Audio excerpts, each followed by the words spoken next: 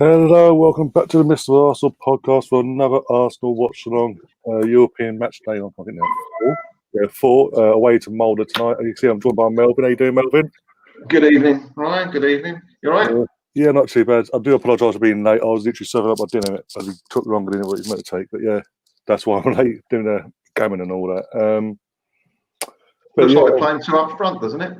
It does look, as I say, in the group chat over on Facebook, I don't know if you saw, literally, it looked, even Mark says it looked like 4-4-2 they're going for. I mean, I can't imagine Nketiah playing wide again after that last time he played there.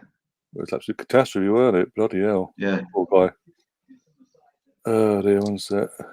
Andrew will be joining us, by the way. Obviously, as Melvin knows, I sent the link. Sam coming on. And Sam as well, yeah.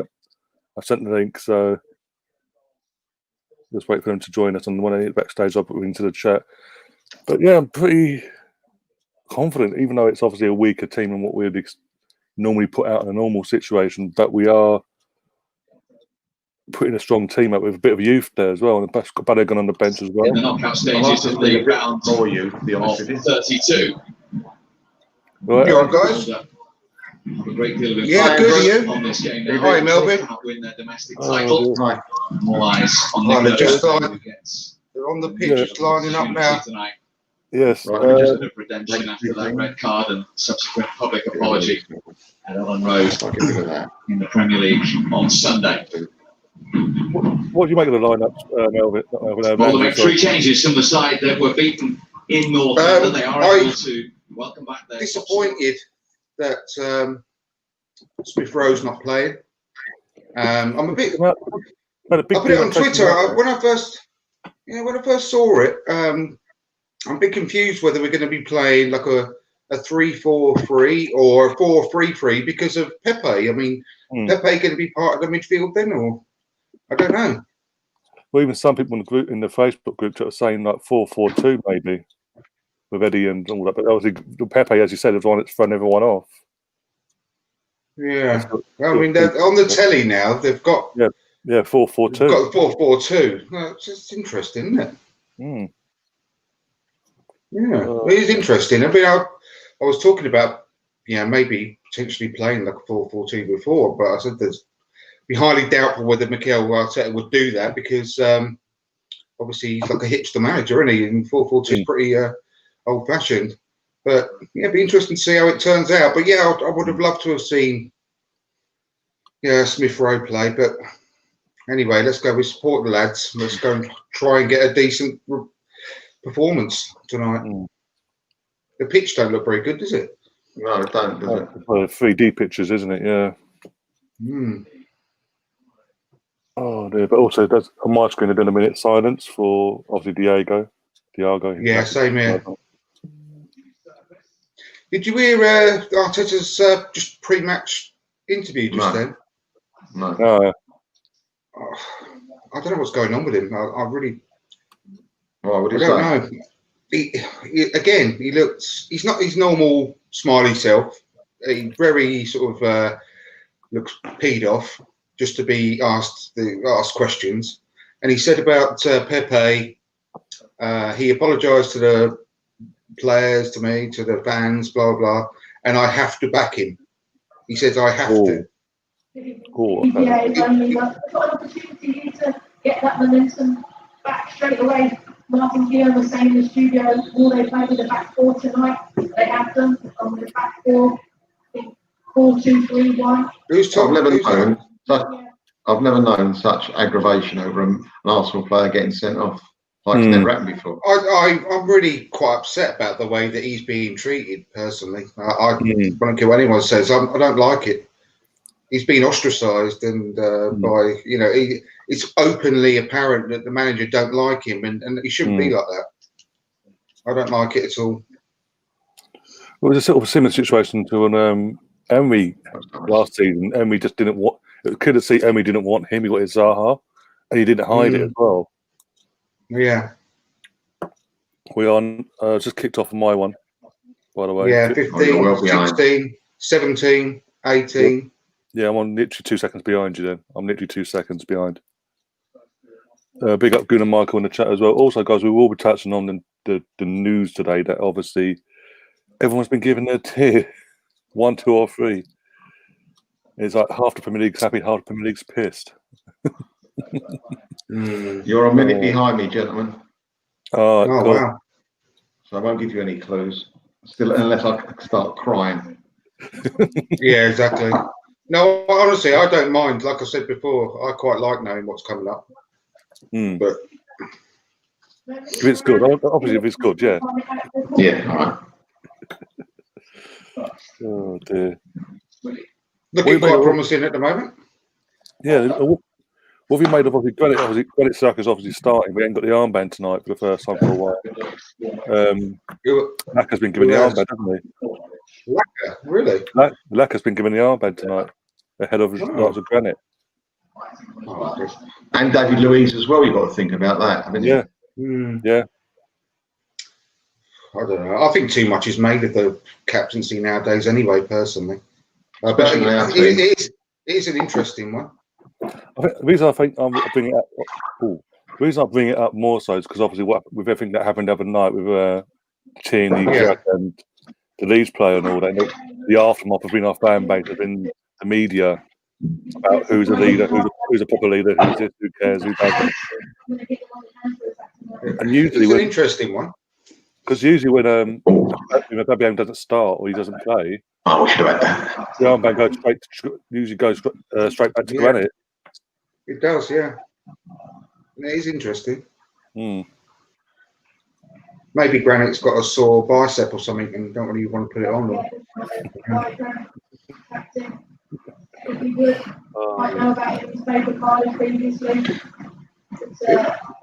That was a better corner. Who's talking? A couple of female commentators, isn't it, on BT? Oh, who's got the sound right up? I have. I've got Jerome with me. Turn it down then. No, it's lovely. You know when we score then, won't you? I don't want to bloody hear Karen Carney's voice, monotonous, monotone voice. No, it is. I didn't recognise Yeah. it. That's the thing I've noticed. That why is it always our European games with Karen Carney for our commentary as well? It's honestly, I don't. It's not that what she says is, I don't like what she says. It's just a monotone voice. She's got the worst voice possible for a commentary, in my opinion.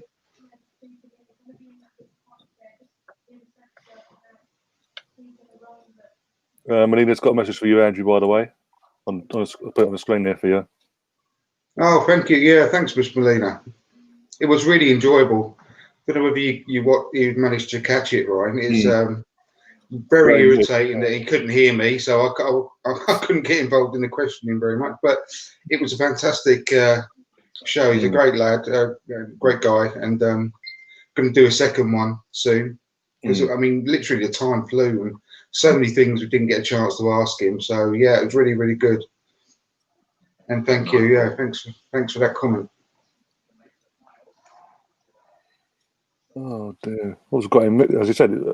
If anyone doesn't know, it was Graham Mix, obviously your special guest last night with obviously Melvin and the guys, and it was proper ex-Arsenal from even before George Graham, and he was part of the George Graham exodus, weren't he?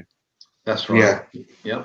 He had a couple of seasons under George, as he was talking about, but he was cruelly struck down by injury, unfortunately, which is a real shame.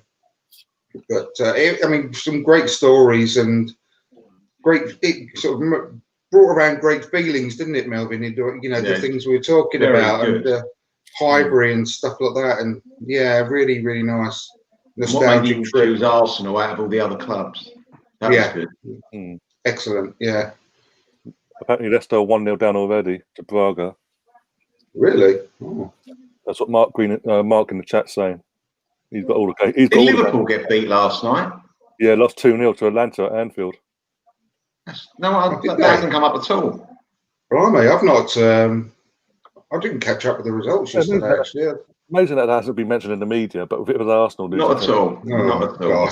God forbid we let a goal in, it'd be all over the papers. I know. Oh dear.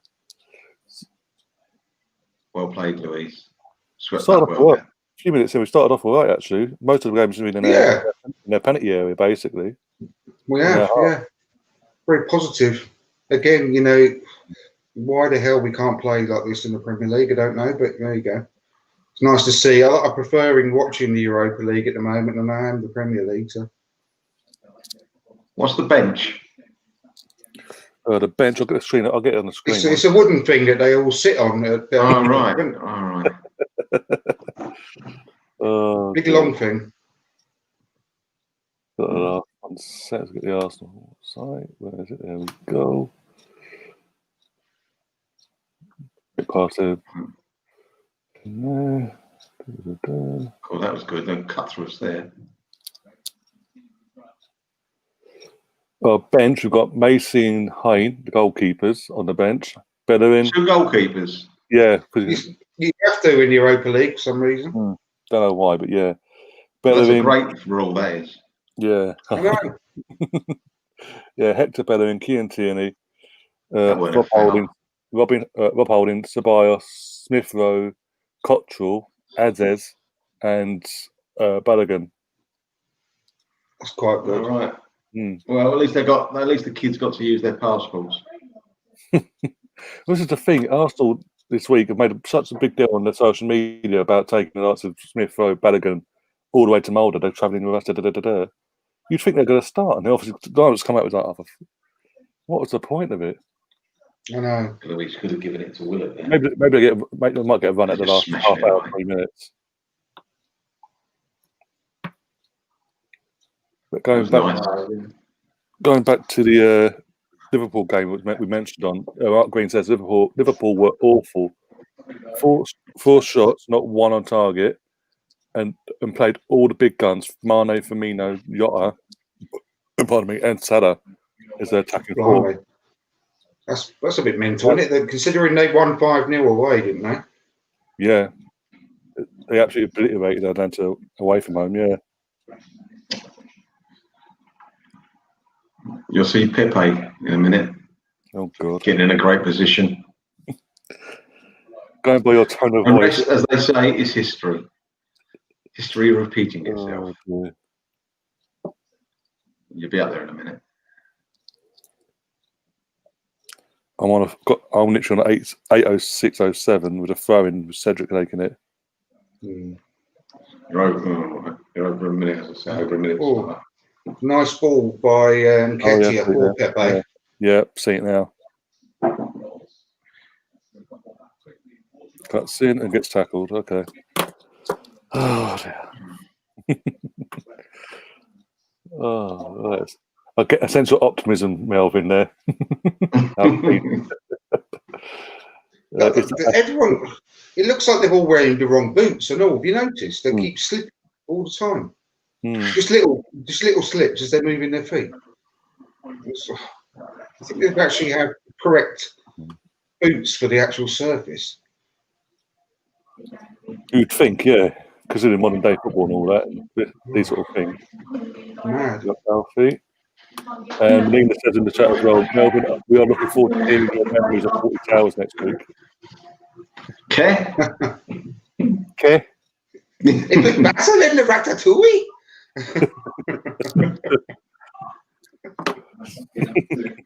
I forgot what stuff he was playing. I'm looking forward to this. Now my stuff he's playing. Oh dear, Harvey Barnes just scored for Leicester, 1-1. All right. Oh dear.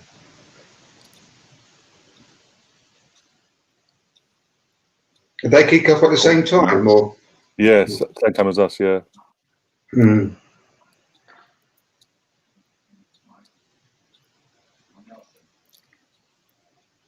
It was funny with the photos of the when they were training over there in the freezing cold, and Kieran Tierney was there in his shorts and t-shirt. Yeah, two of them. Yeah. Proper Scottish man he is. Cold. What's the cold in Scotland? I know. Well, it's not that far off, is it? Really, from Scandinavia up there, not from Norway.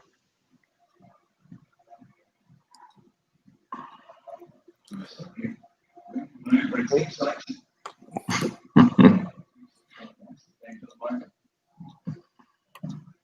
Face corner. Sitting out the header away. First up from Maitland Niles. Temporarily about the shot. Back in from Cedric. Not enough power in him, is there?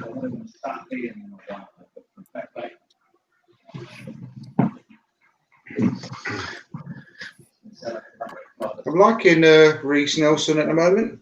Mm. Yeah, but he's on the wrong side though, isn't he, Andrew? He's got the tendency to cut back. He hasn't got the confidence to run and cross it with his left foot. Don't blame him, but that's not going to matter. I just like his positivity with the ball, you know, and just runs, gets the ball and runs.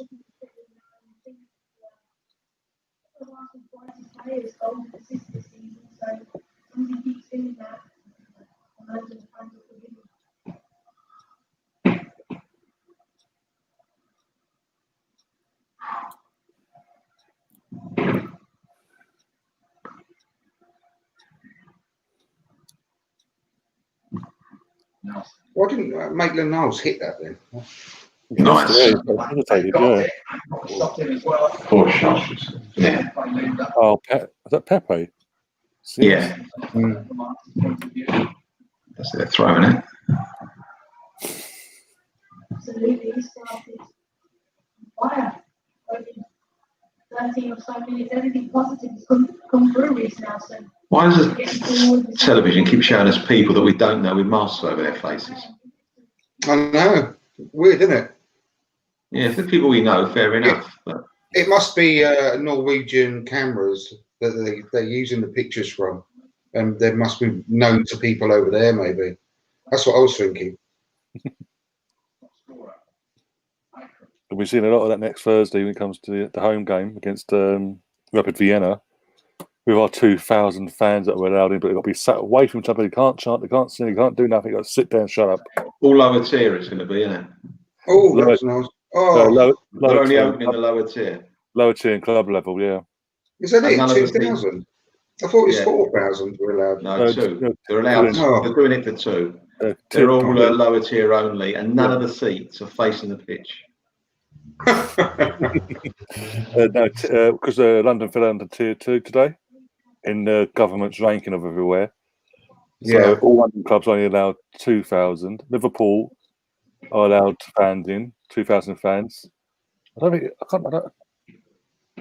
Manchester City, Man United, and a few other clubs. I can't remember who they are now. Wolverhampton Wanderers.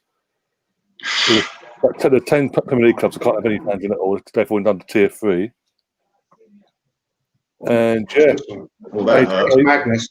I saw on Twitter today someone put a tweet up saying, "So we're going to be, still under these different tiers up until Christmas, and then over Christmas,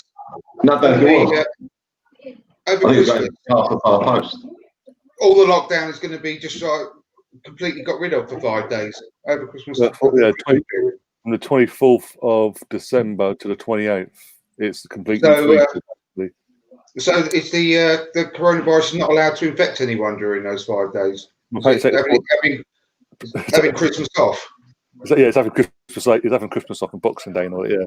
It's nice of him, isn't it? Really. Yeah, nice to be considerate. It's like the ceasefire in World War One. Oh, bloody hell! What happened there? Oh my God! Oh my God! How didn't that go in? Oh Jesus! He really hurt his nuts and all. Yeah, he's caught himself as well. I don't have a Ryan Babel moment there. Yeah. If anyone is old enough to remember. How did he miss that? I mean, I'm not being funny, but how did he miss it? Jesus. To be fair, I'm actually. I mean, I know he's not had a lot to do yet, but Rudison's not too bad, really, did he? No. I mean, he got down pretty quick to that, but his kicking's been quite good. But I mean, Jesus, that what a miss! Can't believe it. As soon as he plays Arsenal, this happens. Oh dear! I mean, what have you guys made of that though? This whole thing of we're going to allow in tier 1 4,000, tier 2 2,000, tier 3 nothing. But the ones that are pointless.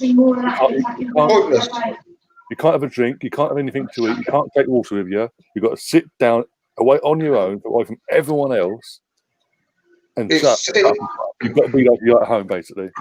It's got to be all or nothing. All or nothing. That's what I think. And I'm told as well, you're not allowed to have hot dogs with onions. That's been banned. You know, hot dog without the actual sausage with the onions, or the sausage without the onions. You're not allowed both. You can't mix and match. That's allowed. Not allowed either. What about if can they just put the onions in your hand, just without the bun? Yeah, that's all right. They, for some reason, they allow that. Oh, that's all right then. What about straight into your mouth? Can they can't eat the onions. They're not for eating. Can they put the sausage straight into your mouth? Good ball. Can they put the sausage straight into your mouth? What's the time? Oh, watershed, sorry. Way too watershed. Way too. Oh dear.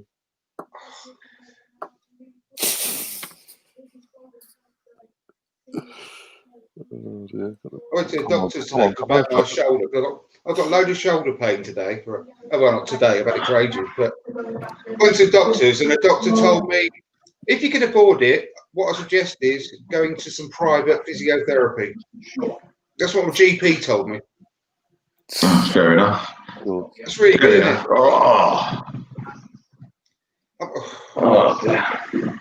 Paying your NI for that. Cheers, mate. But does it? He probably knows. If you said yes, he probably says, "Funnily enough, I know a guy that'll do that for money." Yeah. Can I recommend? He did. You recommended someone. Yeah. Oh, funny old game. I know. I think it's a disgrace, personally. I mean, you're not allowed to have any other ailments whatsoever whilst the coronavirus is around. It's inconvenient.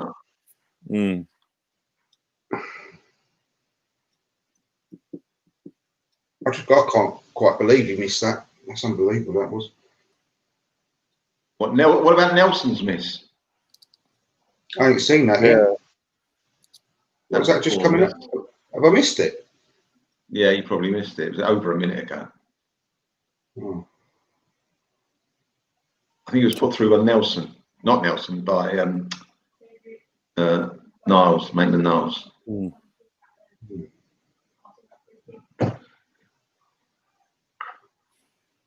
You know, we've got so many big internationals on this pitch for us today. You wouldn't know it, would you? No, I mean, it hasn't been that bad so far.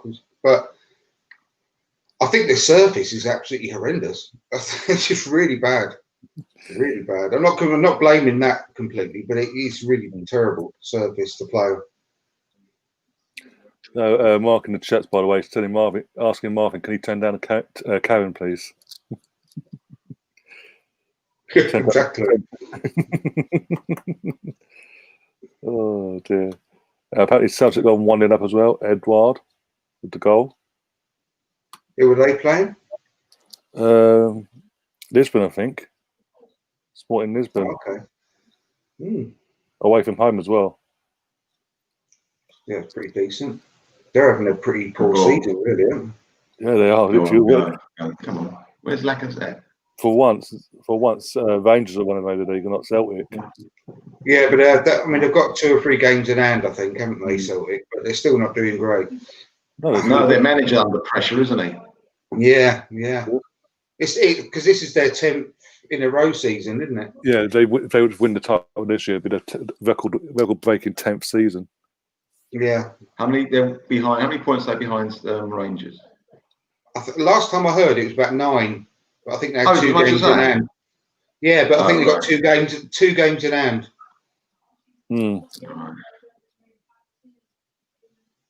I'll double check at half time for that, but yeah. See,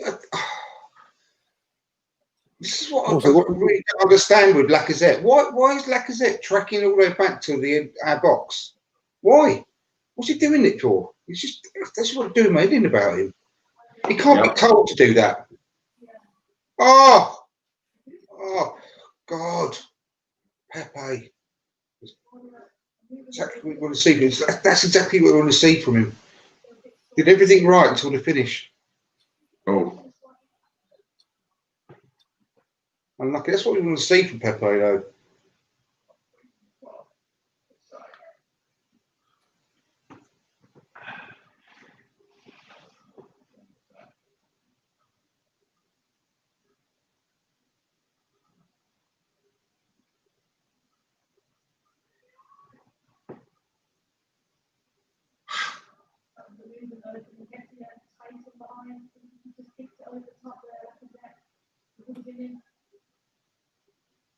nice.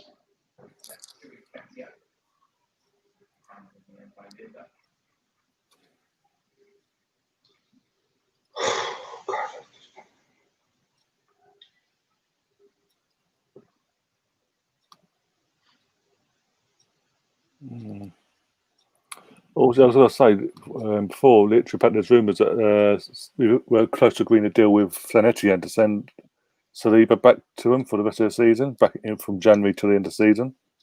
Are they the Yeah. ones that tried to get him at the end of this season? Yeah. Last season, right? Yeah. What's If all that he's about? going to go anywhere, I'd prefer him to go there, like rather than Championship or something. Personally,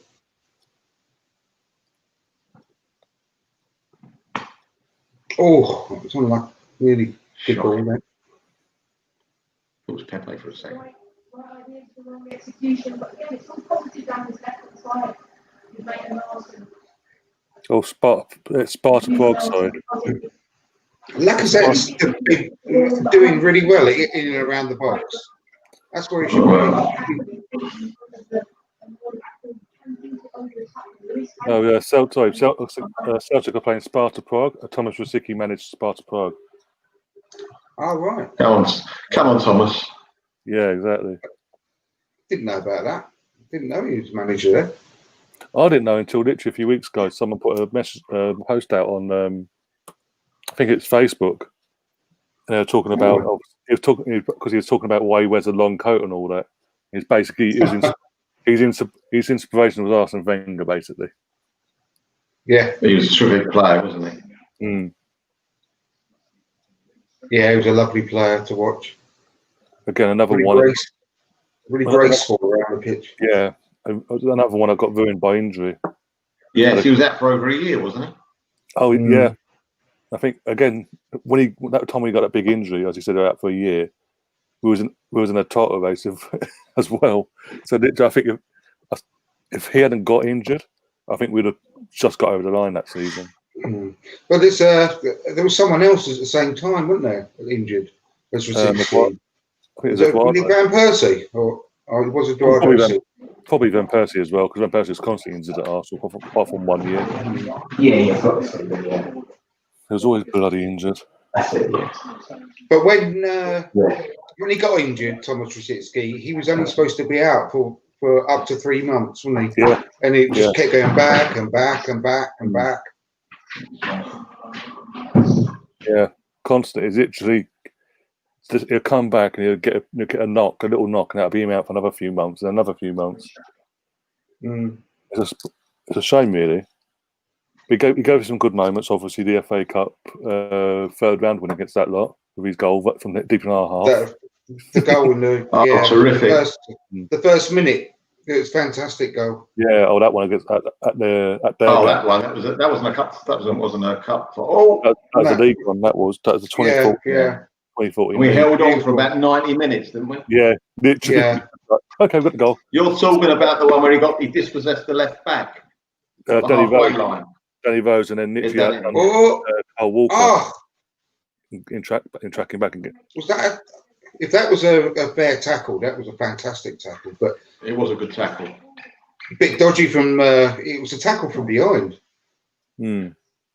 But fair play to him if that was completely clean.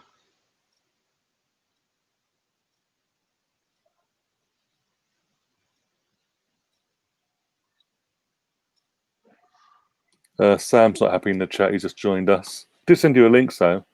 What the fuck is Lacazette playing in the position of Smith Rowe? Could be playing. I know. That's what I've been saying. He's supposed to be playing in the box, Sam, but he ain't. There's meant to be a 4-4-2 apparently, according to BT, but it ain't. That goalkeeper that Molde have got, he must have taken a picture of Adolf Hitler into the barbers and said, "Can I have one of these, please?" God's sake. I haven't noticed that. Have a look. Yes, he's got Adolf Hitler hair, real cream and everything.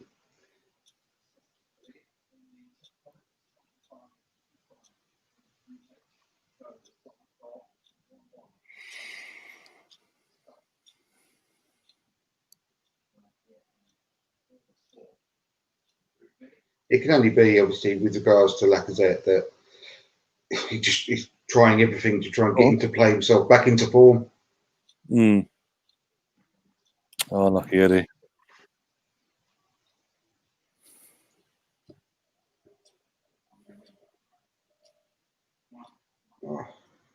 There's apparently an interview that Shearer has had with Eddie and Ketia. I'm going to try and find that. It's supposed to be really good. They're talking about it on that Handbrake Off podcast today. It's another masked fella in the stand. Thank you for showing us him. Oh dear, we're gonna get a lot of that next week. Do you know that? After from next Thursday onwards.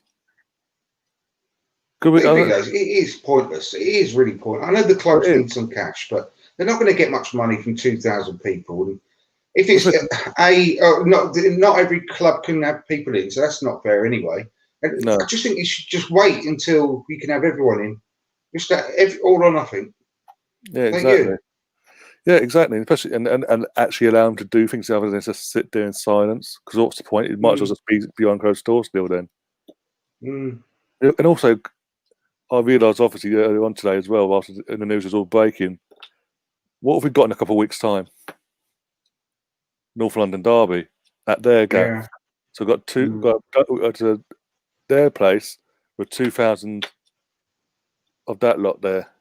Because again, it's giving them an advantage then, because there's no away fans obviously still not allowed in. So that's giving them an advantage. Our players are out sing their 2,000 anyway. I won't worry about that. But.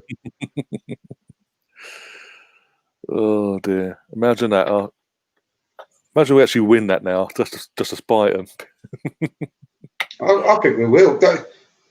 Yeah, 3 weeks ago, remember I was saying that the one match I was most not looking forward to was Leeds away, out of everything else, and I was expecting more from Leeds, believe it or not.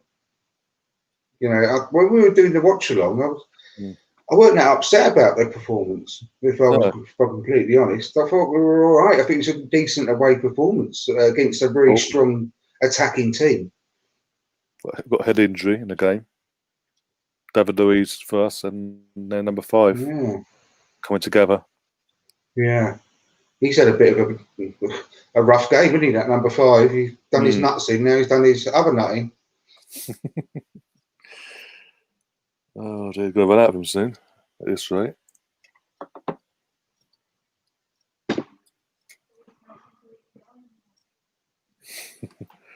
Exactly, Sam. Exactly.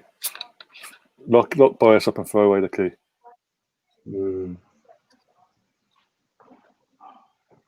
Be all better for it.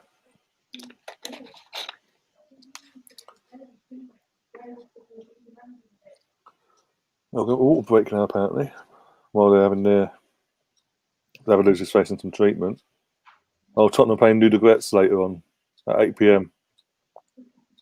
No, good. It's another defeat for him. That's the hope. But nothing be mentioned, though. If that happens, nothing be mentioned, though. Not the level of what we get fucking thrown at us by the media. Don't be silly. No, exactly. Not a great problem. Ooh.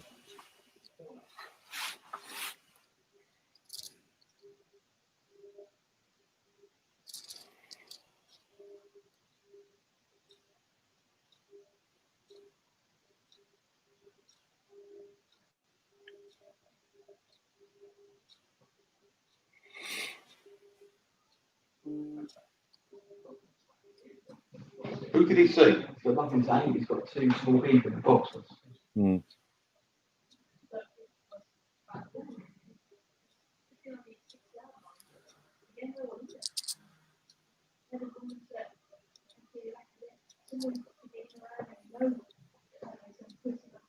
go on, Pepe, go on.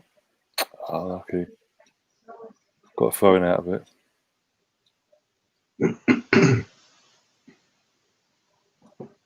Yeah, it was a nice bit of moves though, wasn't it, from the back? Shocking.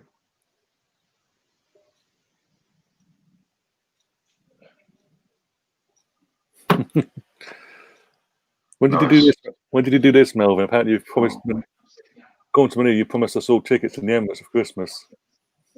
Did I? Oh dear. It's very kind of you, Melvin. I look forward to that. I'm a jet tonight. Oh. Weak as you like. Oh, dear.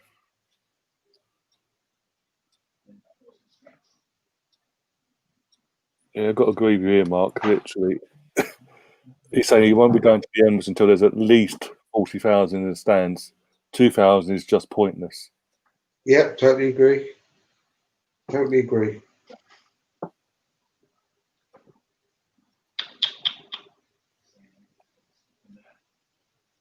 Oh, go on.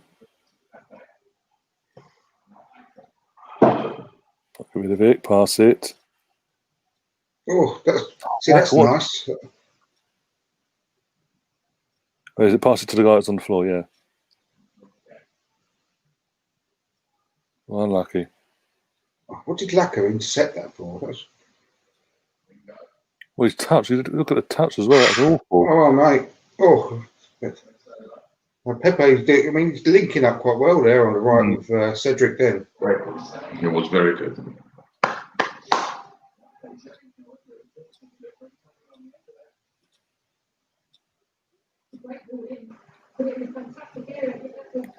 Unlucky, Pepe.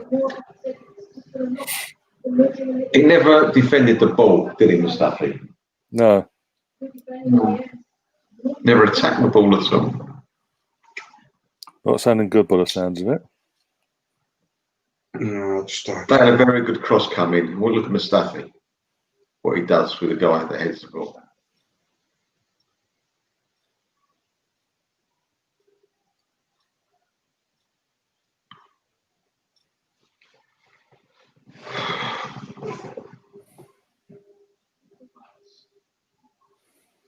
Oh, my days. Oh, I've just seen it. But you look at Mustafi, he's a non-appearance. He just stands in and hopes the ball goes past. Doesn't He even shuts his change eyes it. and hopes for the best, doesn't Yeah. he? Hope this ball to go away if I shut my eyes.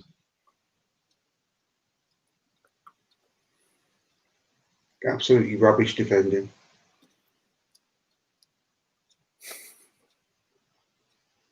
Yeah, Barcelona want that guy. Yeah, the tennis club. Yeah, right. Honestly, yeah, Barcelona hockey team. Oh dear. Tahib in the chat saying, Mel, when are you going to invite us all to the barbecue? Oh dear. Getting better and better, Melvin. You're so generous. Dearer and dearer. What's going on? Oh, yeah.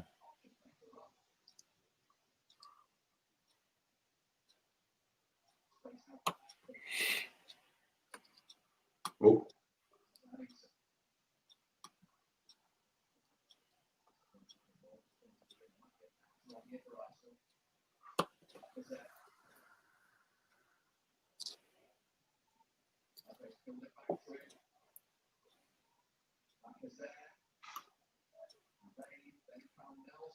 Oh. What?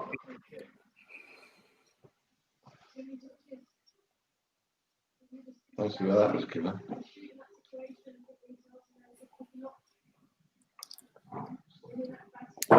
Mark Green saying Barca want him as a water carrier. Yeah. I'm quite. I know it's like a really. He hasn't had to do an awful lot, like I said before, but quite a lot. I do quite like look at that Runerson. His passing is really quite crisp, isn't it?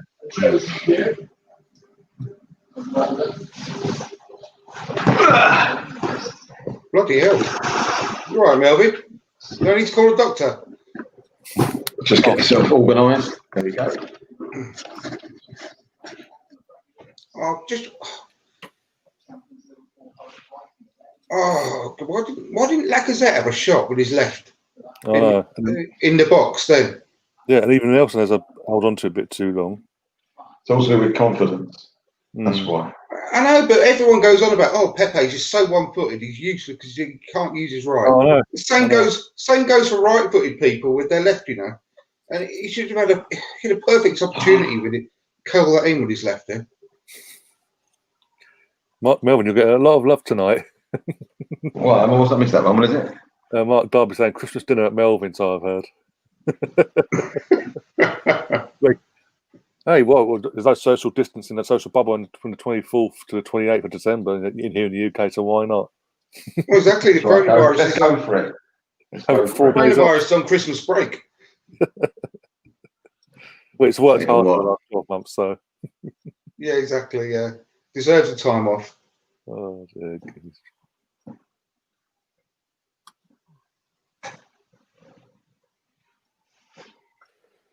Even Gary says in the chat, don't waste a tweet over on Twitter, says, why do we get multiple touches in the 18? Just shoot. I know. We've actually been getting into the penalty box for the first time in matches and not doing much with it at the moment. So.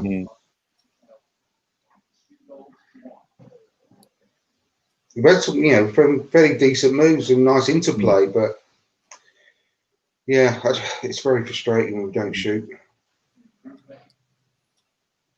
That's why I like having Eddie on the pitch, and Pepe, because they're two of the people that actually do enjoy shooting, and Willock, but they're not getting the ball enough in the right places at the moment. Those three. Oh dear. Both their centre forwards are so deep.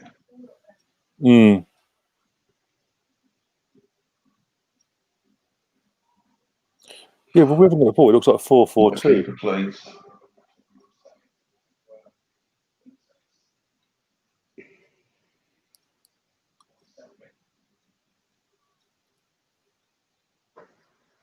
Celtic are now losing 2-1. Oh God, Rizicki's turned it around.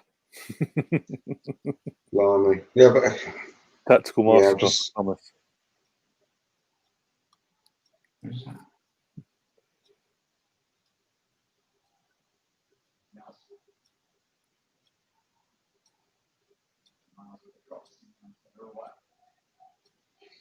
Quicker.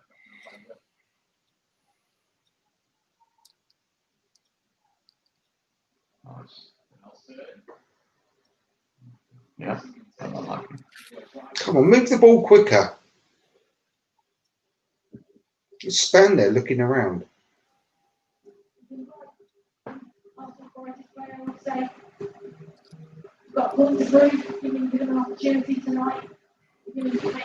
Oh, bloody hell, turn Karen Carney off. Yeah.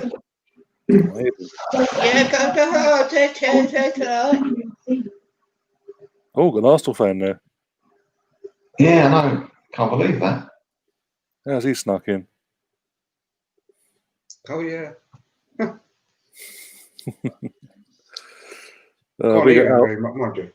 Big up Albert in the chat, by the way. He says, yes, lads, this first half is terrible. Yeah, it's not. First few minutes, I was thinking, yeah, this is looking. We've had a few moments of nice, like I say, nice interplay and stuff, but just what I mean. But Reece Nelson likes having a shot. Yeah, it's a bad first half, a boring first half, when the substitutes are slow hand clapping. I know. So, come on, Arsenal, gear it up.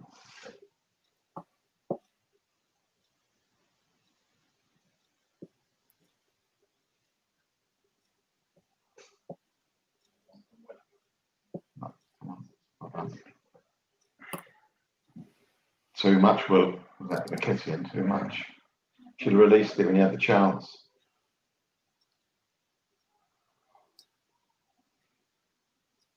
Oh, nuts. Oh my God.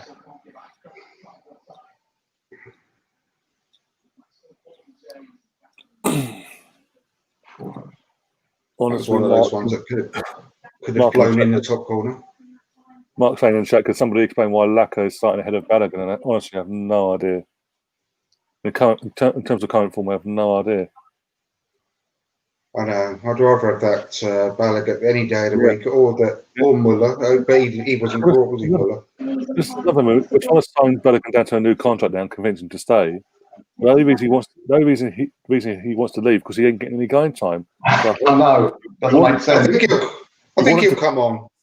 But I'm saying if you want him to sign, give him the game time he wants in these sort of games. Nice. I don't think we've got anything to lose by playing any of our youngsters. We're not going to get any worse by playing any of them. You know, in the Premier League as well. I'm talking about. Good header. Thing is, we're not asking to put 6 in at the same time. Put 1 at a time. Just 1. I'm telling you, I've been saying for weeks. You know, I have. But Smith Rowe should be playing. You know, he should be playing in these games straight away to get the minutes in his legs and get him in the first team as soon as possible in the Premier League as well, because we desperately need that player in our to liven up our attack, be the link player, and we've got them. We have got them when we're not using them. Unlucky. Come on, got a corner, guys. In the 42nd minute, Eddie. Unlucky there. Oh yeah, that's a good cross by Nelson and all. Yeah. Nelson, he's.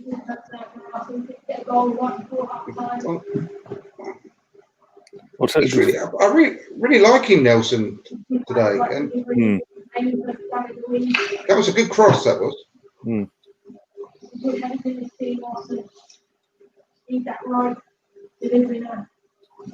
We've got some good headers in this team. How many goals we scored from a corner this year? Used to be the first man first. We have been so far. I haven't seen this one yet, but I don't know how this one goes. But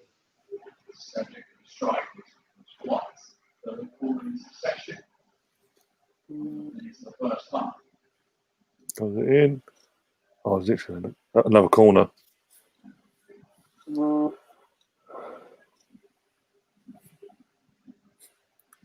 corners have been a lot better today, haven't they? Yeah, Albert really isn't holding back on the chat, by the way, sending Lacazette. Says, I'm just tired of Lacazette now. Let me rephrase that. I've been tired of him for ages. We need to sell him by at least the latest summer. Just go and get him. Oh my goal! A goal? No. But you'll scratch your head in as that 30 seconds, or your hands in your head. You'll do something.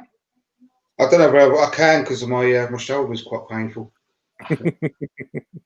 There will be an oh no coming up, or oh something coming up, and then 20 seconds.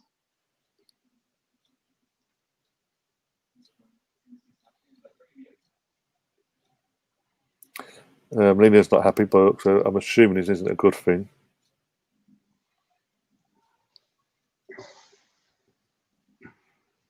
Zin. I swear, if they've counted and scored, I will not be happy. I haven't scored.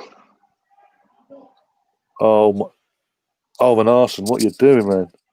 Exactly. That goalkeeper was out the area, surely. Sorry. Oh, God. Oh, well. That wasn't that bad. I thought it was going to be worse than that. Their goalkeeper, when he kicked that ball out, was well outside of his area when the ball left his hands. I thought he was being fouled as well, actually. Same one. Oh no! Guess what's happening? Half time. Yeah. What's going to keep me entertained for 15 minutes? Well, according to the chat tonight, the chat literally. Can you open the door open, please? Thanks. Well, here's a question for you, Melvin Brownie. See, it says, Melvin, as we witnessed the Maradona era, what were your views on whatever? What were your views on him? Different class, better than anyone I've ever seen. I only saw him play live on a testimonial, Spurs testimonial, Birkinshaw's manager. I see on telly and all that. It was just unbelievable. It was unbelievable.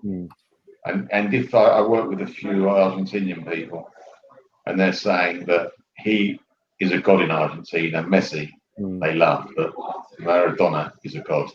That's the difference. Yeah. He was, and also he played when they were kicking lumps out of him. If he had to play in today's football, God knows what he would do. On a beautiful pitch, when they can't breathe on you, in certain respects, he would get so many goals and make so many goals. And he had a bit of he had so much charisma. He was a character as well. He was so he was what a character. An entertainer. That's what he was. Very much so. Very much. He had character. He had personality, and more skill than anyone has ever had in the world of football. The best player the world's ever seen, in my opinion. I tell you what, Brownie, he won the league for Napoli literally by himself. He made the difference. Other players have won the cup for other players have won the cup for clubs, but that's the cup. Like Gascoigne with Spurs, he literally won. He was the difference between winning the cup and not winning the cup over the World Cup. The World Cup and the World Cup, and the league, and the World Cup. Yeah, I mean, Napoli had never won the league before or after. No, this was just. Because I was chatting away yesterday during the watch I was doing last night, and I was saying, I was obviously comparing the Messi and Maradona thing. I said, whereas I have more respect for Maradona's a far better player because he didn't just do it on a domestic level. He did it for his country on the international stage, at the biggest stage of it all, and dragged his country to a World Cup. Messi can't do that now. You could argue this is as bad as Argentina's team is at the moment. Is not as bad as what Maradona had at one point. No. Far weaker team back then. I mean, that's a good player, like we said, but he virtually did it on his. He dragged them on his own. That player, and consistently as well. He did it on different continents as well. You know, all over the place, all over the world. Yeah, exactly. Again, exactly. That's my point. And that's why I sort of for me, and I get why Argentina hold him in a higher regard than what they do Messi, because of what he did and what he achieved. Taking out the equation, everything that happened in the end of his career, the drugs and all that malarkey. He did that as a player, though. Don't come close to him. He did that because he had real issues with being like the kind of, because he's got the reputation of being like almost like a playboy type of character, which is completely incorrect. He was actually quite. He didn't want that kind of fame that he had, because he was the first megastar of world football. Really, I mean, there's a load of Pele was the first megastar, wasn't he? Sorry, Pele was the first. No, I don't think he had the same adulation across the world as Maradona did. I don't think so. I mean, I think he was a very, very famous person, but Maradona was almost like a megastar, whereby he would have like thousands of people everywhere he went. You know, he was a different level. He's a different type of famous, I think. I think Pele was well respected world over within football, but I think that the Maradona took it to another level. Didn't he win the World Cup, Pele, about 16 or something in Brazil? Something stupid like that. Yeah, I think it won on 17. There was something about. I mean, God, you can't take anything away from Pele either. But you know, I just wish that he would have done it in a different country as well, don't you? Sometimes and tested himself. Did it in South America, didn't he? Yeah, I never came to Europe, did he? No, and I think that's what made the difference. But Maradona, it's hard to explain. But I honestly think that Maradona took the celebrity side and the megastar side to a different level, really, than Pele. And I'm not comparing the two players or anything, but he didn't crave that side, and that's what gave him these, his addiction problems, and that he sort of lent on that because he was really struggling with that fame, if you know what I mean. Well, he couldn't have a normal life, could he? No, his only real release and he said this himself, can feel himself and just forget about everything else was on the football pitch. And he never, I mean, you've seen that little video that's going around on Twitter where it's during the warm-up and he's just dancing with the ball. Yeah, you've seen that? Brilliant. Unbelievable. Yeah. It's just, that is unbelievable. It's just fantastic. I think his laces are undone, Andrew. Yeah, they are. I think his boots are even done up. No. In that, I put the link to that podcast I spoke about yesterday in the description. And when you hear about that, what he was doing, the signing autographs whilst doing keepy uppies at the same time. In this, it used to pick up lemons with his feet and just hold it there until he got bored and just like. And everyone else, when they left, this is when he was at Sevilla. I read it today on the or yesterday on the Athletic. He went to was it Sevilla? I think it's Sevilla. Went to Sevilla for a season. Somewhere in the league, yeah. Can't remember. I'm sure it was anyway. But yeah, and then everyone was just in awe about what he could do, and he could like, pick up these lemons with his feet and just like. And when he left the room, they all tried it and said it's absolutely impossible. You know what I thought you were going to say, Andrew? When he left the room, they all made themselves lemonade. No, it's literally they all tried it and no one could do it, and they said it's just impossible. The skill that guy, and he was 2 stone overweight then as well, and he still got them because they were right near the bottom of the table when he joined them, and I mean it didn't work out for him, but he got them all up to 7th, and everyone just in awe of him. He didn't stay. I don't even think he stayed for the full season. But I just said even then, at that stage of his career, different class, just on a different planet. Was even that report, obviously, as Mark Green touches on, he wanted to come and play for Arsenal as well. He wanted to come to England, yeah. And play for us. But the FA, 82, I think it was. It was the FA and all the clubs involved outside of Arsenal blocked it, didn't they? Yeah. Yeah, he's an Arsenal fan from back in 1982. Yeah. When we first opened the Emirates and all that, he was invited as a special guest as well, and he met all the players. Sorry, not players, all the photos that are going around from the players back then. I mean, photos of him. He's at the Mad. He had the shirt given to him as well. His number 10 and name on the back. Yeah, yes. He must have been so proud to meet Manuel Almunia that day. He's never been the same since. No, I mean that was just topped off his career. That did, didn't it? That's why he retired. He said, "I've done it all now." Yeah. So I can now die a happy man. You know, I've heard on his gravestone he's going to have. I want to thank you to Manuel Almunia for that the time. Yeah, Brandy also says, I don't understand why Gary Lineker has never got blamed for not making it 2-2 in that quarter final. I don't remember him missing a goal. Was it that bad? I wasn't around, was I? I wasn't even around back then.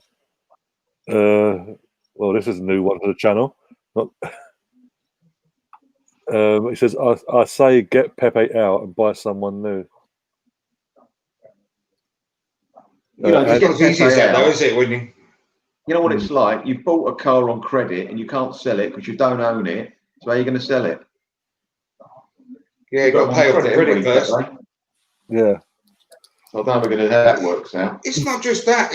I mean, it's quite possibly. No, like it's just one of those things where it's just a bad match between the player and the club. Yeah.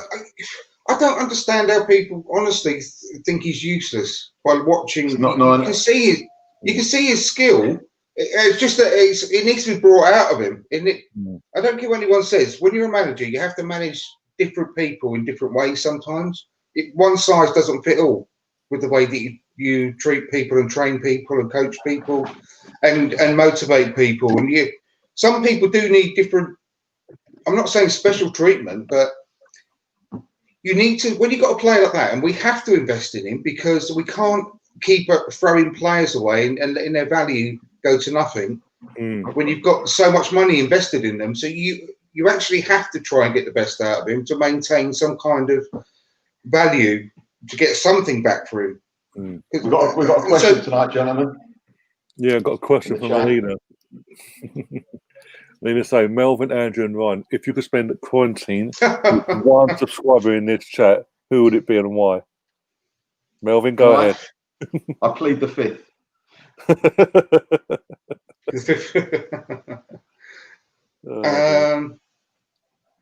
Who is a good cook? Or have we got any masseurs or physiotherapists? What?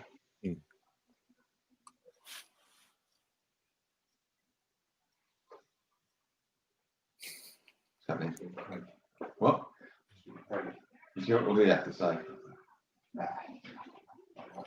Russ Morgan says, on Maradona's grave, so Yeah. say Diego Maradona, I met Aaron Munoz once. Exactly, yeah. Spot on, Russ. Oh, dear.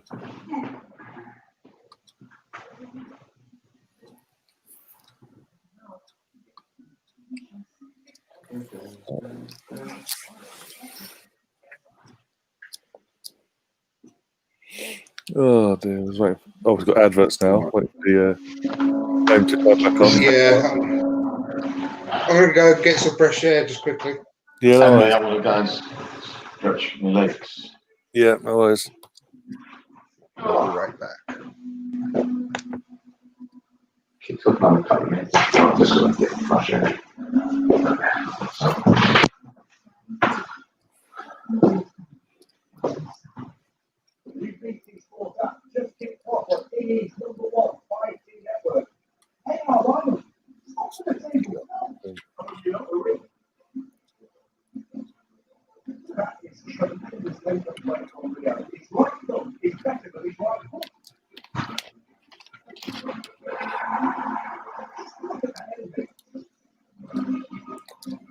Oh, dear.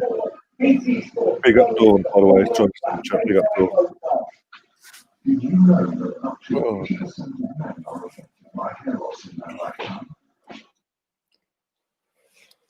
Oh, dear.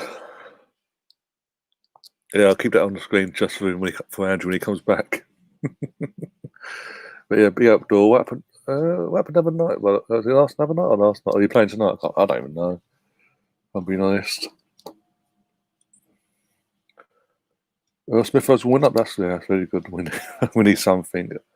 I mean, it doesn't. He needs to give him the chance. If I'm being honest, does need a chance. He does deserve it as well.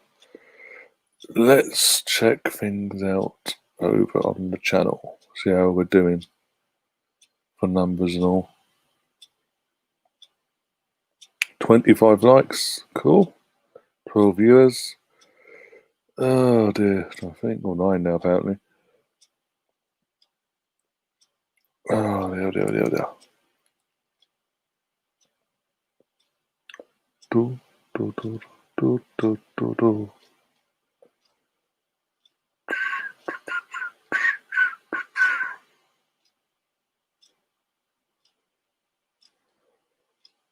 Oh, right, so Luke back in the.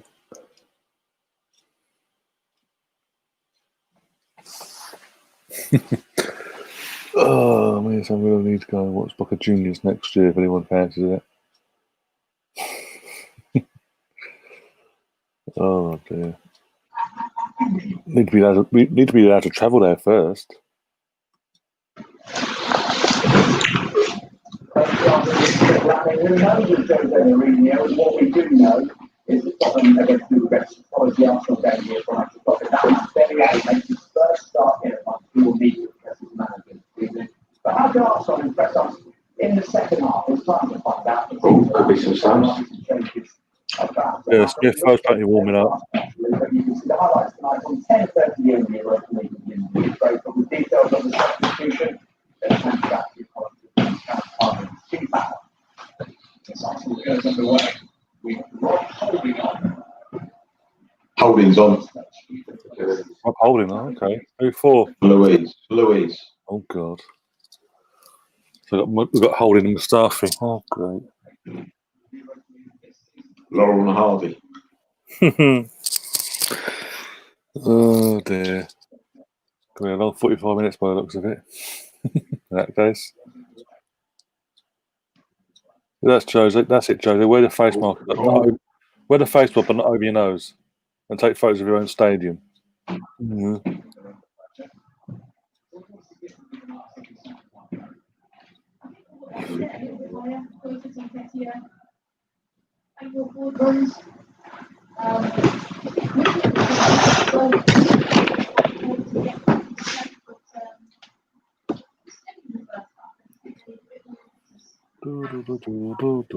And we're off for the second half. Way.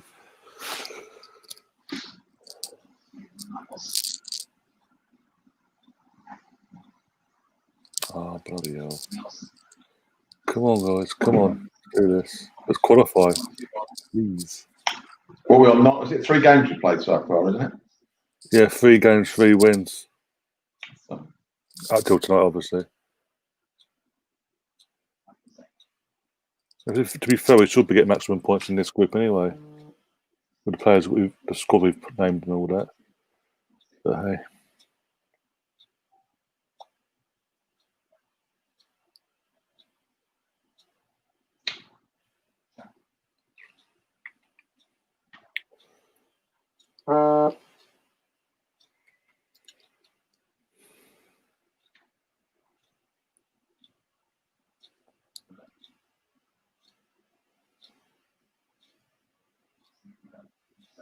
Come on, come on.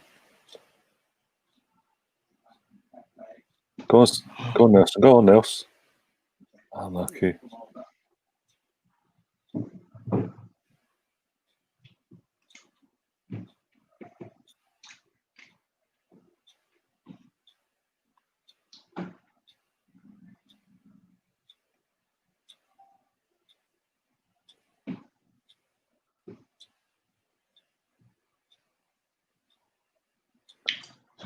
Too easy, wasn't it? Yeah.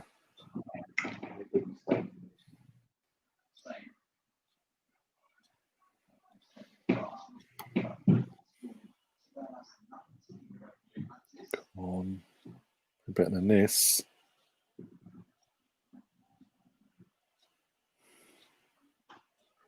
There's no tempo to our build-up, by the way. That's been a problem for a long, long time. Hmm. You don't just put yours on it, do you? I'll put yours on the track. Oh, what I got? Oh!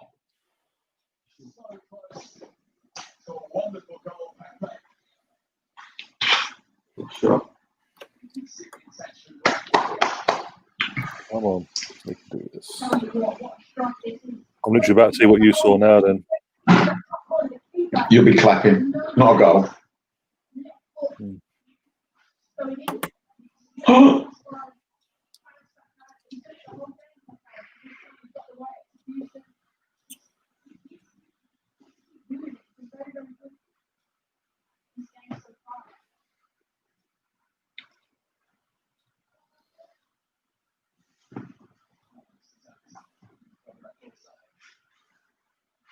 Come on.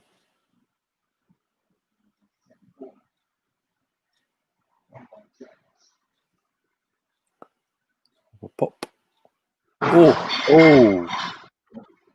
Unlucky. He was unlucky there. Very. There's nothing else he could do. There's nothing else he could do. Literally, he did everything else. The fucking post. Crossbar, I'm going to call it. Fuck's sake. But you watch it get blamed for that. How can he miss that? Freaking idiots. Did everything. And he just dipped it too late. He started dipping a bit early, not gone in. Great goal. Finish. Yeah. 1-0. Please, Shrimp. To the Arsenal. 1-0 to the Arsenal.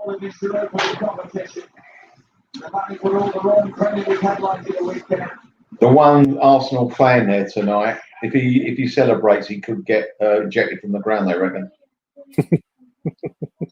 He's got to be very careful because he will be spotted. Yeah. Let's see this goal then. Come on.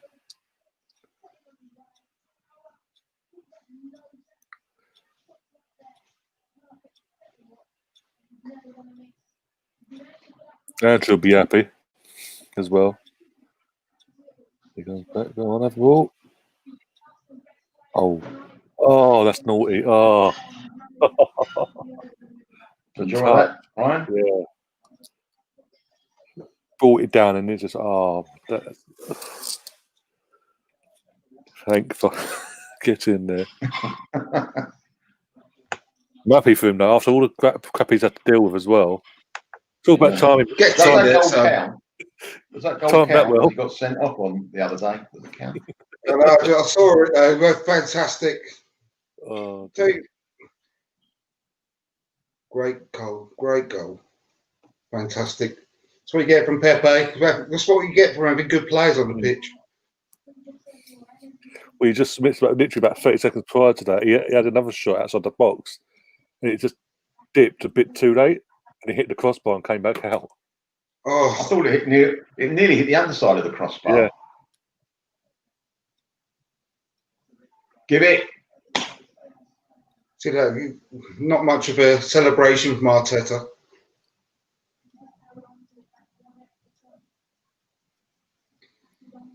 Oh dear. To be honest, he's going to have to step out of that mentality, because if fucking Pepe's stepping up and helping him out here, Exactly.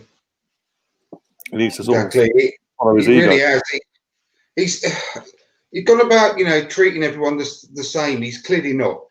He's not treating everyone the same at all.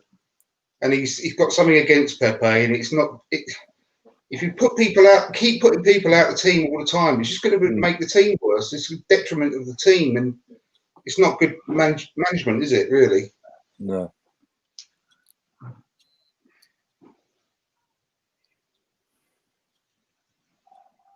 You look at him now. Go on. That was unlucky. Should have released it. He's on the edge of his own box, helping out and carried it.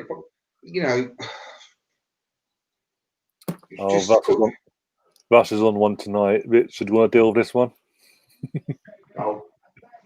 Is he offside? No one else has scored against them, though, have they, Russ? That's the problem.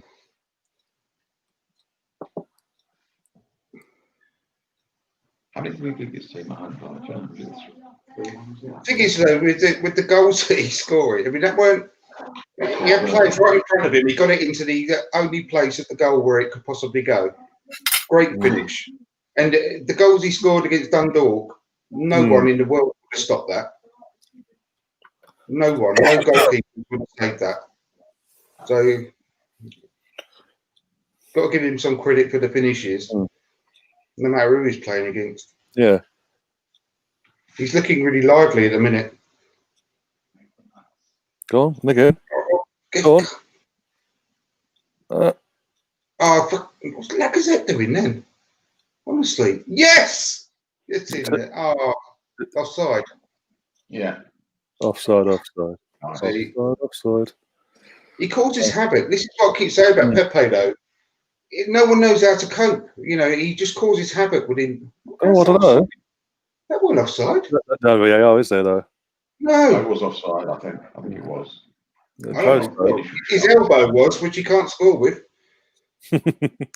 Well, we tell the Premier League that, please, because they're convinced we can, apparently.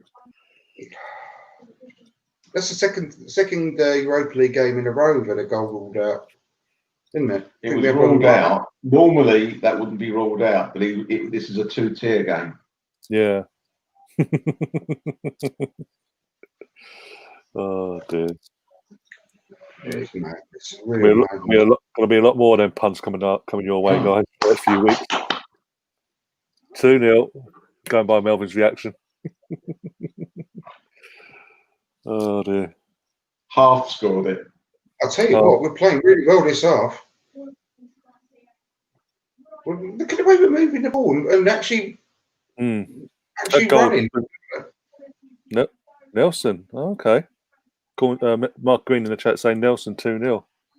Fantastic. He played well in the first half and all, Nelson, so he deserves it. We're qualifying tonight, boys. Well, hey. But I'm loving the way we're playing this second half at the moment. Yeah, it's like that goal. Obviously the shot beforehand and then the goal itself is sort of that brought the confidence out of not just Pepe himself, but the team. Because he said this is where we're playing. Oh, it's great. Oh, That's a great. I mean, absolutely lovely goal. Oh, and that Pepe on the right side with that pass he just made as well. Great stuff. Get back. That's it. Come on. Looking really sharp, Pepe tonight. I'm really happy with him. Holding that. Yeah. Lovely goal. And again, in the build-up, good assist from Joe Willock. Absolutely making those midfield runs. Yeah. Want to see.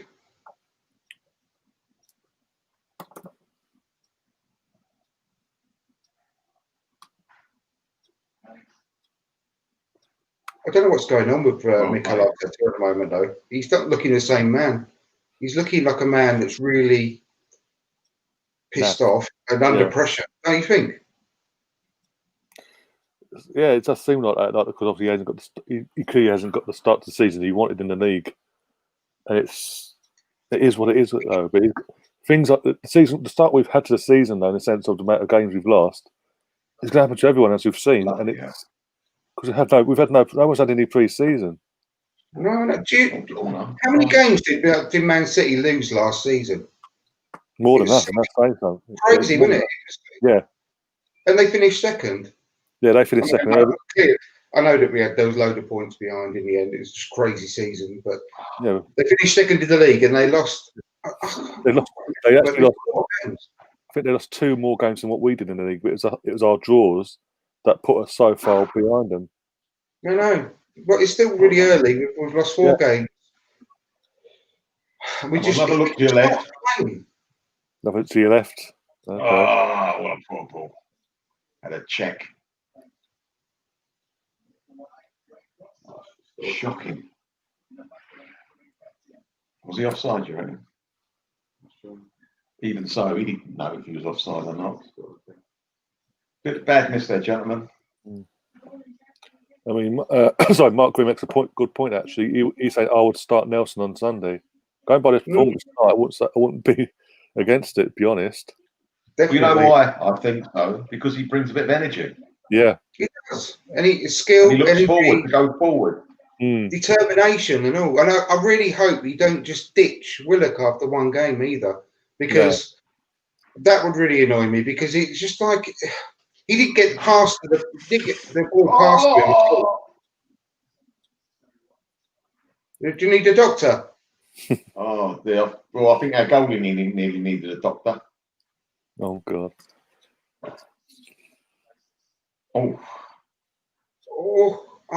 That was a great cross by just seen that miss. You should have done better with that. Of course he should have. All he had to do was say good morning to the ball. It's a great cross. Perfect, wasn't it? I'll tell you what, Pepe's having a really good game. He really Good is. second half.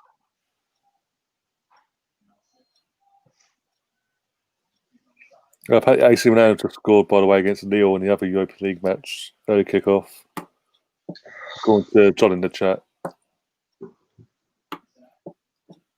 Poor, isn't it? So poor.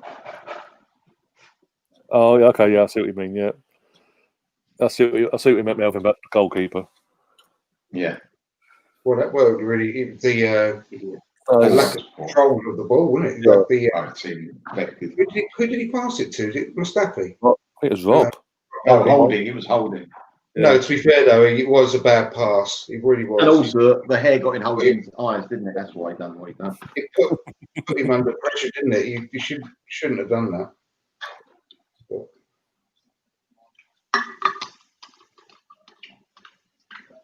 These are the reaction though from the goalkeeper. Yeah, definitely. I don't think it's been that bad, to be honest.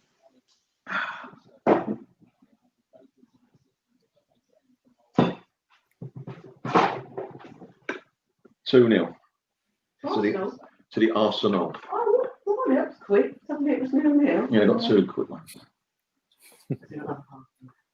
Only takes a minute to score a goal. That's what they tell me. Yeah. raining next time, isn't it?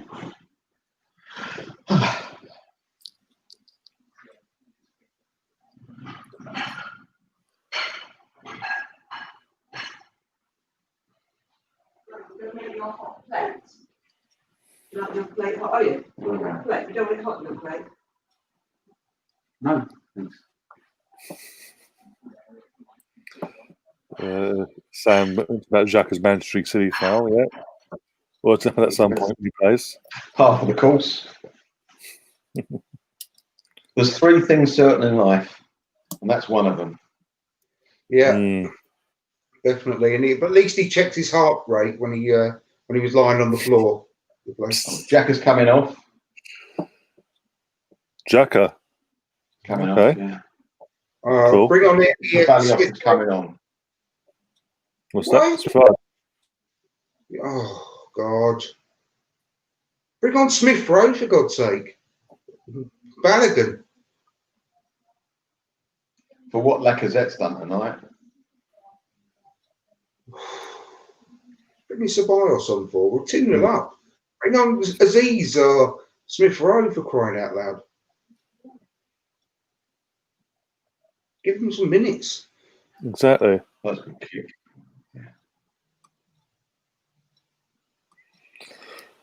I mean, it's going to be enormous. Obviously, if we qualify tonight, we're in this game to qualify, basically. In the last two games, if he fucking still doesn't go with giving the youngsters any chances next week or the week after for the Dundalk and Rapid Vienna games.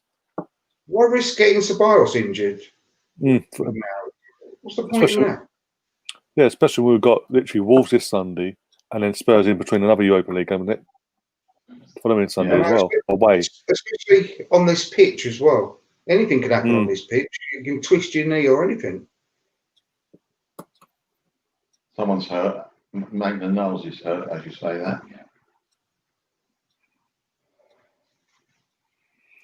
And as Sam says, as Sam says in the chat as well, what does Smith Rowe have to do to get a look in? No, Even a don't know. Just wrong. Oh, trouble his foot. He's been in loads of form in the under 23s. Well, he scored the winner last week, didn't he? You would do everything you can as the boss to try and bring him on because he's exactly the sort of player we are desperately crying out for. So why wouldn't you want to get him in the team and give him a chance? I don't understand it.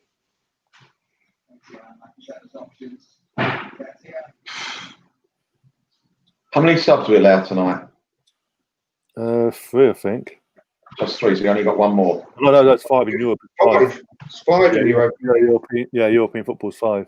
Sorry. So we've got 3 more subs left. I know.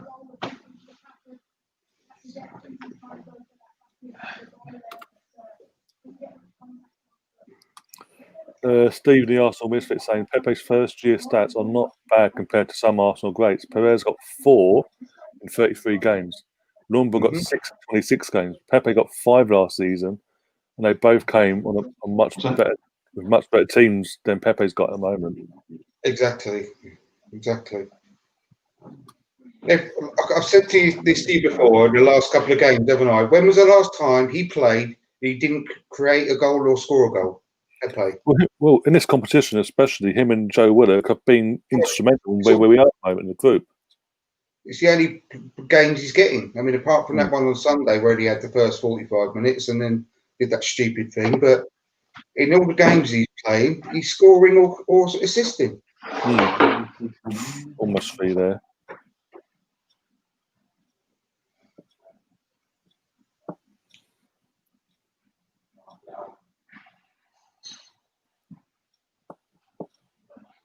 Yeah, lovely. Thanks.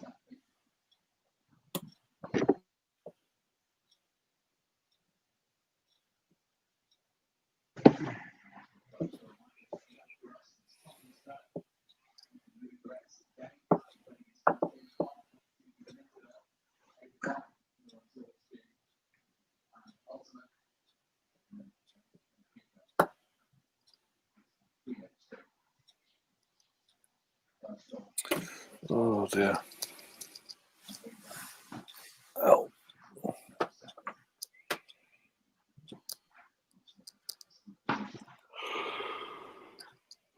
dear. Oh.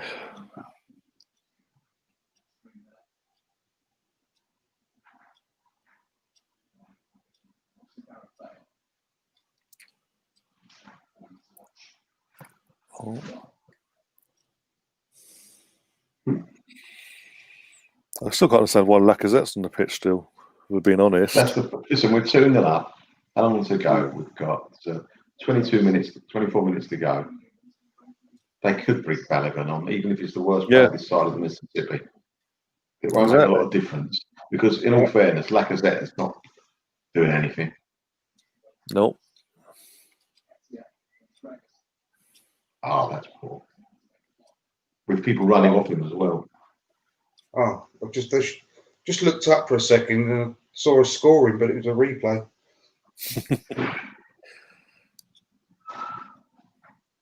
I played.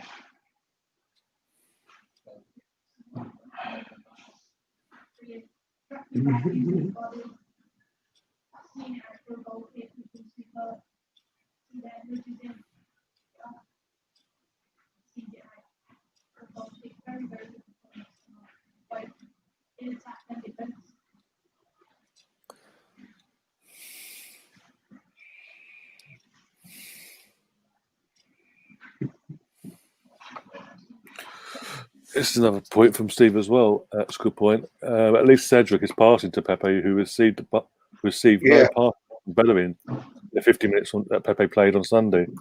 That is a very good point, actually. No one passes to Pepe hardly at all. This is the problem. You know, what I'm saying, you don't get any help at all from anyone. I think he's works quite well with Cedric, actually, like you say, yeah.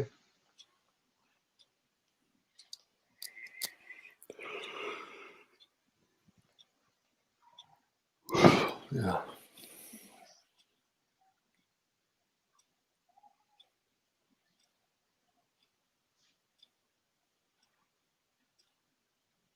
Oh, Hazy's holding his top of his arm.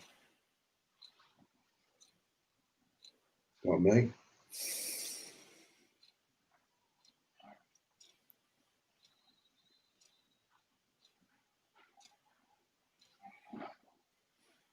Look where Lacazette is now as well.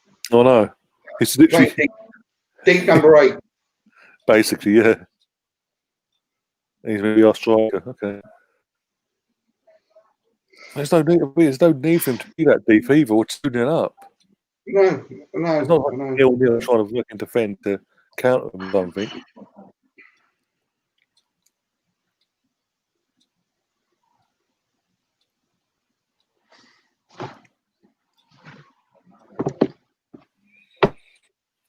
Oh dear.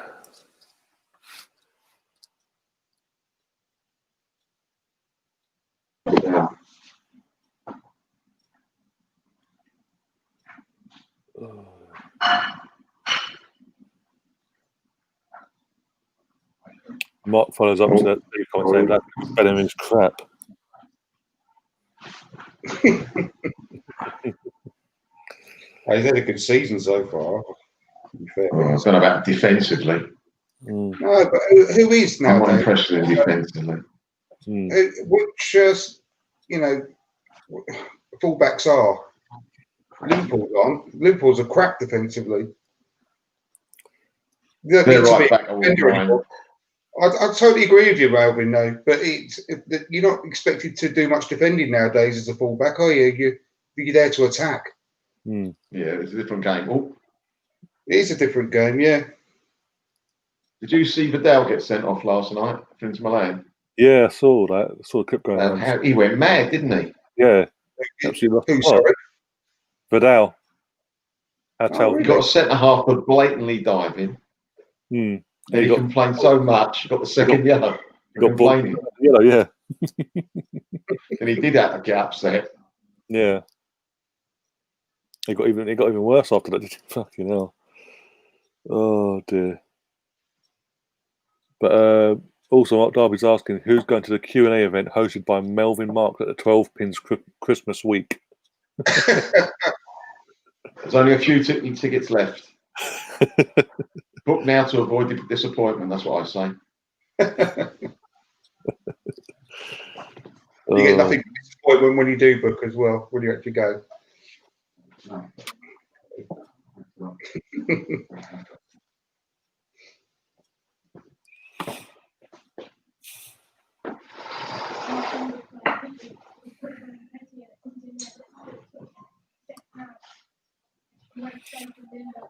Yeah, it was a good save, that. Well,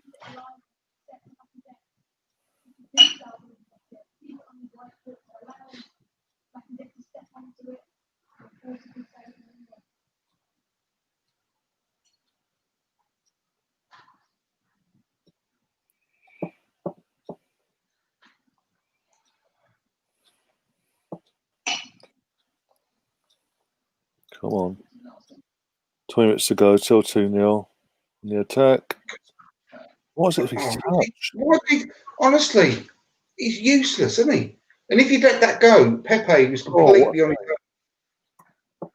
That was good save. Yeah. His first touch is diabolical. Yeah, literally so Who are you talking about? You're talking about Lacazette's first touch. Yeah. His third one's not too good either. But like I say, if he'd have left that first pass go, Pepe would have been in completely on his own.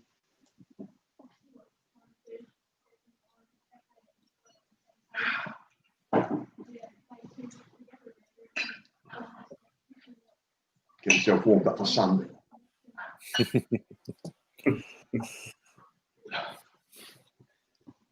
Cool.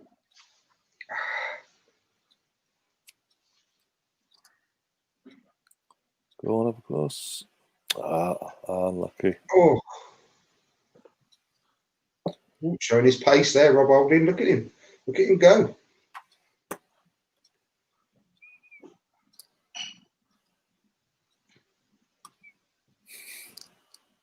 We're in the white, aren't we? Yeah. Yeah. Just checking. Give it. Couldn't get out of his under his feet, could he?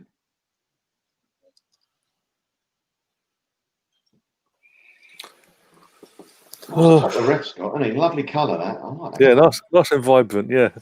Yeah. He'll never get run over in a dark night, will he? No. Oh, talking of obviously kits and all that, but there's rumours that obviously asked Adidas to go back to a yellow away kit next season, but not traditional Arsenal yellow. There's gonna be that pale, insipid one. Yeah. That I don't like it. If it's gonna be like that, I want nope. I think I like the way the away kits used to be exactly the same design as the home kits, but it was just different colours. Do you remember? Yeah. What's wrong with that? I love that, and especially the one we were talking about yesterday with Graham Riggs, the 1982 England kit, the best of all time. That was so good. The away kit with the way it was red and the same, same pattern, but it's red with the stripes across the top. And then home. We're bringing up. Honestly, Muzzle top. It's ridiculous. What are we bringing him on for? I know. Guess who they're bringing on? Oh, please no. What? We were shouting for him. You've got to bring him on, Tierney. I kid you not. I knew you were going to say that. I knew it. I knew you were going to say that. Why? They shouldn't play him on. Bring him on. And they're taking Lacazette off. I'll take the formation then. I'm really losing. And also they're bringing on Smith Rowe. Good. Well, at least Smith Rowe's playing at least. What did you leave that so late for? You said that right from the beginning. That would have been a lot better. It's like, we talk about bad news or the good news first. So hold on. Where's Willock going to play? Where's Balogun? Why not bring Balogun on for crying out loud? On the plane, they reckon.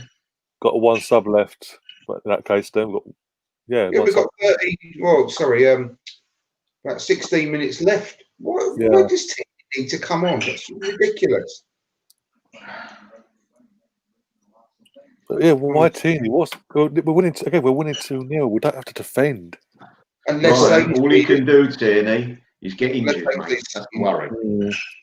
Unless Ainsley is injured. Ainsley never went off. No. Oh, of course. Ainsley never went off. Willock went off. Willock. Good one. Blacker and Willock went off. Who's he getting the armband to, I wonder? Tierney's baking there. disappointed. Mustafa's at the armband. Yay. Well, that's a bit weird, isn't it? That is a bit strange. Come on, ESR. Come on. I mean, if you're going to take Lacazette off, surely Balogun is the obvious, isn't it? The obvious one, yeah. Just stick Tierney up. Perhaps going to put Tierney in goal, I don't know. Tierney for the hat trick. Yeah, do a Carno. Oh dear. Oh, over the top.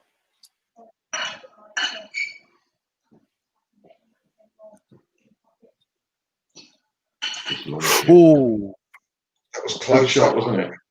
Yeah. Yeah, it was. In fact, bloke remarked.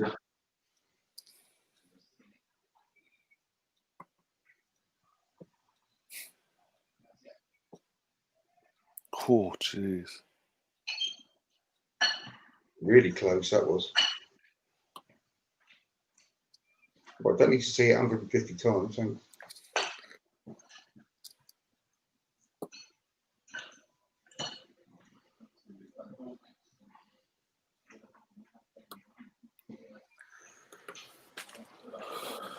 Come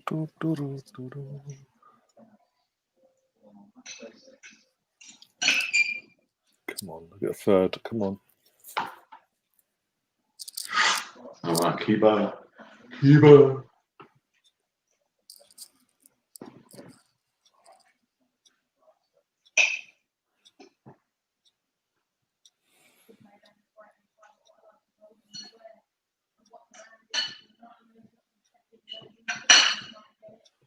Yeah, got a phone. Well done, Eddie. I got a free kick from that. Ow. What? I know. Oh. Never mind. Never mind.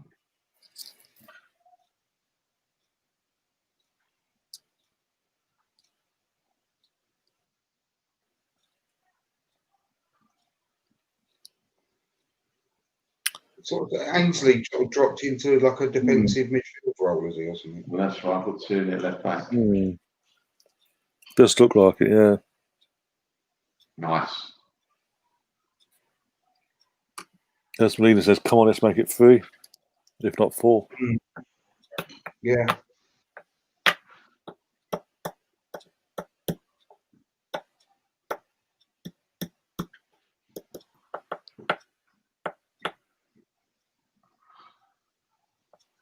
Go on, Pepe, go on, get the ball. That was. Go on. Unlucky. Oh, unlucky, Eddie. Unlucky. Really free to Smith Rowe as well. Smith Rowe in the box, waiting for a cross at midfield.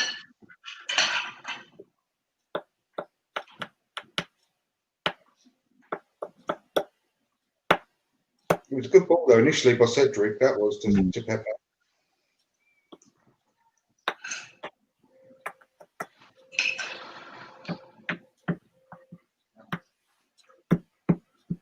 Oh, that was nice. Nice bit of good, lovely bit of play.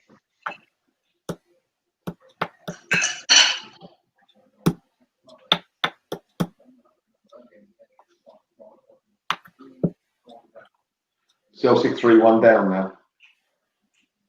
Celtic 3-1 down. Bloody hell. Yeah. There. Come on, Thomas Rosicky. Little Mozart. Oh, they're having a nightmare season, though, Celtic-wise. Absolute nightmare. I mean, I doubt whether they're going to sack him either because of in a 10 in a row season. It's a. Well, who do they want to come in? Let's be honest. Exactly. I mean, who could take over a team at that sort of time with the experience? It'd be tough for him. I thought when he went to Celtic, it was as a makeshift to start with because it's the second time, isn't it? It was, yeah. He was caretaker to start off with. Yes, a caretaker. Yeah. After Brendan left, after Brendan went back to Leicester, or came back to England to go to Leicester, yeah. Because he finished the job that Brendan started in the last few games of the season, give him the job for again. It's like the guy fucking flopped at Bolton for crying out loud.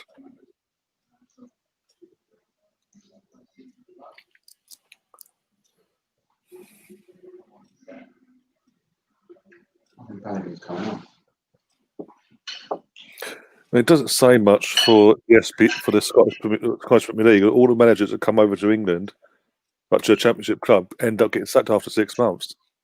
But they're bringing on, who's this, John? It used to be that way. They're bringing Balogun on for the Kessia. Yeah. Oh, what? Oh, yeah. Blacker's already off him. It's good. It's all good. Yeah, exactly. I wanted to take Blacker off twice. Eddie's coming off. Steady's coming off. What was I going to say? Oh, yeah. Well, it weren't like that before, though. All the greatest managers were Scottish, weren't they, back in the day? You know, they were all successful, you know, pretty much. Liverpool, Bourbon in the chat's asking, did Ainsley move into midfield? It does look like it. Yeah, probably. Yeah, he does look like it. Good ball. Balogun coming on. Yeah, he scored. Balogun scored. You're joking? Yes. Are you being serious? Yes. Nice turn. Yeah. Nice turn. You'll like it, boys. Sign the team. First touch, or second touch. Give him news. Very happy. Give him his minutes and then sign the team. Right, give him his minutes now. Let him sign the team. Just someone go down, pretend you're injured, so that you go get him signed up quickly whilst you're down, getting treated. Oh dear. Smith Rowe made it, didn't they? Yeah. Healthy. We miskicked that, right? Yeah, goal for the save. Okay. Happy. It's good for his confidence. Sort him up. Cool, he's got ecstatic, that Arsenal support. Look at that move by Smith Rowe. Fantastic. That's what you want to see from those sort of runs from midfield. That's exactly, that is it. You want another forward in the box, don't you? You don't just want one forward. No. Look at Smith Rowe's movement then. I mean, it's brilliant. I'm fantastic for Balogun, but I'm just saying, that's really just lovely to see. But even look at the touch of Balogun as well. He gets the ball, receives it, touches it, and then hits it second time. Yeah, exactly. Good ball from Tierney as well in the build-up. Yeah, very good. That's what you want from your midfielder, like to be there to support the striker. Nice. But yeah, it's lovely to see him score straight. Well, that's amazing, isn't it? Couldn't script that any better, could you? Yeah. Arsenal fan. Oh dear. Done more in 10 seconds and knackered it in 80 minutes, says Mark in the chat. And half a season. Yeah, exactly.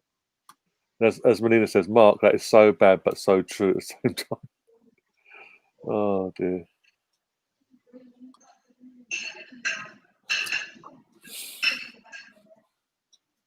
I mean, as we've just discussed, I'm happy for both Smith for the assist, but also and Balogun, both of them, because as we were saying, the whole stream, literally, why they don't start, they need the minutes, they are what we need, it's that and the other, what they can give to us. 10 seconds on. They both played together for 10 seconds. Exactly. Because they involved in the goal together. It gives us a bit of hope, doesn't it? Gives us a little bit of hope. Yeah.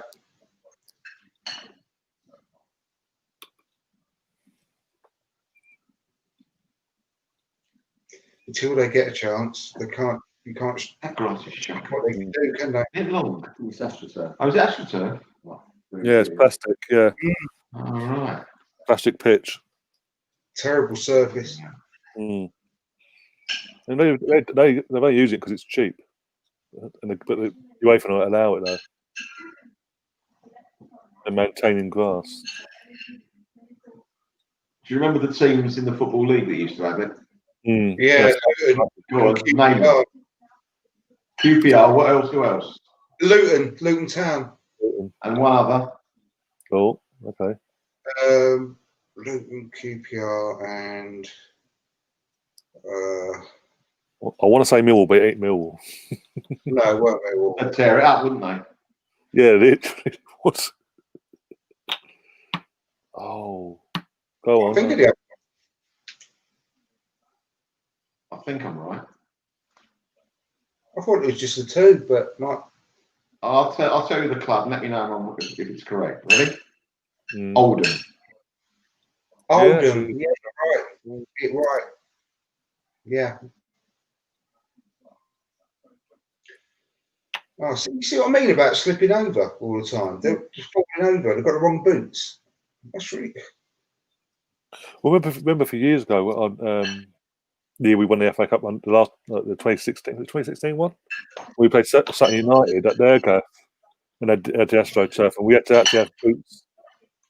Had to wear the boots to players that they use in training in the indoor pitch at London Colony. Oh, nice football.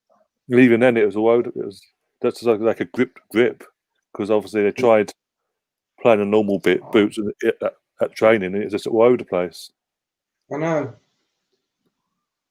That was poor. Well, right, another couple of minutes, boys. We've got this one. Yeah, qualified as well with 2 games to spare on maximum points. And what do you reckon we need to be top? Is it? Oh, I think we're top already. Is it one more point? I think we can guaranteed. I don't know. It depends on. We can't be caught now. I don't think we can. We've got 12. We've got 12. If we've got 12 points, let me have a look at the table. 1 sec. If I can get the table up. 1 second. Because as it stands, we'll have 12 for this win.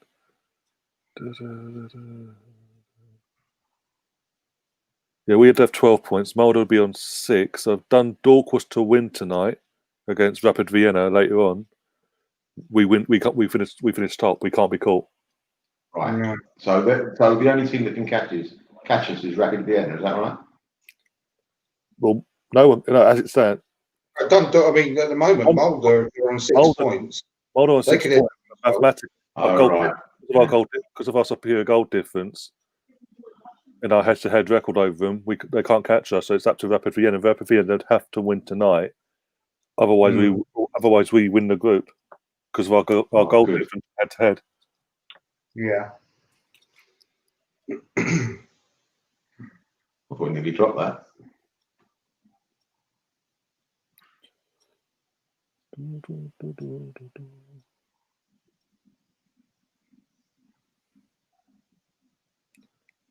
Celtic are crashing out of Europe at a counter. They've got 1 point as it stands in 4 games. Lille and AC Milan are first and second, 8 on 7 points respectively. But Sparta Prague are there still with 6 points, so that could go down to the last game. That could in that group. Yeah. What's the Leicester score at the minute? 2-2. Who's that? Willock. No, probably Willock is off. Oh, shocking touch. Yeah, AC Milan Lille was 1-1. Leicester, one's checking now. Yeah, 2-2 with a few minutes to go. On that football.london website, they're talking about us and Tottenham both being after Camavinga in January. I heard about that. Who? Camavinga. He's from Lille, isn't he? Mm. Oh, we can't keep buying Lille players, can we? He's a brilliant player, though. I think he's only young. Buy one, get one free. Mm. Why not? I mean, Gabriel has been working out so far, so that's very highly rated. Exactly, yeah. Got all unlucky, Pepe. Unlucky. Come on. Who's your man in the match so far, by the way, guys? As it stands. The second half performance got Balogun. What was that, Melvin? For his second half performance, I'd give it to Pepe. Pepe. Yeah, he's been really good. Really sharp and up for it this half, isn't he? Well, I don't think he's that bad in the first half, personally. But I think that first shot, the shot that hit the crossbar post before he scored, sort of brought something out of him, and he scored, and then literally he's been a whole different animal this second half compared to the first half. Everything he's done, he's looked really good, to be honest. Really nice touches. That's all unlucky, Balogun. They've got 3 minutes of injury time, by the way.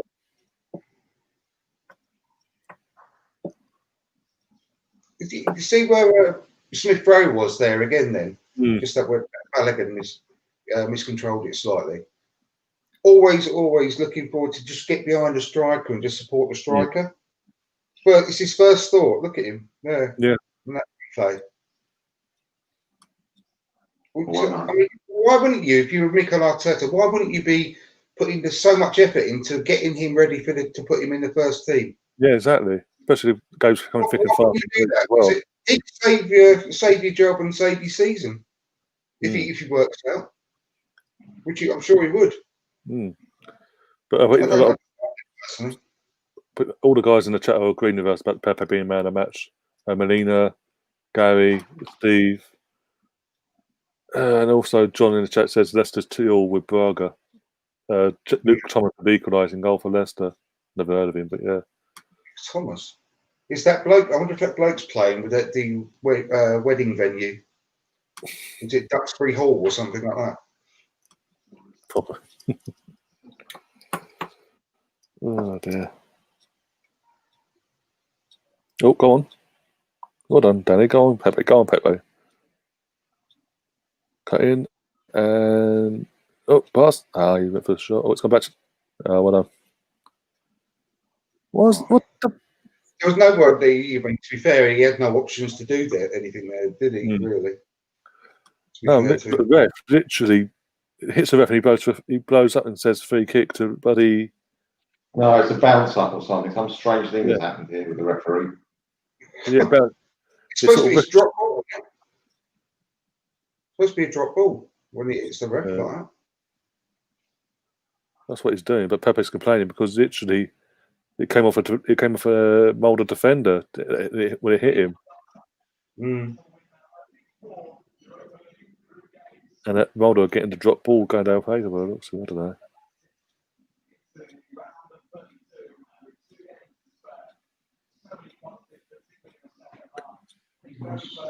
Amazing if Pepe just hits it as hard as he could. Oh, fuck off. It's like literally as soon as the ball's dropped, he volleys it into the goal.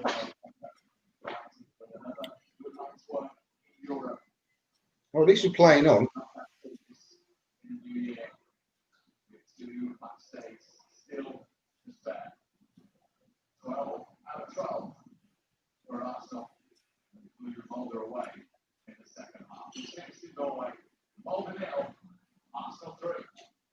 There you go, it's full time.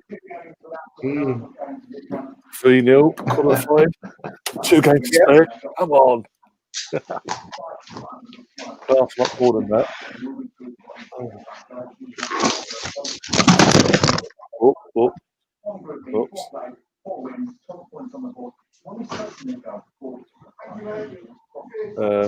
Mark saying Melvin Marks is man of the match in my opinion, closely followed by Pepe. Oh, dear. A lot of love for Melvin tonight. Just completely bloody smashed up my computer. Bloody hell. You right there, Andrew?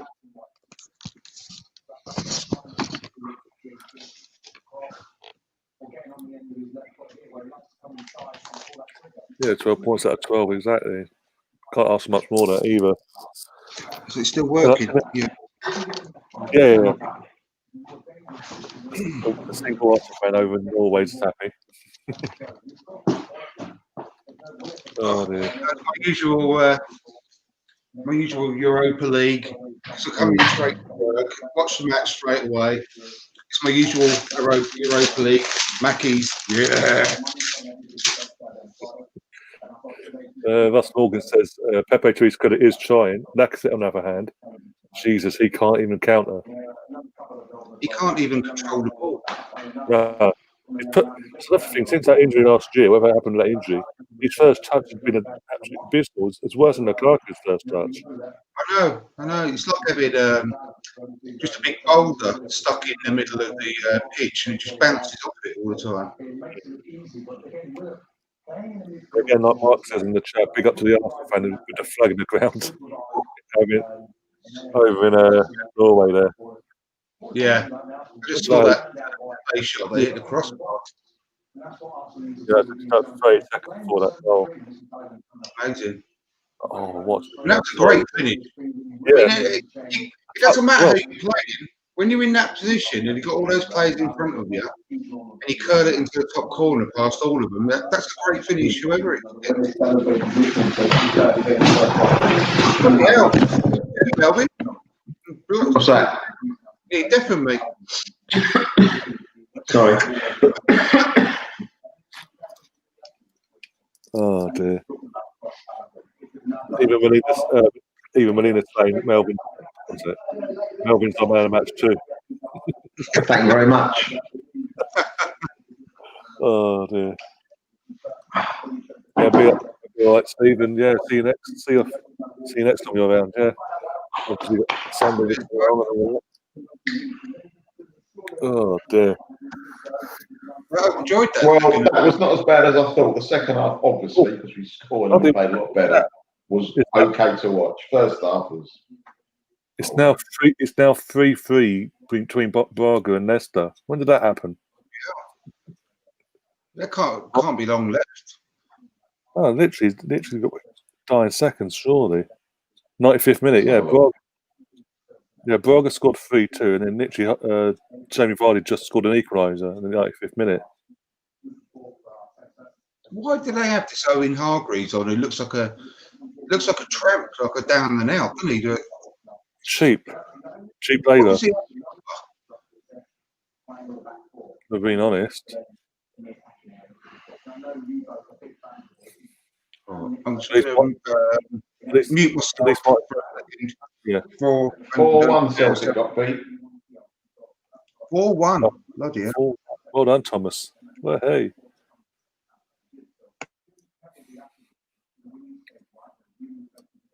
You know what there is tonight going on? An FA Cup match. Of course there is. Why wouldn't there be? Playing Wimbledon. Yeah. That's from 4 seasons ago, that one. Jesus Christ. Behind. Yeah, full time now. Literally full time. Has gone at Braga between Leicester. Okay, what an end that was. But hey, we're qualified. Sounds like a good game, that did. Yeah. Right, we've got on to Sunday now, gentlemen. Wolves at home. Don't have to travel.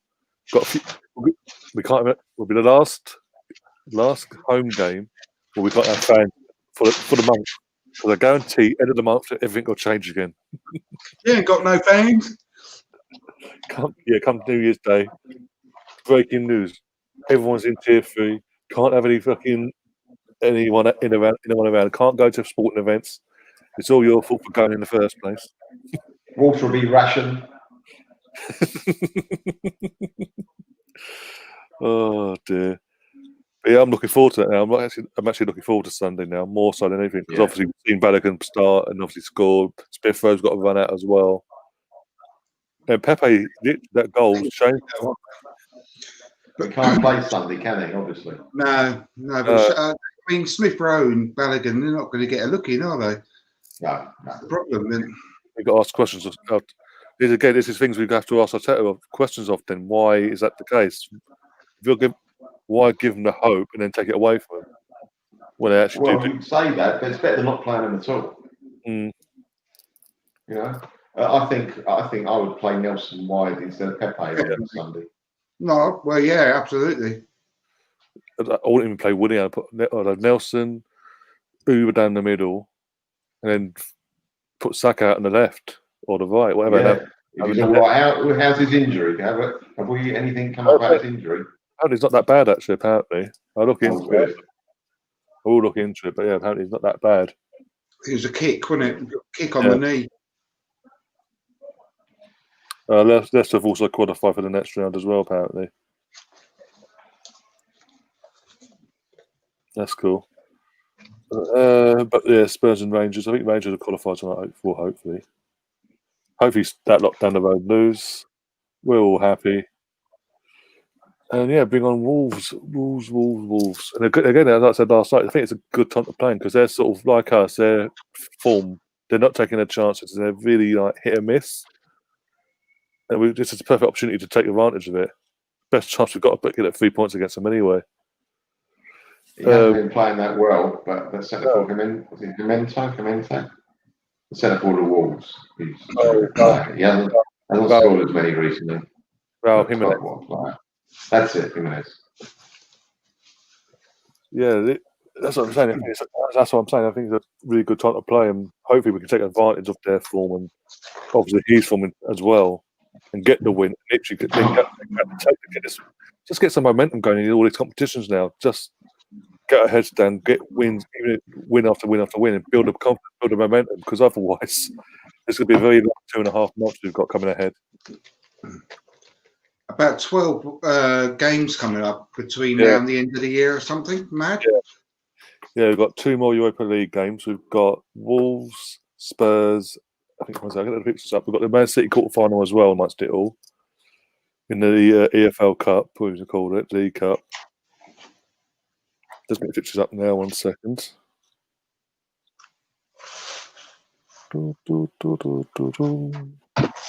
Right, gentlemen, enjoyed that. Thank you very much. I'm going to make a Pickfords. Yeah, no worries. You around for Sunday, yeah? Yeah. Yeah, cool. I'll sort all that out. And cheers for that. Thanks, Mark. Lovely. Nice to see you, Melvin. Have a good evening. Good, mate. Andrew. Thank you. Cheers, mate. All the best, boys. Bye. Bye-bye. Yeah, so our next, league-wise, we've got Wolves, that lot down the road. Then we've got Burnley, Southampton at home, Everton away just before Christmas on the 19th, as it stands. On Boxing Day, we're at home to Chelsea, and we've got Brighton on the 28th. And then on the 2nd of January, West Ham away. Then obviously, then we start the defensive. It's not the worst run in the world, is it? Really, games-wise. No, not that bad. We've got to take that into account that we've played some of the hardest games already and got them out of the way. So, yeah, it really does depend now on whether we can just start getting more performances like that second half we just watched.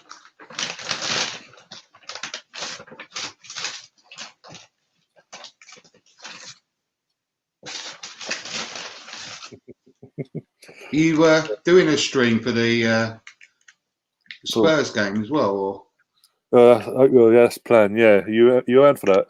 Are you busy that day? Yeah. It's half full. No, I mean this game coming up now. Oh, I can do it. I can continue going on. We'll continue the stream if you want. If you're.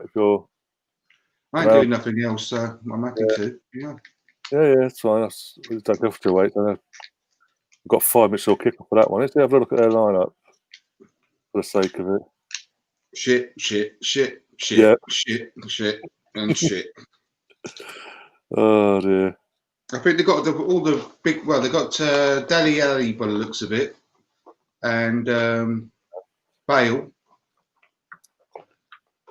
Lineups are coming up. We've got them not have done the scum down the road. We've got Joe Hart in goal, Tangara. Oh, actually, unless we watched the Dundalk and Rapid Vienna one. Let's see what the other teams in our group are getting on. But it's up to you. I don't mind. I don't mind. I can do both. Yeah. Going back. Unless I have one game on, you have the other. I don't. Yeah. I can do that as well. So fit the thing up on here sorted as well. Yeah, we can do both games if you want. Oh, back and forth every few minutes. Yeah. Spuds. That's been nice.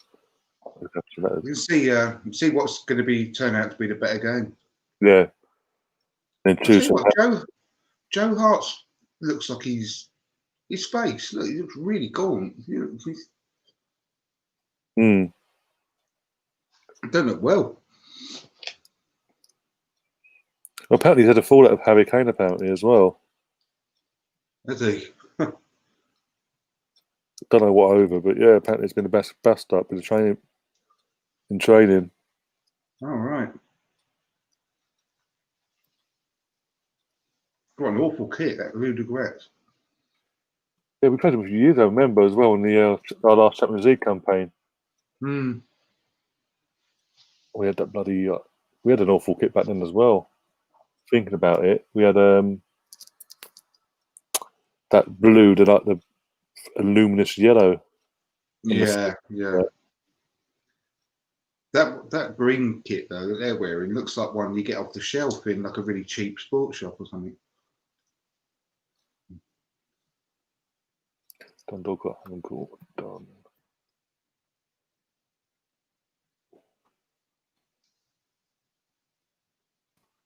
No. Rapid.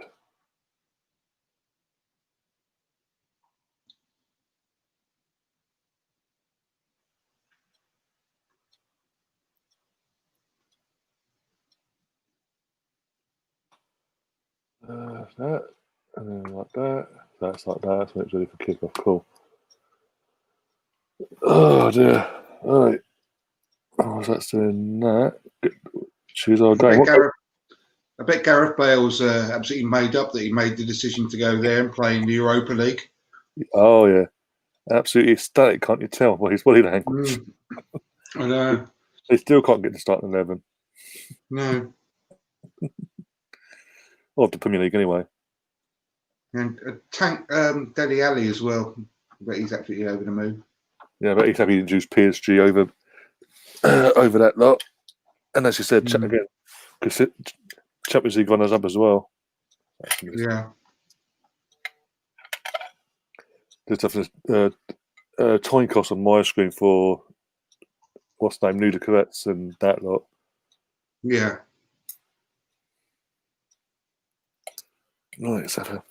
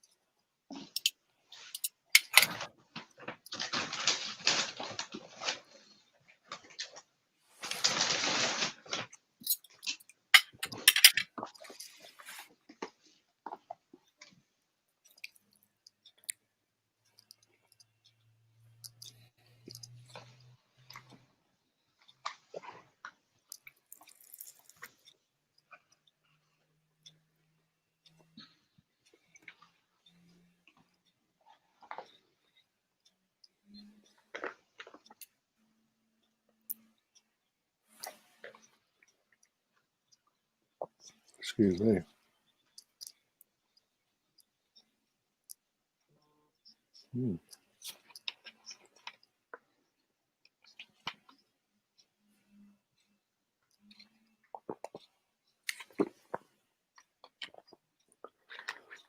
There, right.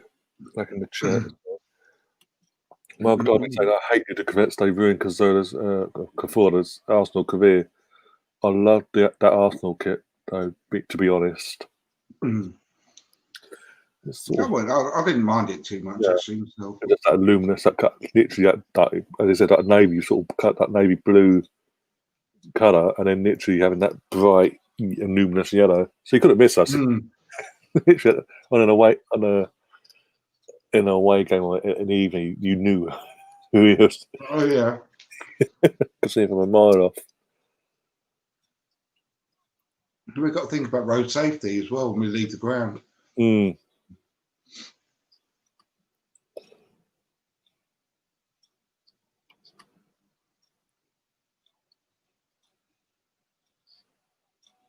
Also, that's a good shout from John as well. Says Rangers versus Benfica will be a good watch game as well. Keep your eye on. Yeah, it would. Mark's saying he's watching the Rangers game as well, so keep us updated. As a missus is a Rangers fan. Oh, blimey. He must be really happy this season then. We were kicked off at the crap heap anyway. Yeah.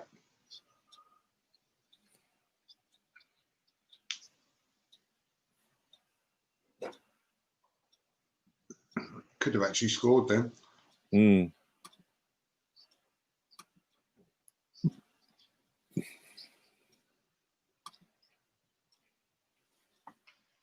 Oh.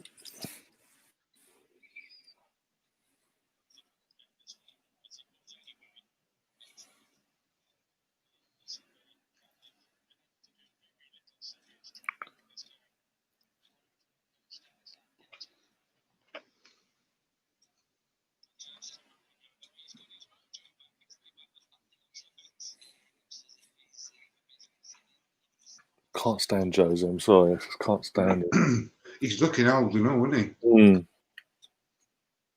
I know. I hate him. Absolutely hate him.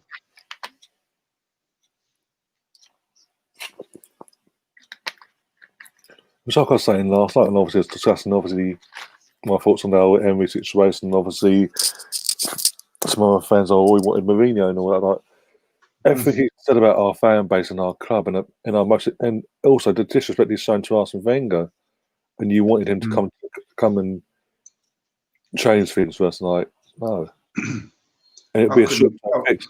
It would have been a short-term thing. Even if he did bring any success to the club, it would have been a short-term thing. Because he has a meltdown. I'd rather be relegated than have him as manager. Genuinely, I don't care less about instant. Maybe if you got us one trophy or something like that, I don't care. I don't want him anywhere near the club. Matter of principle.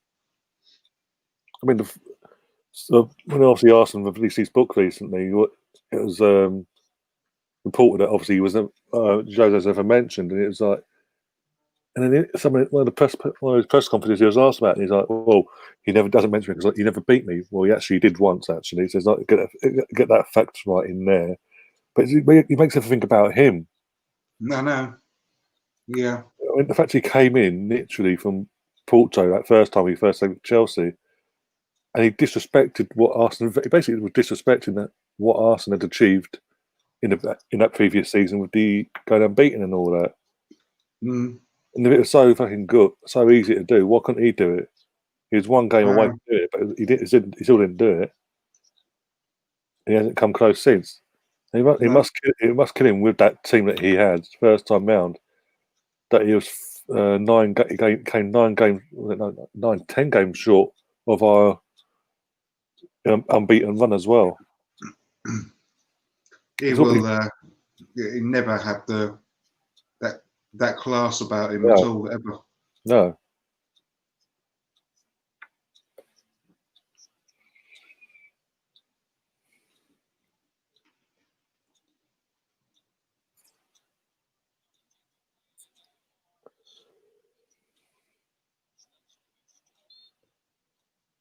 Oh. So the Ludo play gets fouled and it's a free kick to Spurs. Of course it is. Yeah.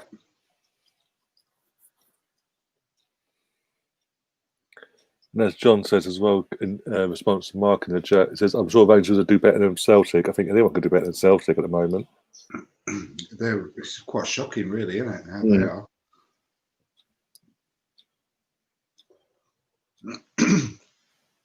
Yeah, I see what you mean, but their kits as well. It's literally like they've got no sponsorship either. So it's, even the goalie kit is literally like you just buy it off the shelf in Sports Direct. Yeah, you get a bundle of it for your Sunday League team. Yeah. And they've just stuck their badge on. That's it. Yeah. Failed free kick at the wall. How's that another free kick? And he's been booked for it as well. Let's have a look at this. The back's are turned and he hits his arm. Oh my God! He got booking for it. He got booked for it. And a free kick, another free kick to Tottenham. And he's just like, what? He's bemused. Well, yeah, he looks a bit old, doesn't he, that player?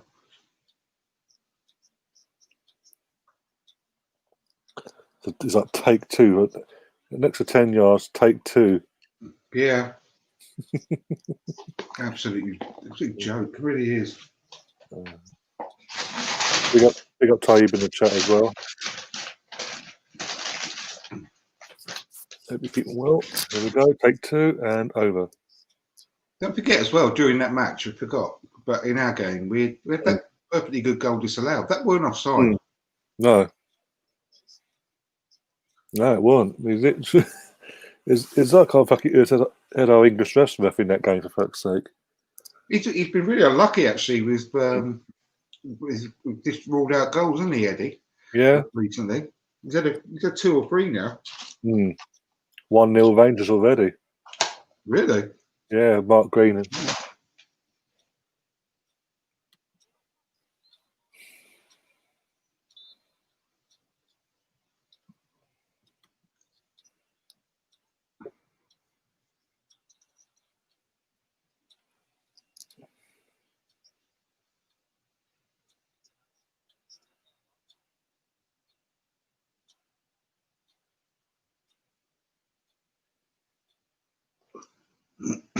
I'll be back in 2 minutes, mate.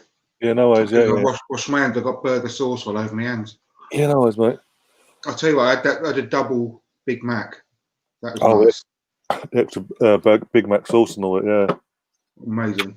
Hang on a sec, be back shortly. Yeah, no worries, yeah.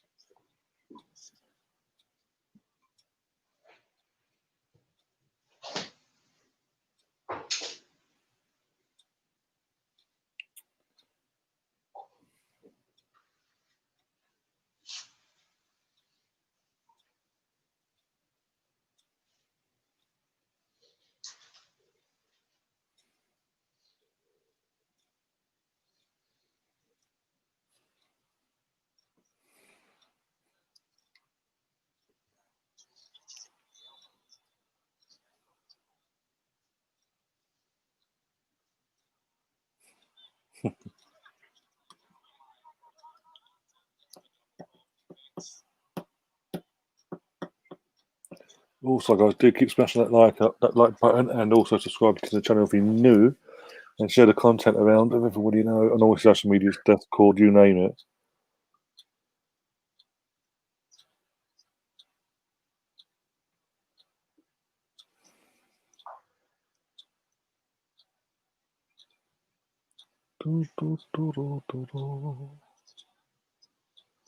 Spurs are over themselves, as you'd expect, in one sense.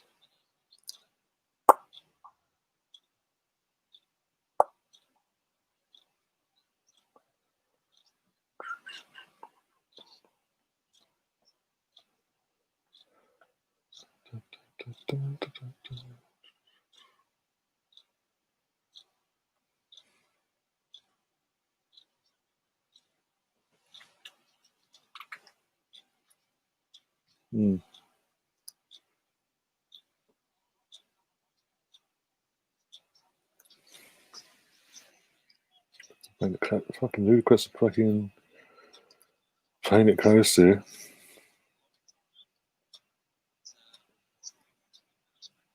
Yeah, no, it's been seen a bit. We'll be still, we'll still be in a couple of hours, in the next couple of hours or so. Yeah, smash that like when she says, and I'll keep the stream rolling still. Okay, that's cool. Appreciate that.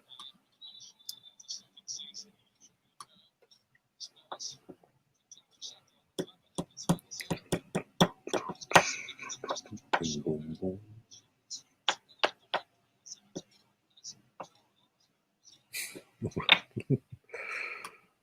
Ooh la la. Ooh la la.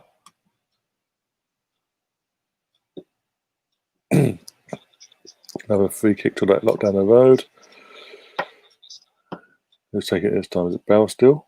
Yeah, Bell's going for it again. It's all about him. Deflected and over. Almost got the goalkeeper. Deflection almost took the goalkeeper out though.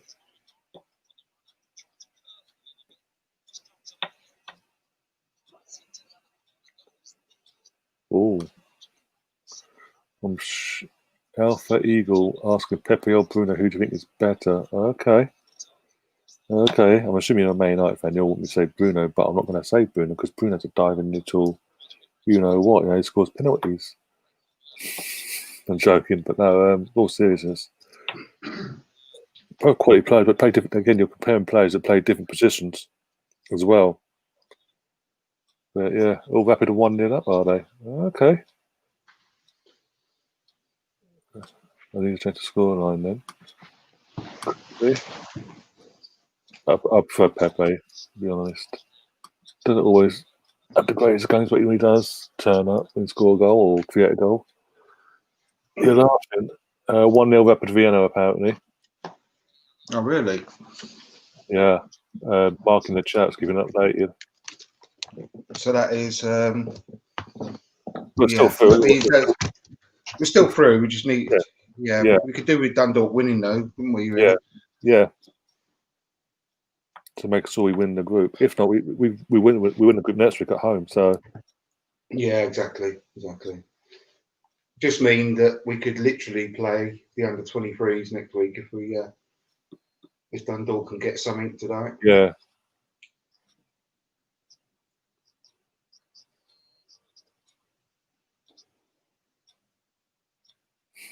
But go back talking about Smith Rowe as well when he came on.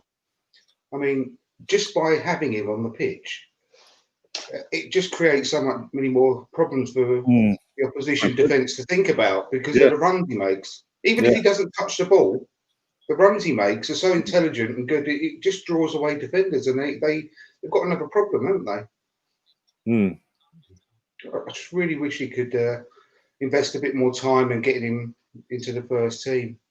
Personally, I think we could have scored, even more goals tonight if Balogun had started and he'd started. Exactly. Alpha Eagle asked a minute ago. I assumed he was one of the questions was Man United fan, but apparently he's a Brentford fan. He's asking Pepe or Bruno, who do you think is better? Sorry, Pepe or Bruno? Bruno Fernandes. Pepe, he's got much more technical ability. Yeah. He's much better. Yeah. Bruno's a penalty specialist, that's it. Yeah, literally. And that he dives a lot. So. I'm not saying he's not a good player, but no. he's not got a huge amount to his game apart from skipping to do a little penalty. Hop, skip and a jump, literally. Yeah. Oh dear. And Taib says as well, amongst all that, he says Pepe could do well at number 10 as well. I think he should be. Did you see my tweet the other day? But I was actually being quite serious about Wenger. If Wenger had managed Pepe, he would be playing in a similar way, a similar role to what Henry did. He would have converted him to like more of an inside forward and just played him up front. But the thing is with Wenger, but players like Pepe really blossomed under him, didn't they? But generally speaking, there's a few people that didn't like Jorginho, etc. But overall, he loved his skillful players like that. And Henry was, when he first started playing, he wasn't an out-and-out forward, was he? Well, he never was really, but he wasn't a goal scorer. He was more like a Pepe. Yeah. And I honestly think that if he'd have worked under Wenger, he'd be on his way to playing, like an Henry. No, I'm not saying he's going to be in the same class as Henry because no one really is there? But he'd be a very similar player and scoring a lot more goals and playing a massive part in the team. Oh God, here we are. Yes. 1-0. Yeah, 1-0. Yeah. To be fair, they've been all over Ludogorets. Oh, it was only a matter of time. Yeah. Yeah. That was terribly ended. But Ludogorets have sort of allowed them to come on them and attack them from the get-go. So as you said, it's sort of coming. But look at this defending. There were two players on their own. Yeah. That was offside. Well, Bale was offside there. But yeah, terrible.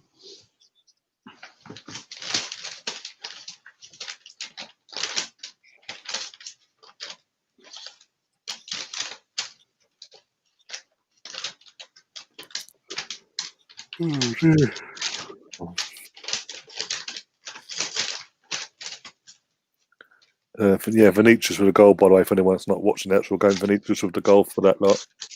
Yeah, but his celebration standing there as if he's like Cristiano Ronaldo. Yeah, exactly. As if he's ever going to score an easier goal in his life.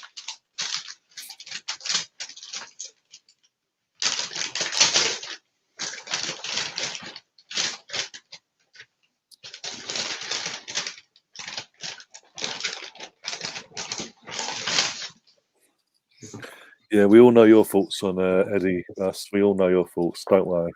Don't need to keep reminding us. Oh dear. No, I think he's. Well, I've said this 100 times, haven't I? I just think he's an excellent guy to have in the squad as your backup striker at the moment. And now with Balogun, he's got that extra pressure of knowing that something there just behind, like looking to take his place as well. Well, no, we don't forget we're not going to have Aubameyang too much longer, even if it's another couple of seasons. Yeah. And also, there's no way that Lacazette's going to be at the club after next summer at the latest. So there's going to be spaces opening up for both of them, really. And we've got Martinelli. Martinelli's really going to be the successor to Aubameyang, really, isn't he? I mean, yeah, exactly. We've got so much young attacking talent coming through. It's not one or two; it's pretty much the entire attacking line. Yeah, I think Martinelli really, if everything goes to plan, will be Aubameyang's successor, and then either Balogun or Nketiah could be the successor to Lacazette, because don't forget, Lacazette, in my opinion, really shouldn't be playing anyway. Yeah, he should be on the bench. So the replacement for Lacazette, I'm not saying if it is going to be Eddie before Russ starts, ranting in the message box, whatever. He'll still be on the bench, basically, is what I'm saying. Yeah. And then Balogun could be initially the impact sub that Nketiah is at the moment. Yeah. I'm playing the cup games, so we've got space for all of them. Fucking hell. That's gone from being over lenient to, sure, knock him out. Literally, the Liverpool players, the defender, literally can't be on Vinicius, and just gone up, shoved him in the back of his elbow in full view of everyone. Continue, keep playing. Yeah, I know. Madness. Oh dear.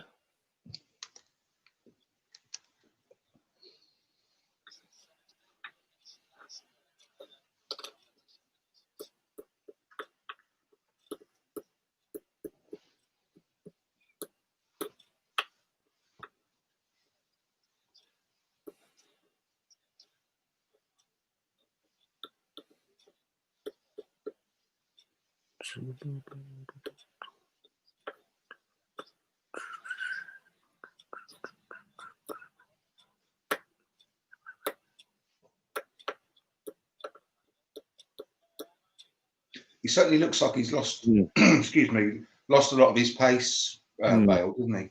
There's no way. Definitely, yeah. He got rid of that ball. Before he would have carried on and taken it round into the box. He got rid of it really quickly then. That ball.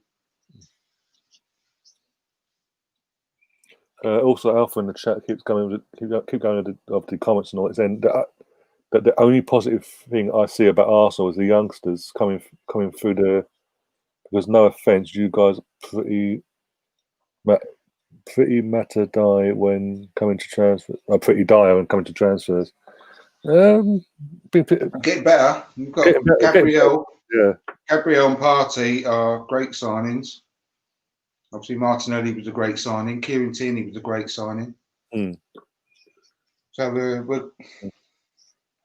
we have been crap. I don't totally agree. We have been crap, but But at the same time, even in the glory times of Arsene Wenger, he had a few stinkers here and there. He put up gems, obviously, as we know, but he had the Igor Stefanos of Amish bands, Freddie Jeffers. That's the occasional stinker. I know. It's what it is. So Taib asking me, what would I choose, or what do you think? What do I think that Arteta will choose? Well, my choice will be a 4-3-3.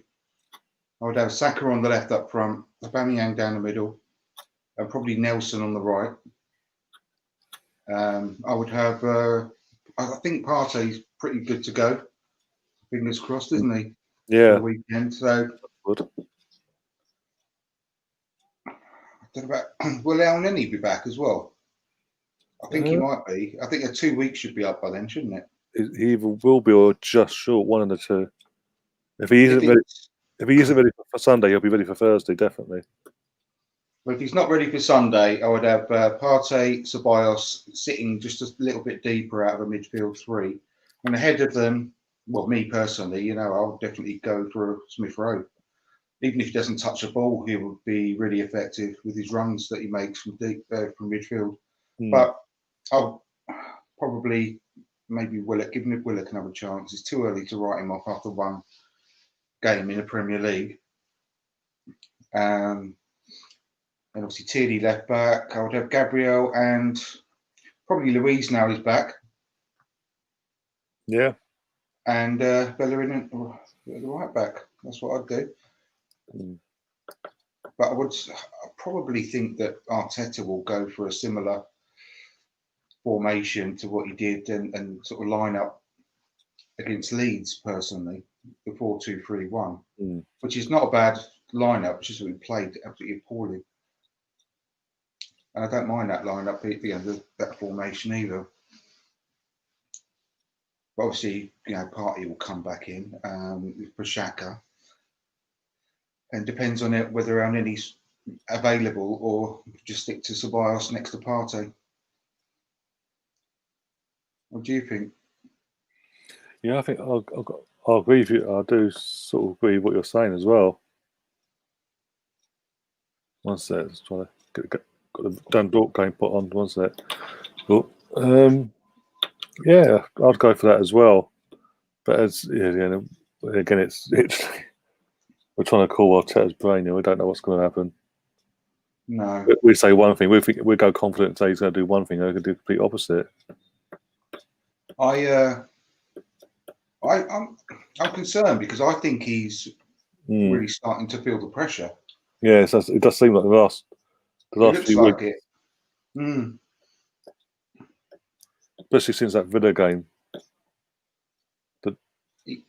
That first thrashing sort of got to him. When I say thrashing, I mean like the scoreline being so one-sided.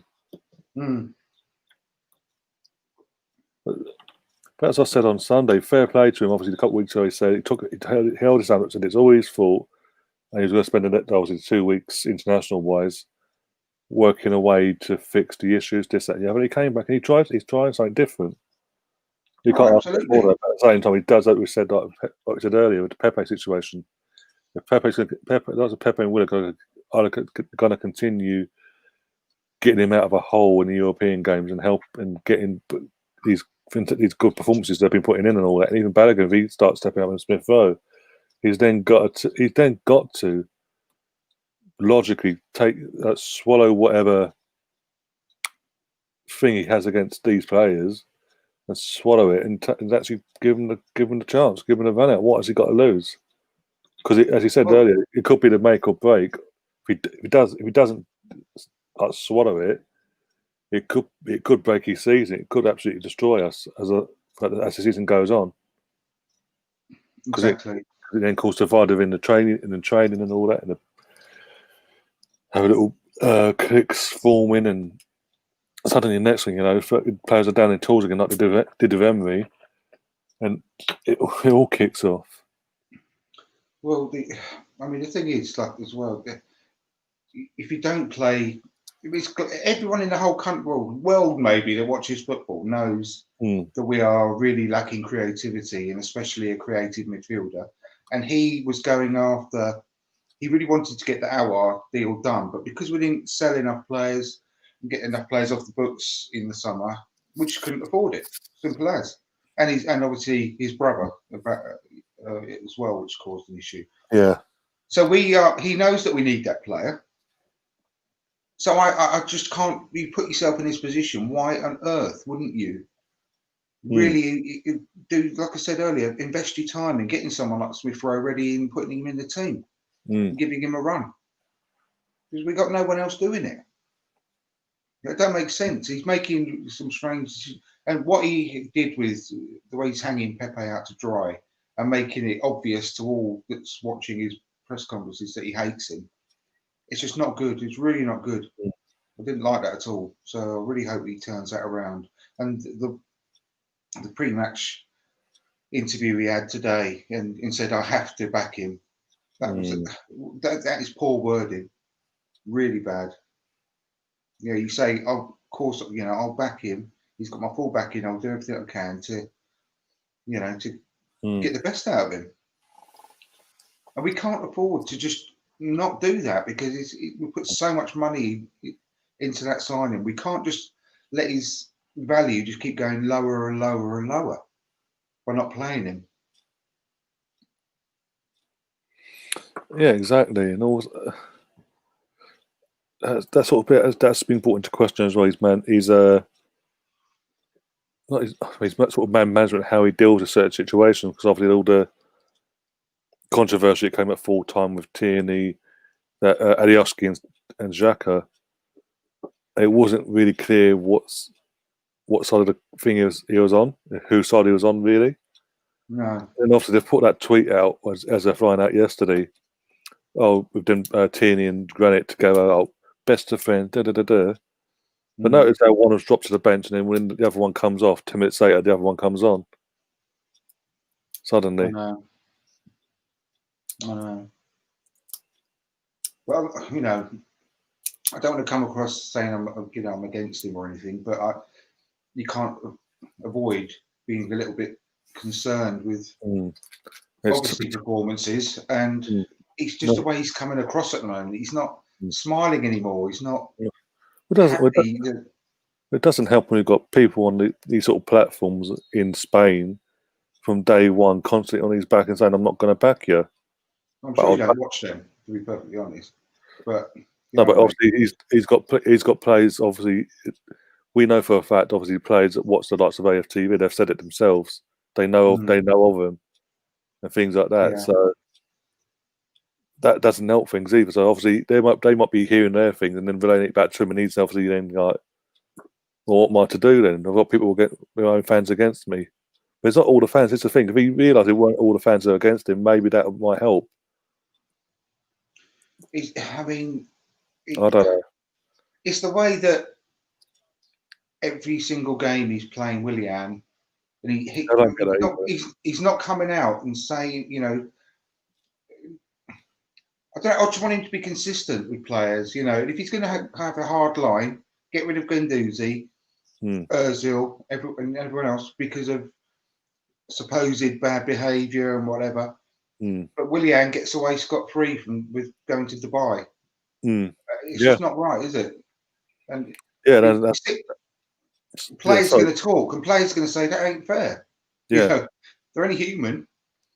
Yeah, exactly. And it's not, again, that's why another reason why it's been called into question, because obviously, as you said about the Pepe, his comments tonight about Pepe, and obviously at the full time of the Leeds game, his comments, how he scathed for Pepe. Basically, he was not impressed. Basically, he couldn't hide it.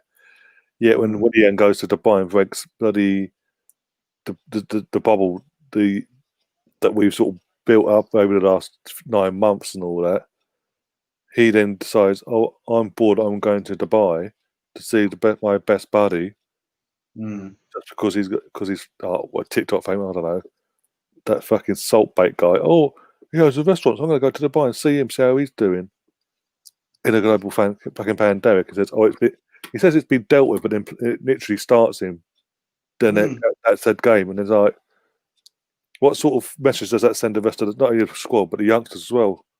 Because the players like Willian are meant to be leading by example, and you just didn't get away scot-free, basically, by the sounds of it. It's not just that either; it's his form. He's been Oh, useless. So, I mean, why would you keep playing him when he's useless? And you've got players that are playing out their skin, and in Reece Nelson in the Europa League, but you're still playing the crap bloke.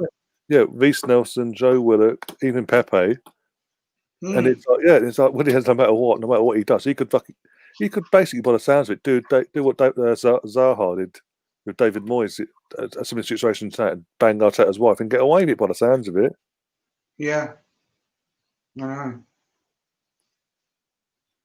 Weird, it really is. I can't explain it really. Hopefully, it's just a blip, and obviously we can turn things around. Obviously, because as we've said, it's going to be a big month and a half ahead for us now. Yeah, wow. With the games coming like every like 2 to 3 days, even taking out the occasion the Europa League and all that, and the League Cup quarter final, we've got away to City, which now's that's not even. That's the one thing I've got to sort of be relieved in the one sense that obviously Manchester have been put into tier 3. There's no Man City fans for that cup. For that cup quarter final, so it's going to be a level peg in there. So there's again another chance for him to redeem himself without having the added pressure of a few thousand fans there. 2-0 Tottenham. Really? Vince just scored again. Just come through my phone. All right, I'm on nearly 33 minutes now. I'm on 32:45 in the Dundalk the Vienna game. Yeah, Vinicius again. Yeah, another easy goal.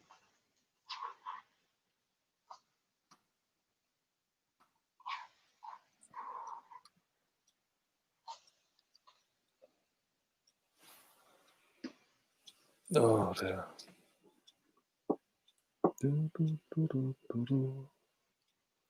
Well, if it keeps staying like this at half time, we'll watch another game at the second half. We'll put the Rangers game aside on. Yeah.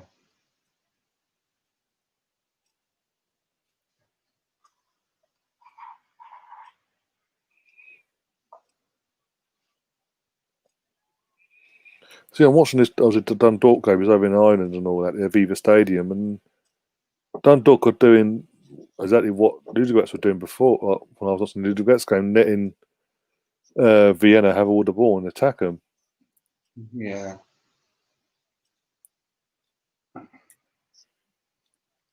Well, hopefully they'll be like that when we play them at their place and all. Yeah, that's in a couple of weeks as well. Yeah. No, I think it's Marcus. One of the guys said in the chat earlier, Dundalk away would have been a good away day as well, being situated that. Definitely, yeah. Other part of the UK.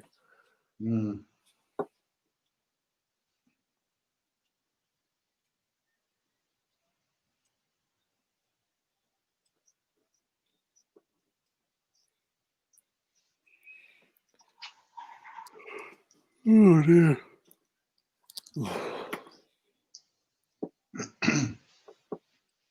It was good to see Runeson play quite well tonight as well. I was quite, fairly impressed with him. He had a couple of small dodgy moments, but obviously, he's bound to be a little bit nervous. But I think he did really well overall. Yeah, and apart from obviously you mentioned the one or two dodgy moments, really good for playing that from the back as well. There was that calmness behind it. The one obvious mistake. Even then, he reacted, got the ball back. Exactly, yeah, exactly.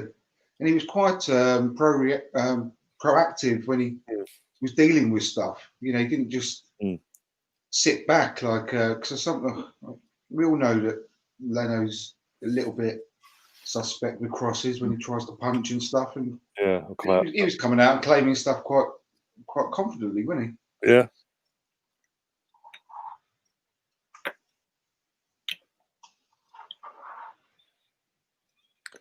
Maybe Billy's price tag was so small as well that might ease the pressure off him as well. Yeah, exactly.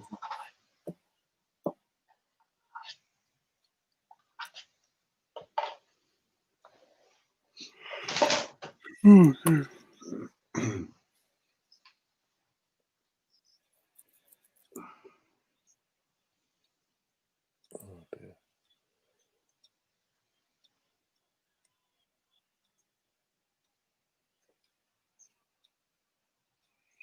that's a point for Mark as well. It said that because we're at home next week, so at least our game will be an 8 p.m. kickoff against Rapid Vienna, instead of bloody 5 to 6 in the evening. Yeah, that's true. When everyone's trying to get home from work, respectively. Yeah, exactly. Unless you're in tier 3, then you don't have to go anywhere, apparently. So we'll have fans in there, won't we? 2-0. Couple of thousand. 3-0, did you say? No, 2-0 Rapid Vienna. Oh, right. So it looks like we're winning the group next week then. Yeah, exactly. Oh dear. Just delayed it by 7 days. Oh well.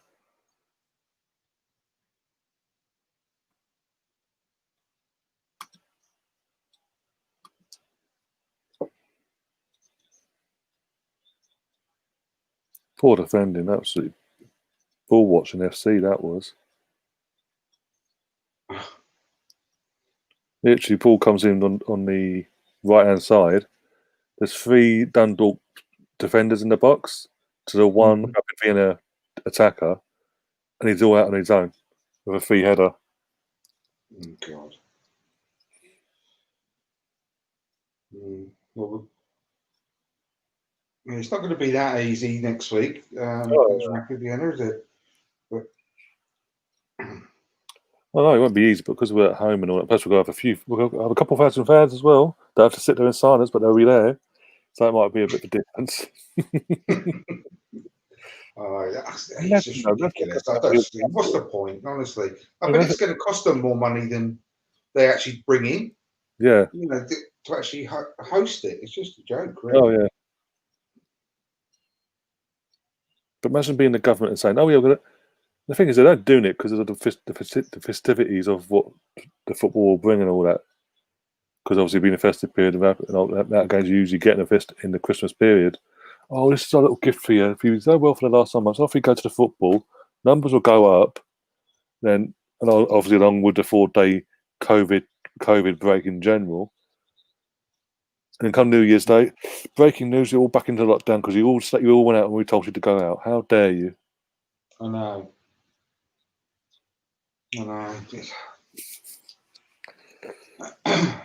We're so close. The fucking I can't remember his name now. One of his sidekicks, and he's in his press conference earlier before we did the Arsenal, before we went live for the Arsenal game. We're saying that we're a few weeks away from the numbers starting to go down, but it's just like for the whole country and this, that, and the other. And I'm like, well, by that math, it'll be around Christmas Eve, so I say. And that's when you're then saying, everyone, off you go, do what you got to do, for a few days. And the number's going to go up in a few days, not including the obviously between now and New Year, we're in anyone that's lucky enough to be tier 1 or tier 2, going to their football fans going to their stadiums, respectively, for the Football League, not just Premier League, Championship, League 1, League 2, you name it, and it's other sports as well. All doing their rounds, doing what they've been told to do. So the number's not going to. If by some miracle the number does come down by some miracle before Christmas Eve, it's going to go flying back up again anyway. Yeah, I know. And that's John 1886 says in the chat, January lockdown again. But we'll be blamed for it though for going out because remember they did that eat out to help out scheme. Yeah. And then Boris literally a few weeks later, the reason that numbers aren't coming down is because fucking everyone's going out. Like, you're telling us to go out. I know. You're sending us all vouchers via email to go out and eat out. I know. To certain restaurants. What we to do is just sit, not do as you're told.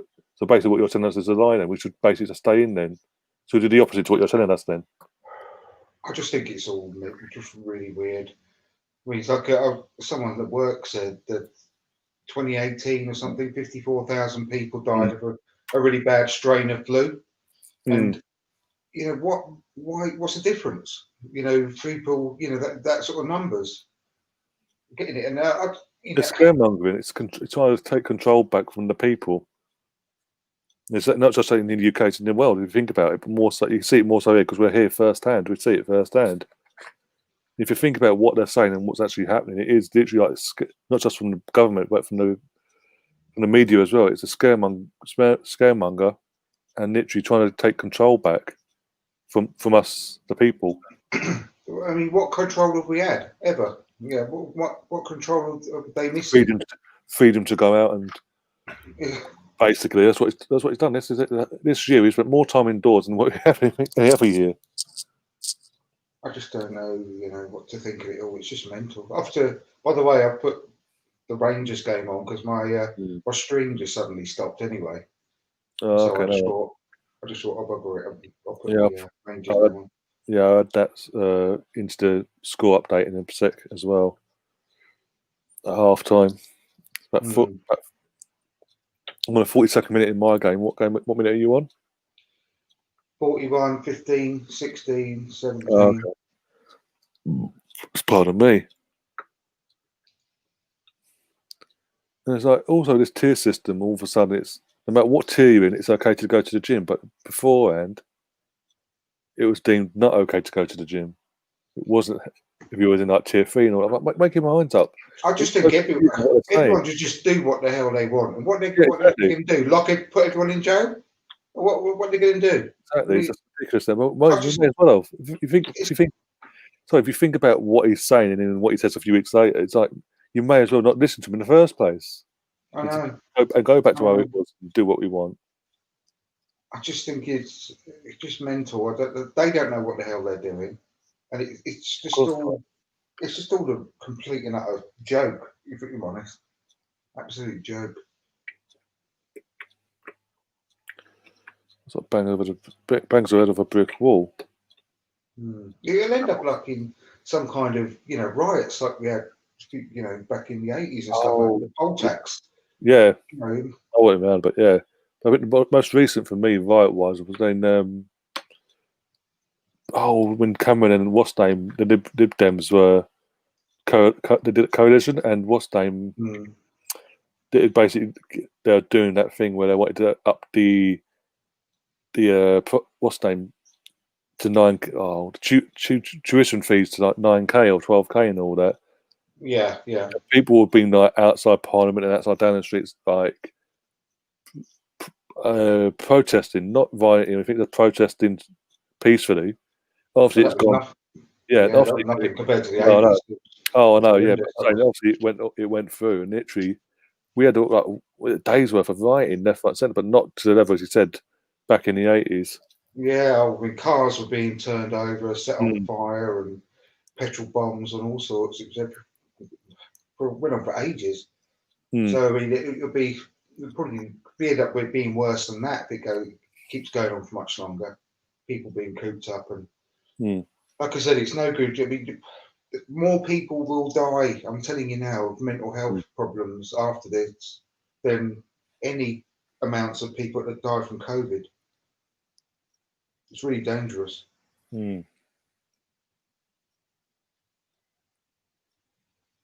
But again, all this has shown this last 9 months to a year is that our government, because it's where we are, don't give a crap about mental health.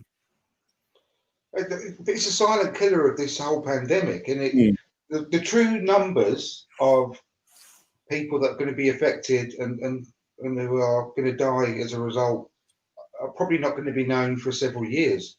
But it's people just not even getting the chance to get any kind of treatment for it either because of everything that's going on. And the same goes for lots of other diseases and illnesses. And so I've been told, a year waiting list for counselling. I've been told a year waiting list for any kind of physiotherapy, and it's just ridiculous.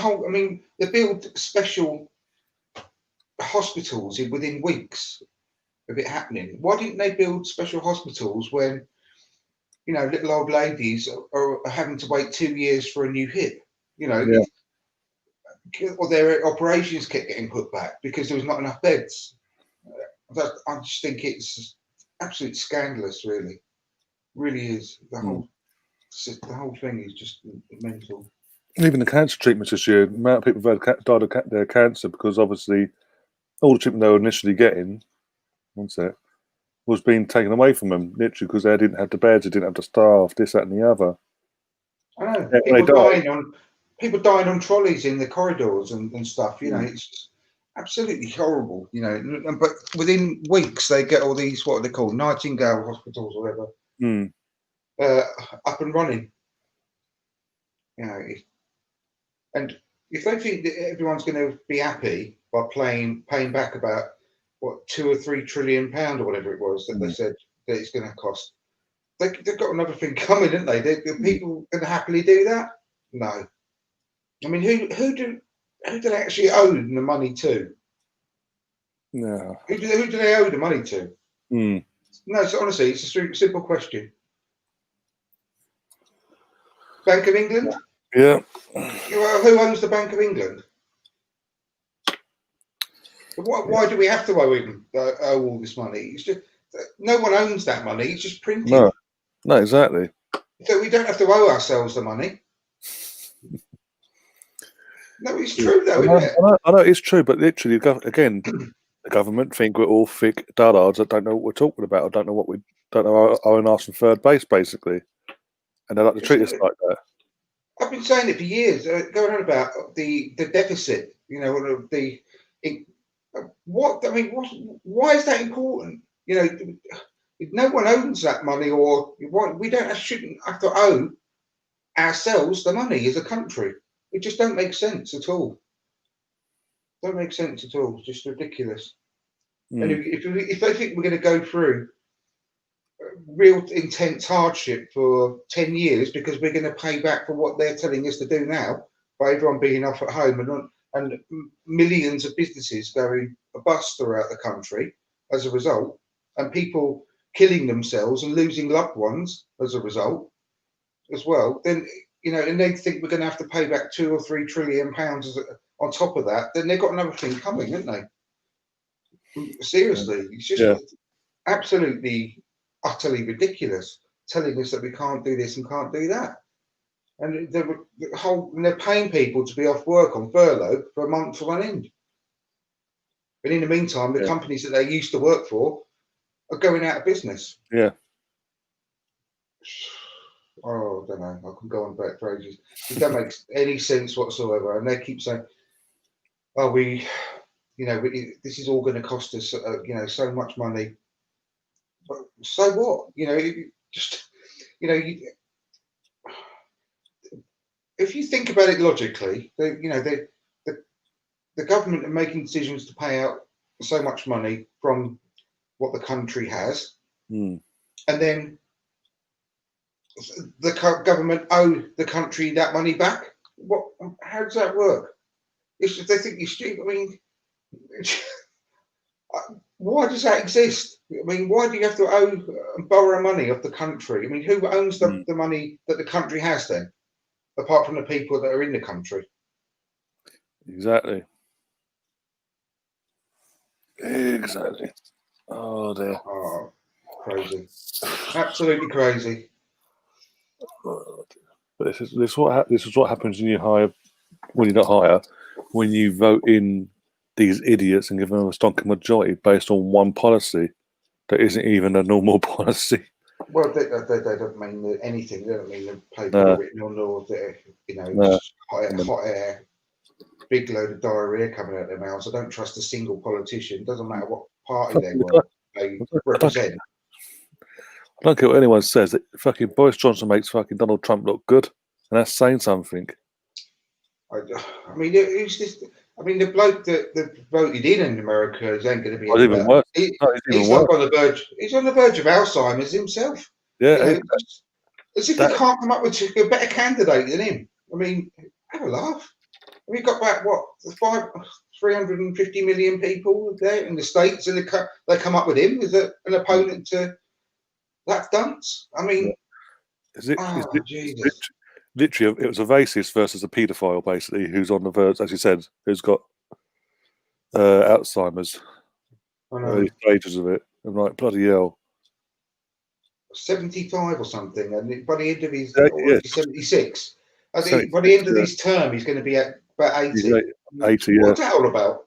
And he's oh, Jesus Christ. I mean, we listen to ourselves. If we, 20 years ago, if we'd talking about this is how things will be at the moment, we'd be absolutely thinking we're crazy, putting a straitjacket. I mean, it's just, it's almost like, it really is almost laughable the way that the world is at the moment this year, Mark says in the chat as well, give it a year, Harris will be the president. Obviously, the vice president now, but the incoming vice president, she'll be the first female president of America, basically. She'll take over. Like I said, to be fair, at the end of the day, I don't think it matters. I don't think it matters who gets these things, because they're all the same. Politicians, no matter what country you're from, they're only out for themselves, and they'll tell you what you want to hear. Then they'll get voted in, and then nothing will get done that they promised. And they're just all out for themselves. They just want to be powerful, and it just makes me sick, to be honest. I've never ever trust a politician in my life. I never have, and never will. Well, it's like John says in the chat, all the joy of politics to cheer us all up. I know, sorry, yeah. And at least we've got Arsenal's current performances to talk about them. Yeah. But anyway. And we're qualified for the knockout stages. Oh. Yeah, exactly. No, I mean, to be fair, as always, in the Europa League and nights like this, it's always much more entertaining to watch. And if by magic, Russ has just joined us. Hello. Oh, this is the fountain of positivity.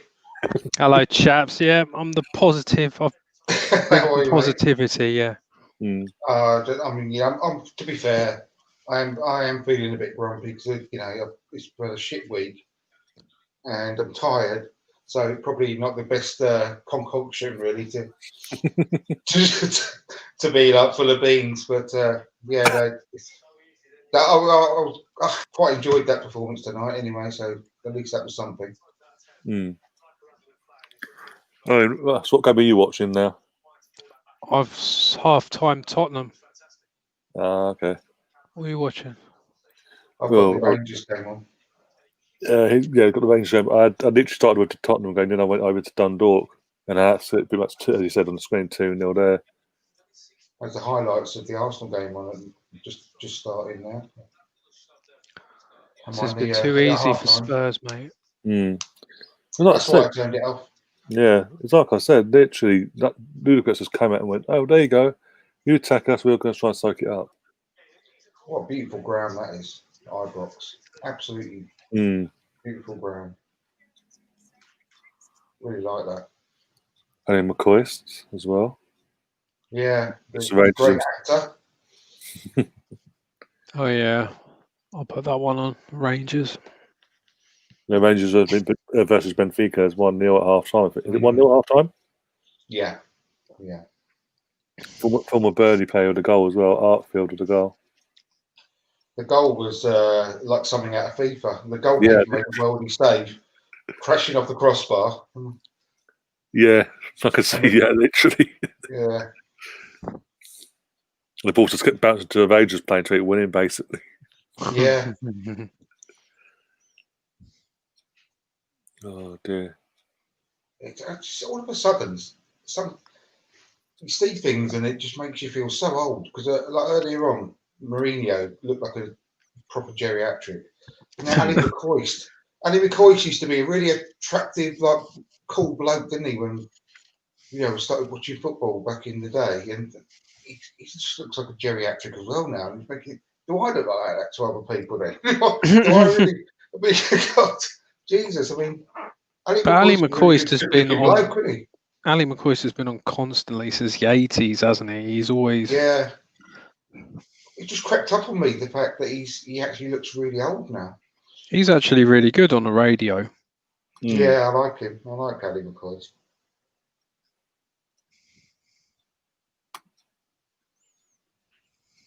John in the chat saying that Ibrox is a great stadium to visit. Yeah, I'd love to go there. It's on my bucket list. I've never been to Scotland at all. Yeah, I've never been to a game up there. I've been to Scotland plenty of times, but I really need to watch a game. I mean, overlooking the ground there, it looks absolutely beautiful. That ground. Lena in the chat is also saying Alioski new 4-year contract for Leeds. Is that true? Talked himself into it.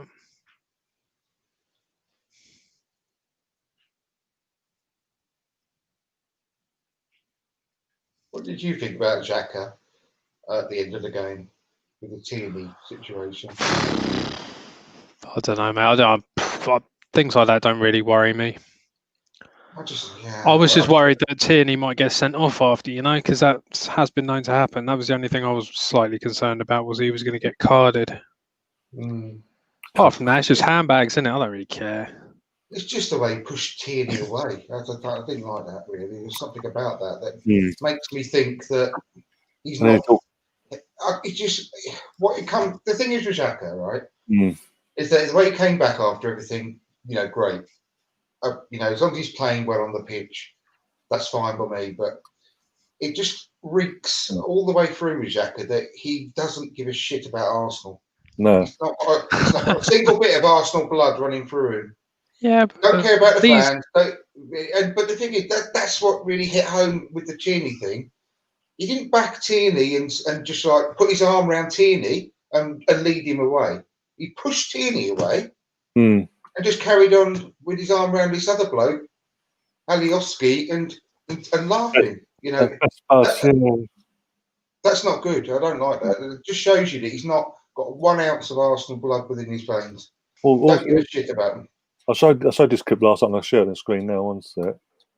That's me.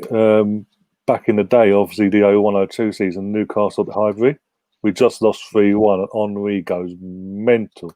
Yeah. And this clip sort of surfaced a few days after the situation with Leeds at the weekend. And the whole Tierney thing sort of threw me back to that. And I'll get it back on the screen now so you guys can see it. And I'll enlarge it one sec. I'll play it because I showed the whole clip one sec if it lets me. All right. Hope you get the sound as well. Arsenal players are angrily confronting referee Graham Poll in the centre circle. Alan Shearer doing his best to restrain Thierry Henry, who is finding it difficult to be restrained. Gary Lewin sensibly moving in as well. And the Frenchman's anger directed very firmly at the official. I don't think we've heard the end of that incident. And Thierry Henry won't leave it alone. For his own sake and Arsenal's, he should calm down here. Well, he's a man possessed at the moment. I haven't really seen scenes like this. Up against the... Compare that to Xhaka. That's someone who loves the club. The best thing Thierry Henry can do right now is just get off the field. It's over with. It's happened. He's never going to change those decisions. He's never going to change that sending off by Ray Parler. He's never going to change that decision for the penalty. Well, the Arsenal staff and his teammates are doing their best to calm him down, but he won't be calmed down, Thierry Henry. I've never seen him like this, and he's surely going to find himself in very hot water if Graham Poll reports this incident, which he surely will. So it's not Arsenal. Because he cares. He cares about the club. Yeah. And Xhaka doesn't. Xhaka doesn't give a shit. Now, Xhaka did, tried to stop Tierney getting sent off. Fair enough. But what you do then in that situation, if you consider yourself the captain, you put your arm around Tierney when you see him coming up and you walk in down the tunnel. You don't push Tierney away and carry on with putting your arm around the other bloke, looking after him. It's because he doesn't care about Arsenal as a club. Yeah, never, and then, as you said, putting an arm around and having a joke and a laugh with the player. Yeah, but one sec. When Guendouzi did that to Brighton last year, what did we all say about that? I was happy with it. It's only until afterwards. I enjoyed it at the time. But when he came out afterwards that he was being a dick about money, saying I earn more than you, blah blah blah. That's when people started changing their opinion on it. But at the time, everyone was going. I remember most people that I interact with on Twitter, they were all delighted with Guendouzi. It's only the aftermath of it all. Yeah, that's the difference between obviously showing your passion, showing you the care you care, and just bragging that you've got more money in someone. It turned out you didn't have more money in that person in the first place. No, but his mind was, I've got more money than you. Look at where I am. Exactly. That's when people's opinions change. If it had been, or like we've just seen with the Henry back then, or even Old Trafford in 03-04 season, and things like that, that sort of incident, then obviously the fans, as Andrew said, that love we had for that moment would have been continuously like, oh, fantastic! We love that because we haven't seen that for years. But when it came out, it was over the fact he was bragging about how much money he had. It wasn't about anything else but that. Opinions changed. Yeah, exactly. And the fact that the next day he was called in when it all leaked out. The next day he's called into a meeting with Edu and Arteta, and he refused to see where he was wrong and apologise for it to the matter. And again, I understand because we had this conversation with Mario a couple of weeks ago on here about that incident. And it was like, yeah, he's young, he's 19, he doesn't. But at the same time, you are a footballer of a top club at Arsenal. When you're putting Paul to one side, you sort of need to take a step back and realise at some point, even not straight away, at some point you've done wrong. The fact he's been known that should be the massive kick up the backside. Come on, he refused to apologise. Exactly. He still to apologise. He still hasn't done since. That's why he's been isolated from the squad, and then loaned out effectively to Hertha Berlin. Hertha Berlin. Mm-hmm. He's always thought he's Billy Big Bollocks at every club he's been at. Even PSG when he was 17, and like younger than 17. Where was he after PSG? He went back. He went back to what was it? Anyway, wherever he went to, he instantly thought he was better than all the first team players and was giving it large, wasn't he? So in front of them all, saying, belittling them. So there's a league type of guy. There's a League B team, a second division team anyway. That division below League One. League Deux. League Deux. I can't think of it. But anyway, don't matter. Who did we buy him off? I can't remember. I think because he was PSG went back. I think it wasn't Lille. It was not Saint Etienne. Was it Lorient or something? Lorient.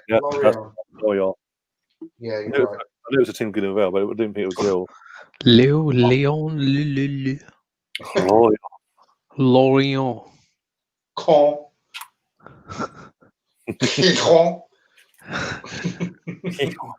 Sorry to all the French people watching this channel. Yeah, no, nothing but love and respect. Obviously, this channel is sponsored by the Ligue 1. Ligue 1 on the Oh dear, got to laugh. Obviously, second half of the Rangers game just kicked off. Yeah. I'm going to. I forgot actually. I'm going to enjoy keeping my eye on that. What's his name? Ryan Kent. Ryan Kent, yeah.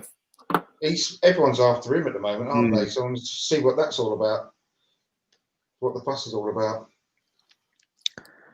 Benfica are surely too good for the Europa League, aren't they? No, because they're losing to Rangers at the moment. So.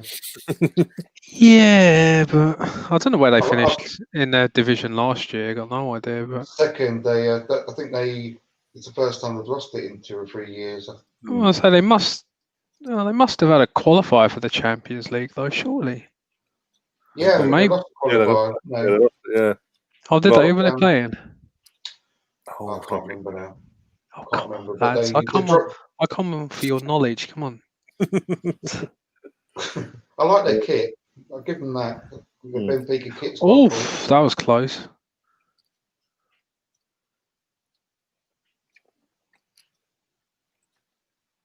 Almost 3-0, was it? No, Benfica almost scored. Oh, you're ahead of us now. Okay. Yeah, I'm on 47.05.06. It should be coming shortly. Every time you watch a Europa League game with a team you don't really follow, they've always got a player called Camera. This is French. Oh yeah, that's close, isn't it? Oh blimey, yeah, seen it now. Should have scored it, really, to be honest. Mm. It's quite wide, wasn't he? Yeah. It would have been quite a difficult cutback sort of shot on it in the volley. Is Ryan Kent English, then, I assume? Yes, I think so. I think he is. I think he's their number 10. So, no, he's not. Not number 10. Tavernier, that's a good name, isn't it? Mm. Yeah, he used to play for Millwall. Tavernier, I think.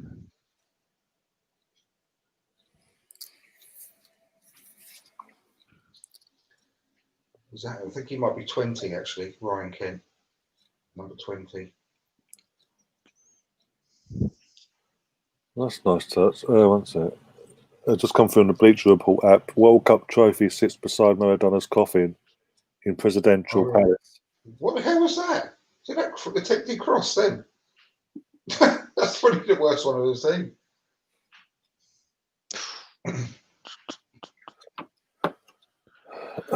Benfica have definitely started the better, I think.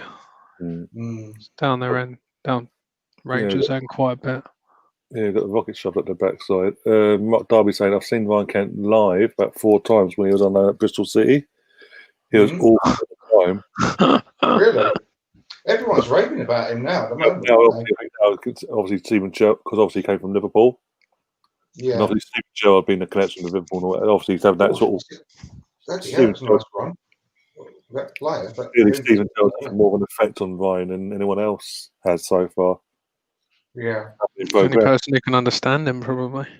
Is he on loan at Rangers, or have they bought him? I think they bought him now. They did have him on loan initially. I think they have bought him. Yeah.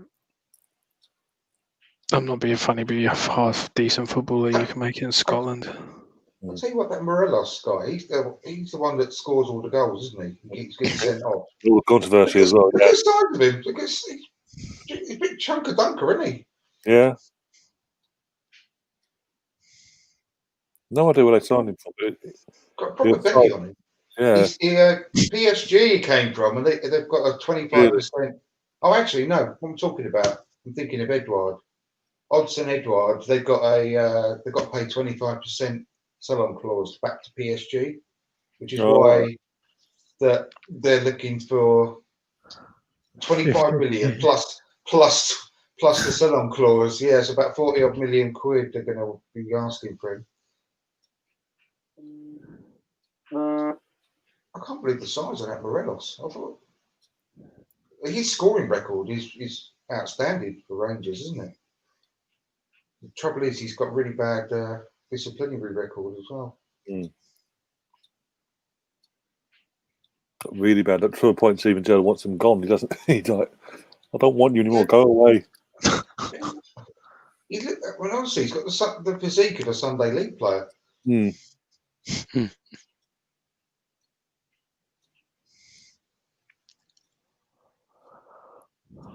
doing any watch-alongs of the weekend, Ryan? Saturday. Saturday, I think they're doing the Everton Leeds watch-along because on Sky at 5:30. Really interesting game, Everton Leeds. What's the early game? Early game. I have a look. I think it's Brighton Liverpool. I'm going to double check. I've watched loads of Liverpool this season. It's really odd. I like too much Liverpool. Yeah, it is. One match is too much. Yeah. Tariq Lamptey will be suspended though, won't he? As well. Yeah, because of the card. Yeah. Brighton 12. Premier League 12:30. Brighton v Liverpool at the Amex, and then 3 o'clock the Man City v Burnley. Everton versus Leeds at 5:30. West Brom versus Sheffield United at 8 p.m. You could go all day, mate. God, 8 hours stream. Well, that's the thing though, because they've put everything back onto free. Yeah, for now. I guarantee now, even though it's only 10 clubs that are allowed to let fans in, Sky and BT will be like, well, actually, there's a few of you are going back now, so we're going to sort of go back to where we were.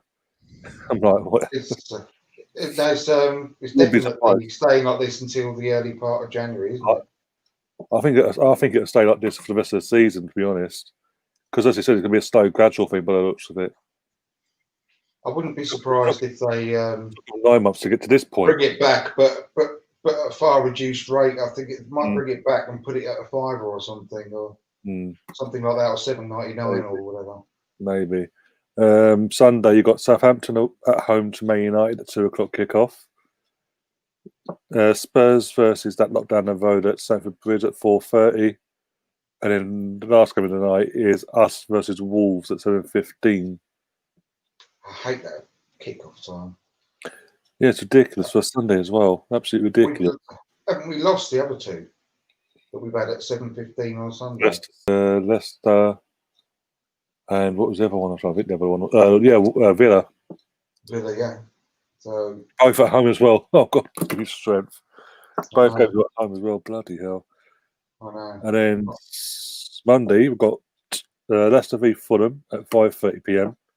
and West Ham versus Aston Villa from London Stadium at 8:00 on Monday evening. Not many great matches on paper, is there, this weekend, really? Apart from Spurs, Chelsea, really. Us and Wolves, I think we've probably got the best two matches, haven't we? Does seem like it, yeah. Can't think of anything worse than sitting back to watch Burnley v West Brom at 8:00 on Saturday. Not really. Or wherever it was. Yeah. Friday. Dinner time, innit? That'd be thrilling, that will, wouldn't it? Mind you, Sunday nights, I hate Sunday night football. Me too. I know the Spanish have done it for ages, but I just don't like it. I know. I just said, I don't know whether you heard, but we've lost the last two Sunday evening ones we've had, both at home. Yes, that's the bloody Villa. Jesus Christ. Well, hopefully you can break that curse on this Sunday anyway. I know. Nightmare. I don't know. I don't know how you rectify it, really. Well, it's easy. It's not rocket science, really, though, is it? If you think about it, it's not. Just let the players off the leash a bit. Just let them have a bit more flair. In an attacking third. A bit more freedom. Keep your attackers in the attacking third and stop asking them to keep running the length of the pitch for the 90. Just let them do what they want. When the ball gets to them, just let them do what they want. And have someone in the midfield who can support them and run carry the ball from the middle third into the final third, actually, and commit a few players. And for that, we do need Laka to actually stay in the striker role, not playing fucking the half-8 role. Well, no, we don't need Laka in the team, really. That's the Sell all the strikers. We've got. It's not as none if of them can score. Players, is it? We have got some good players, and we're not using them properly. It's really frustrating.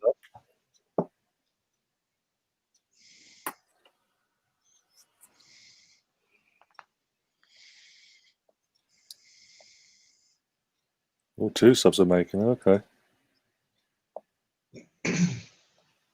Gonzalez or whatever, and Pezzi as well. Pezzi is coming on.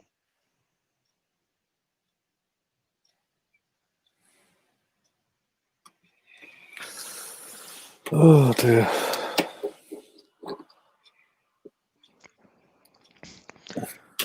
What you got coming up on your channel, Andrew?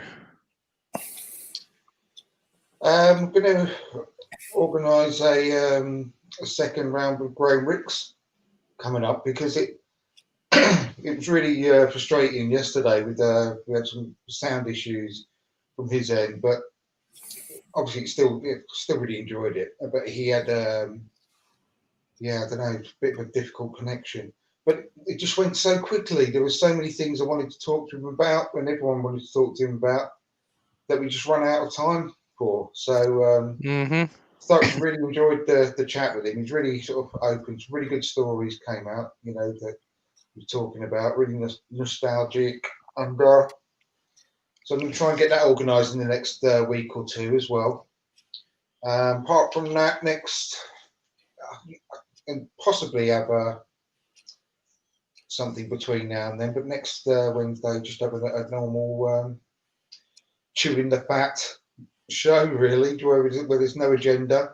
We just have a chat about what's going on at the moment in the world of Arsenal. So if you want to come and join us on next Wednesday, that'd be really good. Both of you, obviously, always welcome. Next Wednesday, 8:00. Want to come and have a chat? Then come on the show. Please do. What's your mate's name? I keep forgetting his name. Chappers.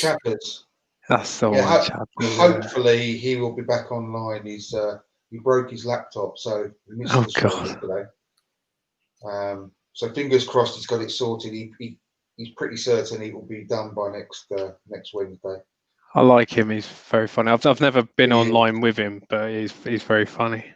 Yeah, great guy. Yeah. So invitations there if you want to. I don't know. I have to ask my secretary, Ryan. What are we doing next week? Wednesday we're free, so you can do what you want. Yeah, you're both welcome on there. Obviously, it goes without saying. I don't know. I know Ryan's pretty much his schedule because he's doing FIFA tomorrow, and he's Watchalong Saturday, Watchalong Sunday. We've got 40 Towers as well next week. Yeah, you ran for that Tuesday on Andrew. It should be Tuesday. Yeah, Tuesday on 6:30. Yeah, that should be fine actually because I get it out of the way. Yeah, that'll be all right. Be a bit of a laugh. Is that what time you started? 6:30. What time's best for you? I'm probably going to be working till 7 on Tuesday. Yeah, I can purely because I can help till 7. Yeah, I won't be back till about 7:30. That's the problem. Thing is, like with 40 Towers, because there's only finite amount of episodes, it shouldn't run as long as we did with Only Fools and Horses. So the chat should be a bit shorter. 3-0 Tottenham. Winks has just scored. Apparently, coming through my phone. 3-0 also in Rapid in Dundalk. Yeah, I can move it. I can move that till 7:30, 7:45 start for that one on Tuesday if you're around that, Andrew. Okay, cool. Something different like we did with Del Boys. A bit different, and it's a bit of a laugh as well. Yeah, definitely. No, I mean, I would have come on that as well, but I think it clashed, didn't it, that night? I think so. Yeah, my show. Yeah. So yeah. Oh dear.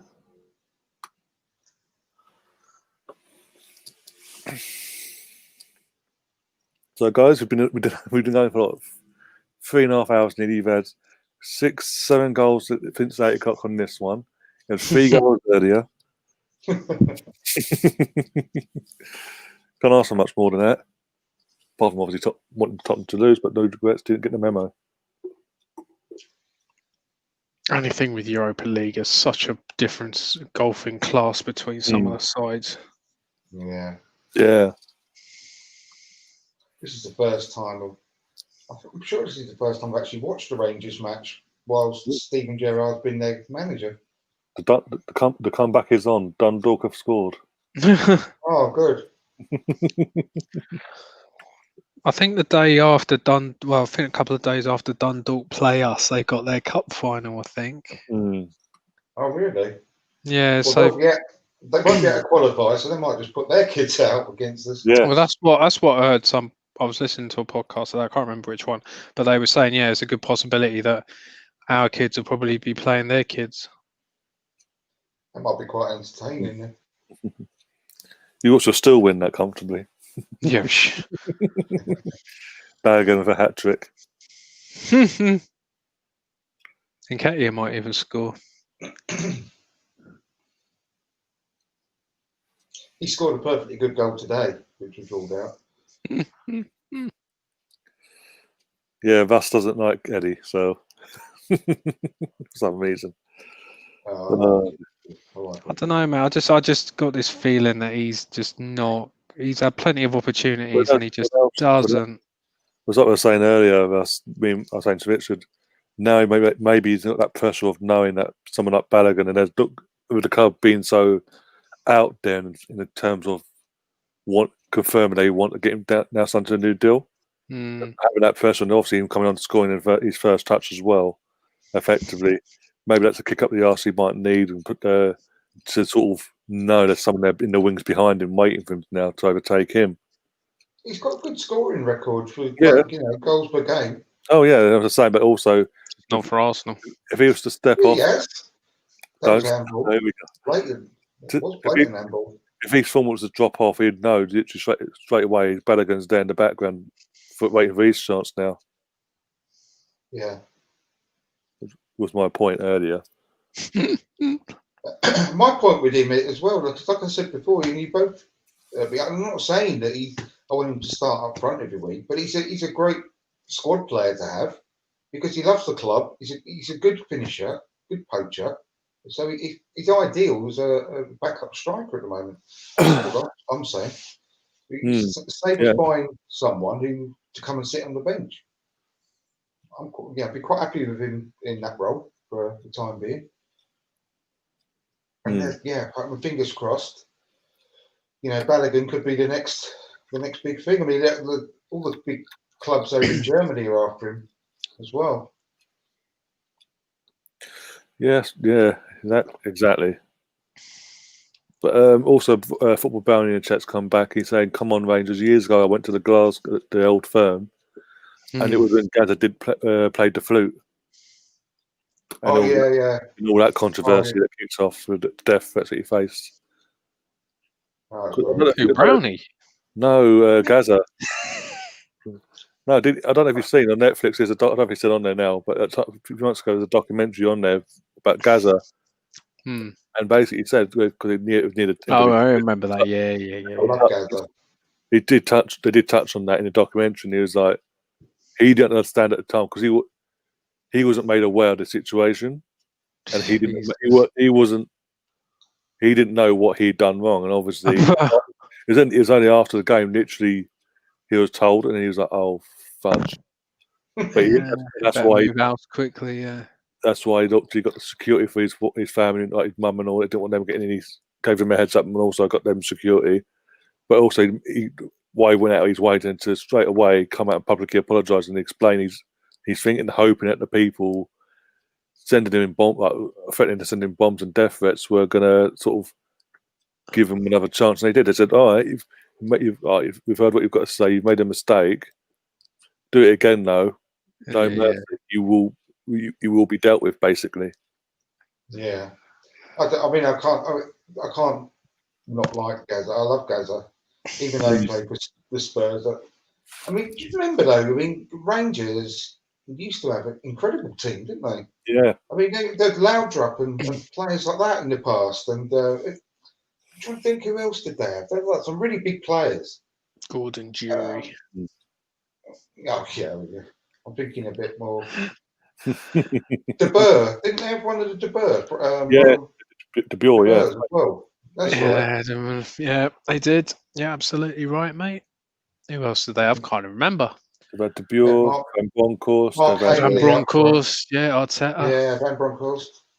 They had a really big team at one point. Mikel, what was it? The guy Blackburn signed him as well. What's his name? I can't remember his name now. Oh, but they had quite a few players that came to England and done well. Ali McCoy as well, obviously. Ali McCoy, Big Ali. But I'm sure, was it Brian Laudrup or Michael Laudrup? Brian Laudrup. Was it Brian that played for the Yeah, he went to Chelsea after that, didn't he? Yeah, great player he was as well. Chris, Mark says in the chat, Chris Woods, Trevor Stevens, Gary Stevens. Yeah. Terry Butcher. Right. Terry Butcher, bloody hell. Seems like a different world, doesn't it? I mean, now, how they fell from grace, it's just a shame, really. That's going to be a pen, but okay.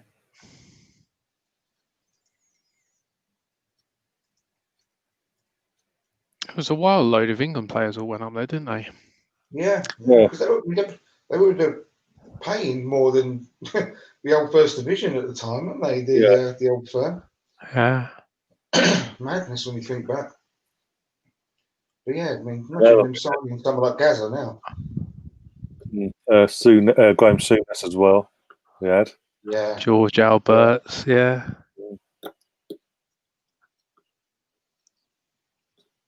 Oh, what do I think now?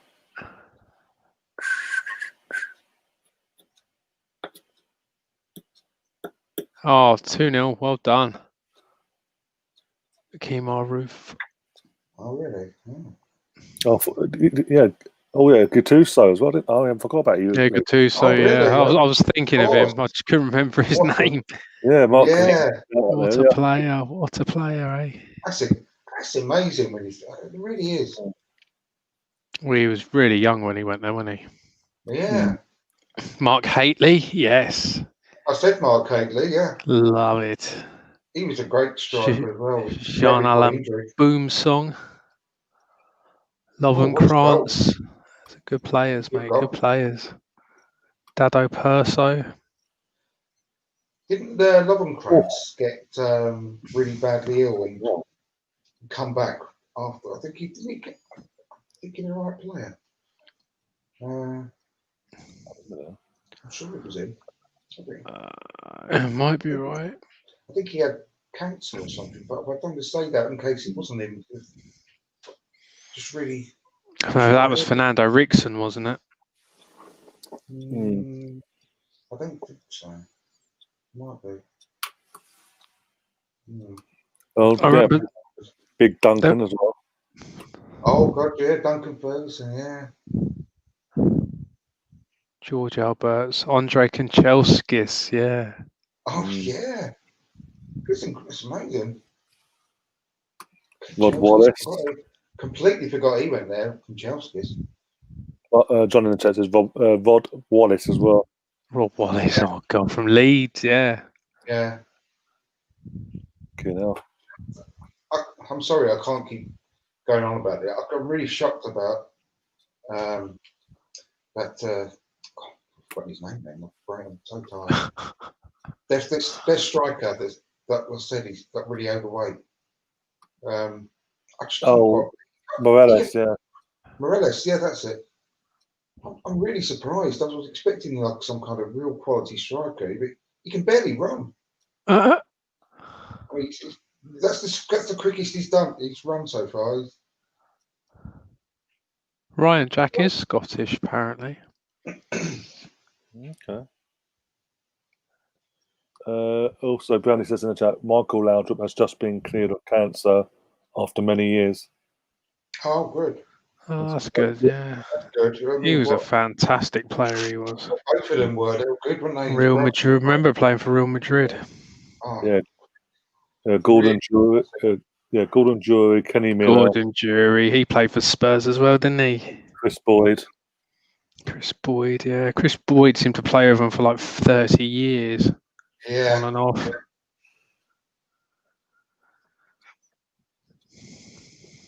It's just a shame, really, to see where they sort of fell to, really, after all that. It's just no money, is there? No money in it anymore.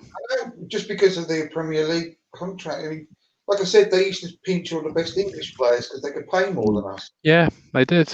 Now it's gone completely the other way.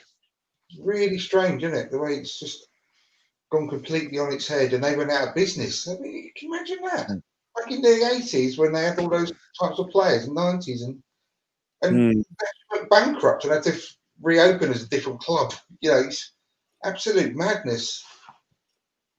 One of the biggest clubs, around they were.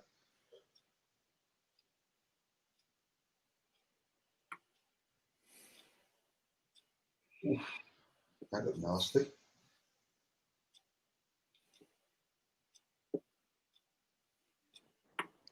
It's basically like Man City or Man United, one of them going bankrupt, basically, isn't it? Yeah. Well, it is. It is basically, yeah. Yeah. I mean, they were one of, the not biggest clubs in Europe, but they were part of that sort of group, weren't they? Really? I mean, right up there. Well, yeah, you wouldn't want to in the 90s. You wouldn't want to play them in the sort of in Europe, really. No. Well, I remember Arsenal playing against them, and I can't find this game anywhere because I really want to see the goal that I absolutely adore. And it was all I can remember is Paul Davis literally running the length of the pitch and scoring with a diving header at the end of it. And it was so beautiful because he didn't break stride. The cross came in and he perfectly, just sort of, without breaking stride, launched himself through the air and scored an absolutely beautiful diving header. And that's all the memory I've got of that match. And it was being built up on the TV, because obviously there weren't many games on TV in those days. Being built up as the Battle of Britain, like Arsenal versus Rangers. When would that have been? The 80s?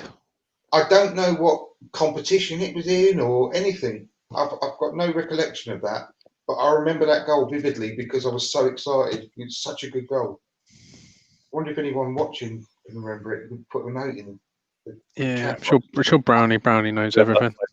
I literally can't find that goal, and I would so love to watch that again. He knows everything apart from technology and geography and stuff like that. Oh, it'd be great if you could tell me what match it was, because we haven't played them that many times, and I just cannot see it. I can't find that goal. You can always find goals somewhere on YouTube, can't you? Yeah, but it's even like Celtic when we've played them in Champions League and whatever. They've still not made mugs of themselves, even though there obviously is a gulf in quality. Celtic beat Barcelona not too long ago, didn't they? Yeah. 3-2. And look at Celtic now. Yeah, Pep got it. That was a Pep got it for Barcelona as well. At the early stages of his career. Well, exactly. Yeah, and Henri Ronaldinho. That's why I mean the atmosphere at Celtic and Rangers. I've got to. It's on my bucket list. It's been on my bucket list for years. I've got to go and see a game up there at some point. You know, the atmosphere is supposed to be literally one of the best in the world, isn't it? You know, Burn Derby. Oh, you're right. Yeah. Try to get a ticket though. You got no chance. Gold dust. Yeah, I know. Well, you can get them for like a couple of £100 from like the towns, companies, like the tourism companies things. Oh, right, okay, yeah. Oh, yeah. You know, if you could wangle it, so you do it for like a special birthday or something, you know, it'd probably be worthwhile doing, because I mean, 3 years time, got the big 5-0. Oh, you're not that old, Andrew. Yeah, I know. I feel it. Feel it at the moment, my arms. It's all those weights you do, mate. No, I've got some kind of. It's actually called. What did he say? Is there some funny word? Shoulder. It's gone out of the end. He told me this morning. Here's your answer, Andrew. Impingement. Shoulder impingement. It is the Zenith Data Tennis Cup Final '89. Oh, was that what it was? Bloody hell, Mark. Is that definitely the one where Paul Davis scored the diving header? 100%. Bloody, I've never heard of it. That competition was at Wembley. I went to see one of the games, and because I watched that one, I watched the Rangers one on telly, but I went to see another. I'm sure Arsenal played Liverpool, if I'm correct. More like it was the season after, and Limpar made his debut. I think it was actually the next season, and scored an absolute worldie coming in off the left flank, and he just cracked one in with his left. I think it was his left foot on the other side, but he went straight into the far corner like an arrow. Oh, it's in. Benfica had scored. Oh, really? On there as well, aren't we? Yeah, sorry, mate. Sorry. No, I don't know. I'm saying I don't know if it's the same Zenith Data Systems tournament that Limpar scored. Zenith Data Systems. I don't know. I'm going to have a look, mate.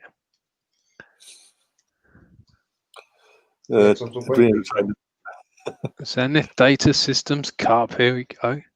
I think Seaman and Limpar made their debut together, so it was the season after that. This one we're talking about. So 91. Yeah. Some of 90. Yeah. Something 1991 season, yeah. Yeah. That's the one I went to. Wembley. Yeah, I've just seen the goal from Benfica. It was very scrappy. Scrappy, yeah. It was bouncing about, wasn't it? Yeah. But Melina in the chat saying the chat just went from Family Channel to History Channel. Laugh out loud. I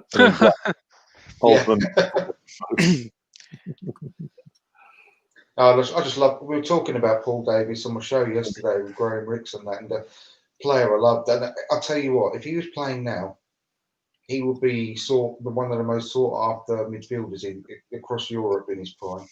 What a player he was! He had everything. Paul Davies, proper a hard man, but he was a beautiful. He had incredible passing ability, tackling ability. He was box to box. He was. I would say he's very similar in lots of ways to, but more graceful than. Yeah, but he's a similar type player to Thomas Partey. Really, very good passer, box to box. But he was more of a graceful style about Paul Davies. He didn't look like he ever needed to break sweat. He's so underrated. Rangers almost scored. I've just gone on I've got a notification from the Arseblog app, and the headline was obviously Arteta really pleased with Pepe's response.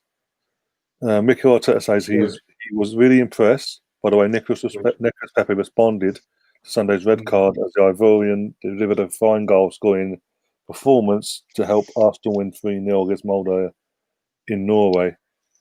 He had to play him. I think he was excellent in the second half. He's actually he looked really, really good second half. And he also goes on to say, I'm really pleased, said Arteta. After the disappointment was something negative, you want to see a reaction. And I could see from the first minute his body language and that he was ready to act. I think he had a great performance. He scored one goal and could have scored another one or two. He created some good moments in the game and worked really hard for the team. So I really like it. I'm pleased with that. He added, well, we all know what his level is. And all the time the question is how often can he get that level out and how he contributes to other aspects of the game. Well, they only get that level out if he's allowed to do what he wants. Yeah, today is an example of the level he needs to Benfica hit. Benfica scored again. Oh, really? Oh, no. Pizzy. Man. But yeah, basically in all, he's happy, basically. Good. Well, so he should be. He cannot physically be unhappy with that performance, especially second half. He was really good. I swear. 10 minutes to go, it's 2-2, basically. Bloody hell. Oh, I'm very gutted for Rangers, actually. Rangers shouldn't have already. Always had a soft spot for Rangers. I don't know why. Yeah. I think it's probably going back to the Laudrup days and that. And because they're in a separate good finish. Because Gazza played for them. No, I think it's before that, the Laudrup days, I think, and because they're in a different country, I didn't feel threatened by them. Well, the subs as well, Pezzi, yeah. The subs scored it. Good finish, wasn't it? Yeah. I can imagine that going 2-0 up at home. Oh, for Tongan. So he played for Benfica? Yeah, went there for a free. Well, I didn't know that. He's just kicked someone in the face. It's saying something. He'd rather play for Benfica in Europa League than play for Tottenham in Europa League. Yeah, exactly. Better climate. Do you know Benfica whenever they sign in their change rooms at the stadium, the home dressing room, above all their names, it has their trophies they've won for their respective clubs, not just Benfica. And obviously, Vertonghen's got nothing. So it's just like he's only one there, not won anything. He's won the Audi Cup. Was that Everton Suarez then as well? They've got a player that's got Everton on the back of their shirt, Benfica. That one we were linked to for so closely. That's Clive Everton. George Bennett. Right, Dave Everton here.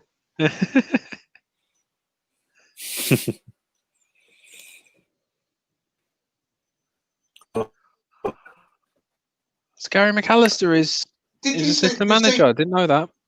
Didn't know that at all. Yeah. Did you see the goalkeeper there? When they were lining up that free kick? Did you see where the goalkeeper was standing again?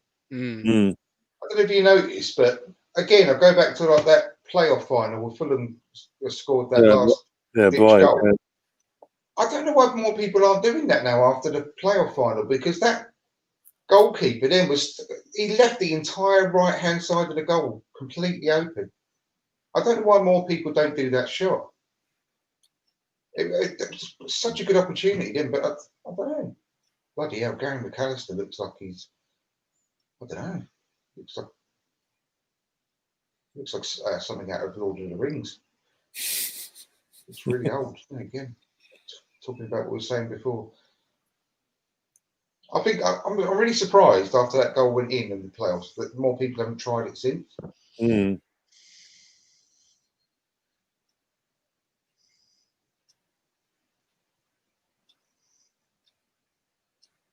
Well, they must have played together, Gerrard and McAllister, didn't they?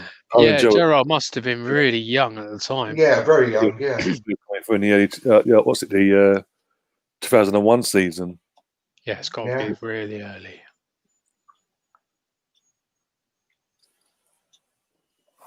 Was that under Gerard Houllier, was it? Yeah, Gerard Houllier. He actually... and Roy Evans. Well, he was about, 33 or 34 or something when he went there, McAllister. He was old. He was from Leeds, wasn't he? It was a real shock, wasn't it? Yeah. But he was really good for them, wasn't he? He actually was quite a good success. Yeah, back in those days, you couldn't, because the game wasn't as quick, was it? So no. Some players could just sort of, even if they were in midfield, they could just sort of, they could just anchor it, couldn't they? I mean, Gary McAllister was a good player anyway, but he went. Was it Coventry? Yeah, it's Coventry. Yeah. Yeah. Yeah, it was a real surprise. That was. Was he in the Leeds team that won the title? Yeah. With Strachan as well, I think Strachan was there at that point. Strachan played to an age as well, didn't he? 41, I think, or 42 when he retired. Yeah. Steve Staunton, all sort of players like that. Andy Townsend, he was quite old when he retired. He always looked old. He did, didn't he? Yeah. He had one of those faces, didn't he? Stuart McCall, he played till he was like 40. Yeah. But Bradford, I think he finished up, didn't he? McCall. Yeah, and then he became the manager, I think. Been the manager 3 times, I think. He's back. I think last time I heard he's back there again. His third stint. Jesus. As manager. Oh, Rangers almost conceded another. Oh my days. Could have just said 2-0 you fucked it up then. Oh, hey. Really under the cosh now. There's also switched off since that first one win against them. They sort of switched off again. They haven't really got going again. Shook them, didn't it? Yeah. But, I mean, I don't think they've had a brilliant Europa League so far either. I won't be surprised if they really needed to win this. I mean, better than Celtic. They're saying that's not a hard thing to do this season. Celtic are awful. Absolutely awful. All he has to see, literally could be an own goal there. Yeah. What's a noggy? What's he saying? What's Brownie saying? Nice little volley there, isn't it? Talk about the Leeds 92 team with David Batty, Speed, Chapman, Cantona. Tony Yeboah. Tony Yeboah, he scored the bangers, didn't he? Oh my God. Absolute stunners. He scored one against Leeds, didn't he? And then a week later he scored one against he scored one against Wimbledon and one against Liverpool and then one against Wimbledon, didn't he? Yeah. And then another one, there's another one that was quite good as well, but it didn't look quite as good because it went along the floor, but he hit that one on the volley as well. And I think it was like 3 goals in 2 weeks that were just banging. It was. They were ridiculous, and I think he got first and second in goal of the season. Yeah, not quite as good as Bergkamp, who obviously had top three. Top 3 in a goal a month, yeah. Tony Yeboah, yeah. John Lukic as well, yeah. Went to Leeds for a brief period and came back. Yeah. And Graham Ricks, who we spoke to yesterday, he's scored an incredible 35-yard free kick against Leeds in the last minute of I think it was the FA Cup or League Cup. FA Cup, I think it was. The Leeds had clawed their way back. They scored with a couple of minutes to go to even it up 2-2. I think it was, and Graham Ricks had a free kick in the last sort of minute and scored an incredible free kick to win the game against them, and that was against John Lukic. Mark Green in the chat saying Rangers only had to win tonight to qualify. Oh, annoying. And also, then John afterwards says, John 1886 says, and Yeboah scored a hat trick away to Monaco as well. Yeah. And George Graham just ditched him out of the team when he was there, pretty much. It's just pretty much. I think he pretty much ended Yeboah's career at Leeds. Mind you, his form did dip for the latter part of his career there. I think he just really hit a slump.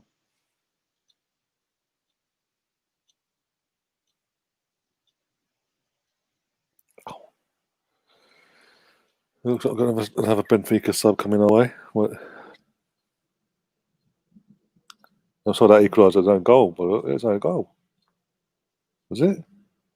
Nah, I don't think that. That'd be harsh if that was classed as an own goal. And the second goal was obviously just good football. The second goal.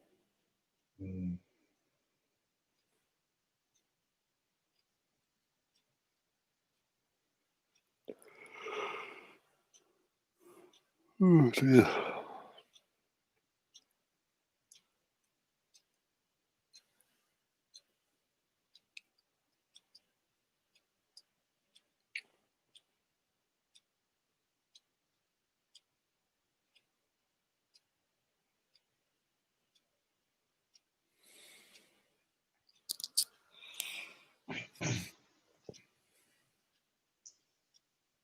The poor cross. It was a promising move until that cross. I'm literally a second behind you then. Oh yeah, appalling cross. Jesus. Oh come on! Throw himself to the floor. It was embarrassing. Got 3 minutes of injury time in Glasgow. 17 needs to get up and shut up. He tripped over his own foot. Yeah.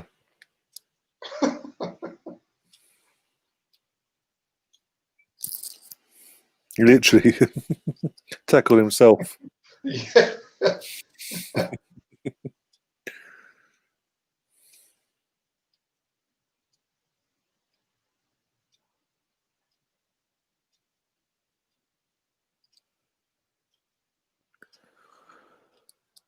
I can't look at him, but ambling around. That Morales. Yeah. Full time at Tottenham. It ended 4-0 in the end. 2 Vinicius goals and 2 Winks goals, I think. No, Winks and a Lucas goal, sorry. All right. Good for them. You got Fiore, he's just joined us. Not missed much. Oh dear. And that.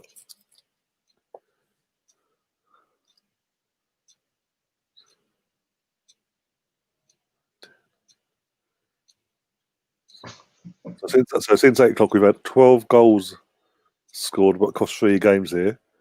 And obviously 3 other goals in the Arsenal game. Bloody hell. Yeah.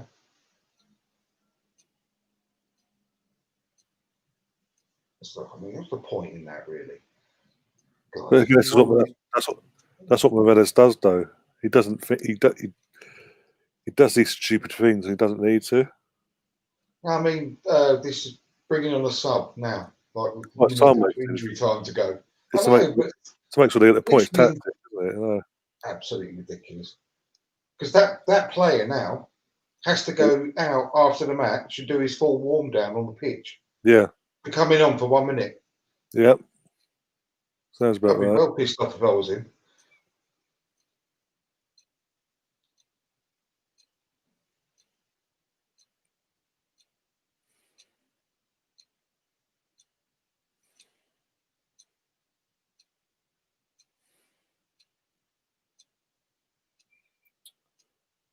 Looks like this is going 2-2, but it looks like it's got 20 seconds to go on my stream anyway. Yeah.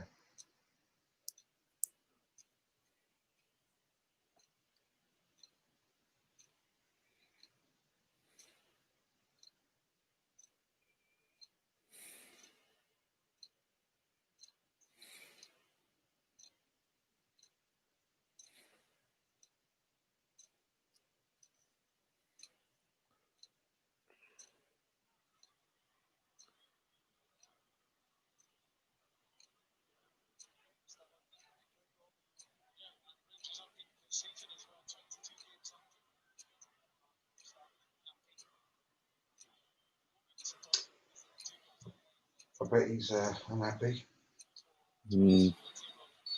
Yeah, full time. But yeah, the commentators are saying they're on a 22. Rangers on a 22 game unbeaten run apparently. Okay. Yeah, pray to them. Shame they couldn't have held on to that one though. But be disappointed with that. Oh, I think Stephen, as we know, but we know Stephen John as a player will be disappointed as well. Massively. He looks like he's still play. He hasn't changed a bit, has he? No, not at all. I bet he wouldn't be out of place in the midfield then, to be fair, still. Oh dear. Let's have a look for us. Go around the world and see what the final scores were. Yeah, I'm going to shoot up in a second now. Otherwise, I'm going to fall asleep. Oh, 1 second. 1 second. Let's get the full times. Yeah, Dundalk. I just realised who their manager is. Sorry, beg your pardon. That's Jorge Jesus, isn't it? The one yeah. Flamengo. He used to be the manager of Flamengo when they were in the final of the Club World Cup versus Liverpool. Yeah, Pablo Marie played for him, didn't he? Yeah. Obviously go wrap up because obviously I'm shattered. Andrew's shattered. I'm assuming must be shattered as well from what he's been doing today as well. And we've been going just over 4 hours now. Over might be one watch-along. It turned into a watch-along stream covered 4 games. So we got a lot of goals for it as well. Oh dear! Thanks, Andrew, for obviously staying with us the entirety of this stream. You're welcome. Thanks for having me. Enjoyed it. Are you around? The world to rights. Yeah, are you around on Sunday 7:15 kickoff? Yes, I should be. Yeah, well, definitely going to be sitting. It's just how the kids are, but I think they'll be fine. So put me down for it. I'll be fine. Yeah. Oh, cool. Yeah, and what about yourself, Russ? Are you around for that? No, I'm talking about kids would have gone back by then anyway, so they ignore me. Yes, I'll be up for it. Yeah. What about yourself, Russ? You're on mute. Not sure. Oh, bloody hell, that bloody thing. I always press the wrong button. Yeah, I'm not sure, mate. I'll let you know. Don't put me down for it at the moment. Yeah, we'll chat over the next couple of days anyway. Yeah, if you've got 5, don't worry about it. Oh, at the moment, I'm waiting to hear back on Gary, who was on last week. DW don't waste a tweet. I'm waiting to hear back on him. Obviously, Andrew just said he's up for it. Richard's doing his own thing on his channel. Oh, is he? Yeah, he wants to get his hours up and all that. Provide content and more content on his channel. That's fine. Yeah, Melvin just obviously he's up for it. I need to find out who else is up for it. Actually, I can't remember. My mind's gone blank. But yeah, and tomorrow I'll probably do a player ratings thing tomorrow at some point for the actual Arsenal game itself. Saturday, might do a watch along on Saturday if it's a decent enough game that you guys want to cover. I'll do that on Saturday. Sunday, obviously, I'm covering obviously the Arsenal versus Villa one. Arsenal versus Wolves, sorry. And maybe if I'm free, I might do the game before as like build up a pre-warm up, just for the sake of it, because it could be crucial depending on what happens with our game as well, where we lay between them and by the end of the weekend. So yeah, busy few days ahead, but it's all going to be worth it. Keep subscribing if you're new. Do hit the like button. Do keep sharing the stream around with all your friends and your family that are on social media or even on WhatsApp. Just keep it going. Keep the channel growing. We are currently at, in terms of numbers for Subwise, one sec. The 1,183 subs. So that's good. Yeah. So we probably hit the 1,200 tomorrow at some point during the day tomorrow. And I think now, yeah, keep driving them likes up as well. And then literally, also Andrew, where can people find you, Andrew, on your channel and all that? Yeah, from Dial Square to Where. Share the love. You know, you can subscribe to more than one channel. It's possible, you know. So, come over there and give us a subscribe. Yeah, we yesterday with Graham Ricks. So, and on Twitter, I am at From Dial Square. So, yeah, join me over there as well. Thank you. All right. Thanks for having me on again. Anyways, and Russ, where can people find you as well? Just find me at RuggyBoy101 on Twitter, Russ Morgan on Facebook, and I'm usually dossing about here somewhere at some point. So whenever Ryan will have me on. But yes, I'm about generally, unless life gets in the way, obviously. Obviously, yeah.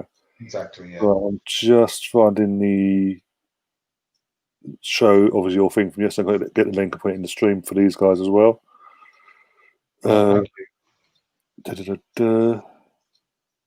Right, live chat, cool. So, guys, if you're still here, stick around for 1 sec. We're sending a link now. Thank you very much. I'll have a look at that later. Looks like gone.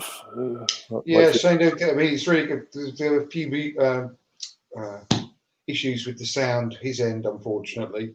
But yeah, stick with it. It's really good. Some really good, interesting stuff that comes out of it. And comes across as a really nice guy, really down to earth guy. So yeah, give it a watch. Yep. Well, the link is in the stream now. So guys, go and smash. That's the link to the actual his most recent show that he did with, as he said, Graham Mix, Melvin, and a few others. Go and give it a watch. And if you haven't already, do subscribe to the channel and give Andrew and Chappers the same love you're sending me the last month.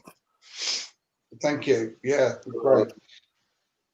But yeah, enjoy the rest of your evening, guys. I hope we took up most of it, but enjoy the rest of what's left of it. If I can move from this sofa, I will. If I can't, I will be sleeping right here. Just put a duvet over you, mate. You'll be all right. Yeah, exactly. Oh, cheers. Yeah, nice to see you both. Yeah, Take care, mate. It's nice to see you. I'll speak to you later. No problem. See you later, mate. Bye-bye. Always everyone up the Arsenal. Take care, lads. The Arsenal.